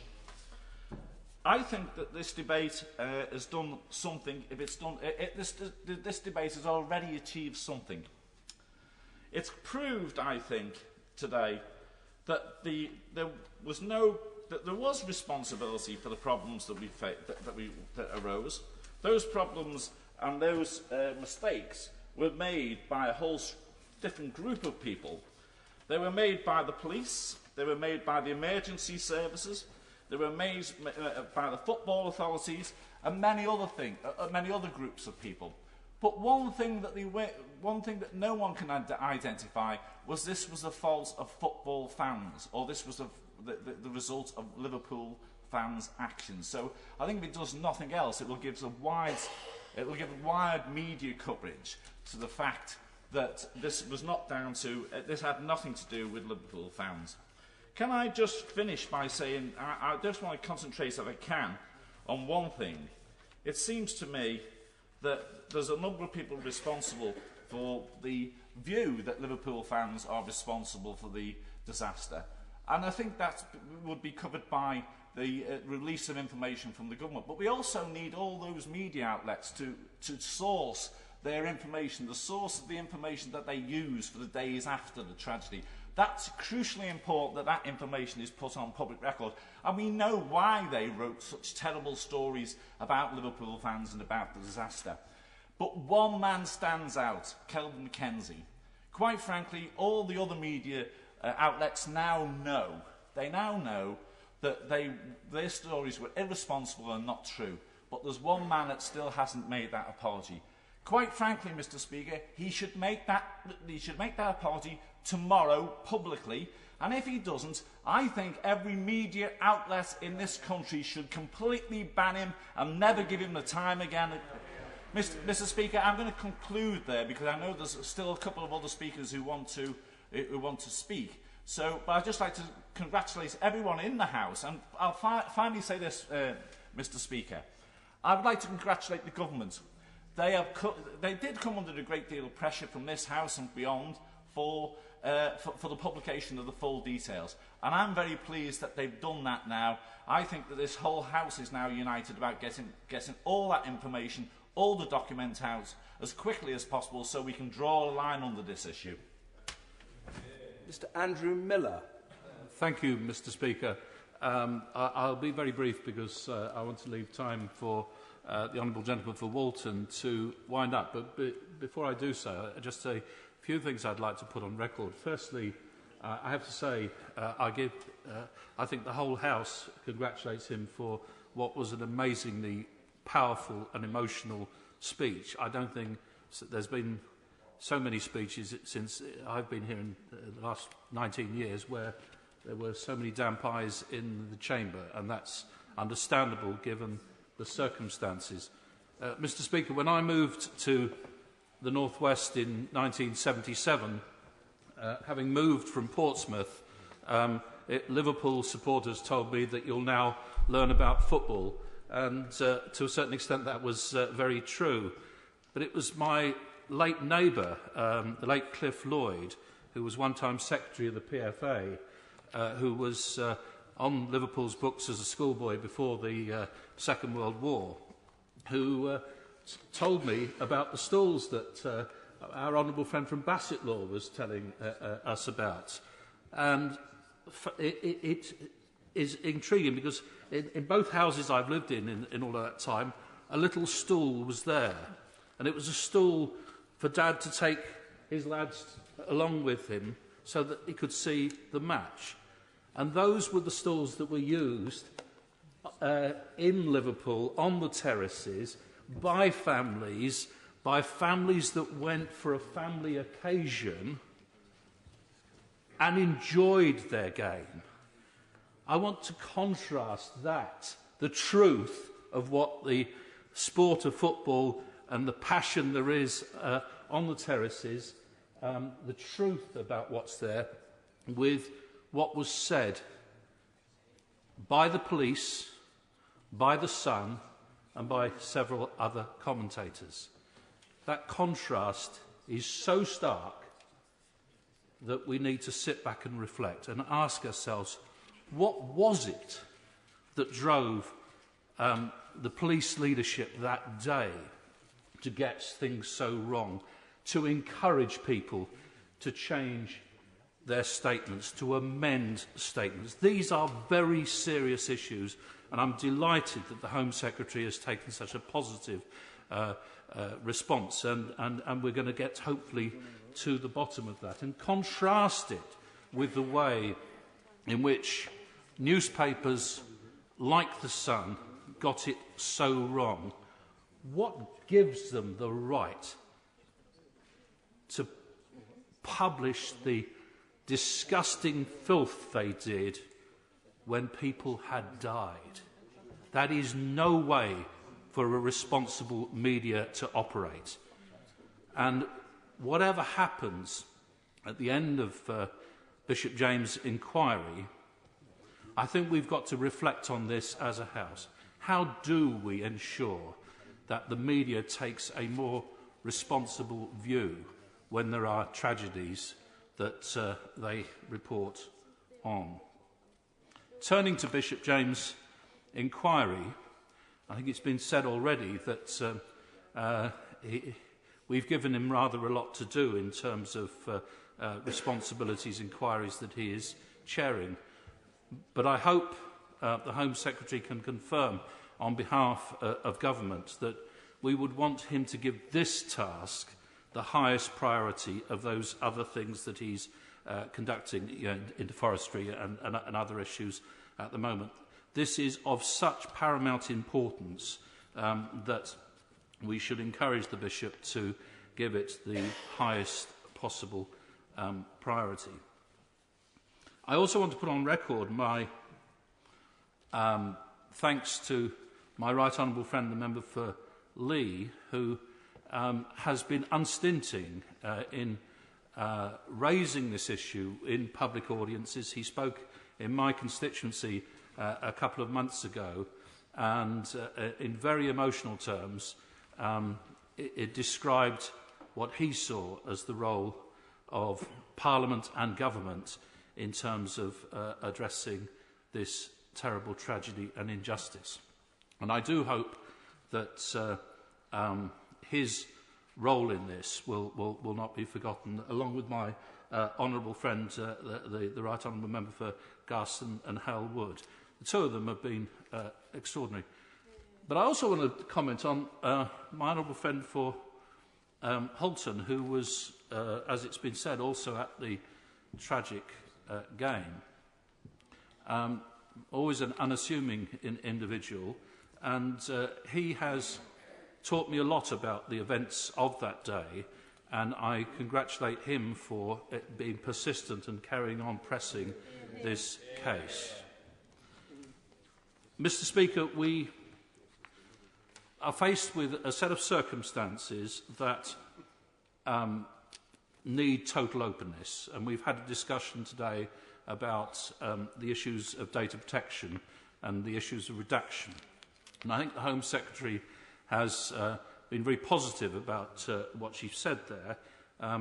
Many members of the House will know that I was quite heavily involved in the issues of bringing the current Act together along with the previous, from the previous Act and the European Directive. There is plenty of scope within the Act to, unless, as the Home Secretary says, family members have specific reasons and request that the Bishop do not publish certain things, there is no reason why anything other than minor details like signatures and so on should be withheld from the public gaze. And it seems to me, Mr. Speaker, that what we need to ensure is if there are anything that is beyond those kinds of reasons, it ought to be annotated and recorded why. And I'd ask the Bishop, in considering when he does this debate, to think about how he could do that, so that anyone that has the slightest suspicion about any redaction can be comfortable about why it has occurred. The list read out by my honourable friend for Walton was a powerful and emotional list, and on that point I think it is appropriate to say to the House that we should give the last few minutes to my honourable friend, by your leave, Mr. Speaker, because he has done the House a tremendous service by raising this case today. Mr. Steve Rotherham. Thank you, Mr. Speaker. Indeed, thank you to all colleagues that have taken part in tonight's debate. I said at the start of my speech 3 and a bit hours ago that the issue of Hillsborough wouldn't go away, and members can see for themselves what it means to the families who have joined us in the chamber tonight, and indeed members from across the country have articulated their constituents' thoughts on the disaster in the most eloquent of ways. Mr. Speaker, today has been the most emotional and most rewarding day of my short parliamentary career. You said on the day you were elected to be the Speaker of this great chamber that you believed members were, by and large, upright, decent and honourable people looking to improve the lives and change the lot of their fellow citizens in this country. Tonight, I hope to speak on behalf of all the family members present in the chamber and the millions of people who supported them across Merseyside and much further afield, when I say members across all sides of this House, those who signed the petition, those who voted for the motion and those who spoke in the debate. Tonight, We all made a difference to those families' lives, and for that I will be forever grateful. I'm also grateful to my right honourable friend and member for Lee, an Evertonian and a man who has pursued the cause of justice over the last few years with a tenacity that only he could have brought to the job. Now, whilst I spoke of the eternal flame of solidarity amongst the people of Liverpool, tonight I was moved by the contributions from the Honourable Member for Sheffield South East and the Member for Penistone and Stocksbridge. It is clear that they are Sheffield through and through, and, like ours, their city continues to live under the dark cloud of the events of April 1989. I'm grateful to members who have contributed and have already received texts from many people, including Jamie Carragher and Kenny Dalglish, praising the Chamber. I was also pleased to see Joey Barton, who did so much to promote the e-petition, join us in the public gallery tonight, as well as Andy Gray and Richard Keys of TalkSport, who've promoted the issues we've raised in this House tonight on their radio show and the build-up to this debate. Indeed, I'd also like to thank successive managers of Liverpool and Everton Football Club who've so effectively used their profiles over the years to support and promote the cause, especially David Moyes, who attended the 20th anniversary service. Indeed, those players who played on that fateful day also felt the effect of the tragedy, none more so than John Aldrich, who has been unstinting in his support for the families. Mr Speaker, I want to give special thanks to, of course, the families and to all the Merseyside MPs, the members for Garston and Halewood, Wirral West, Sefton Central, Birkenhead, Holton, Wavertree, Riverside, West Derby, Knowsley, Lancashire West, Southport, and the brilliant and moving contribution from the member from Wirral South. They know more than most the depth of feeling in our region about the fateful day, and they will be grateful for the giant strides the fight for justice has taken tonight. Can I thank the backbench chair, the Honourable Member for North East Derbyshire, for her indulgence and advice throughout this process. Mr Speaker, 100 MPs signed a petition to trigger tonight's debate. Successive governments of the past made terrible mistakes.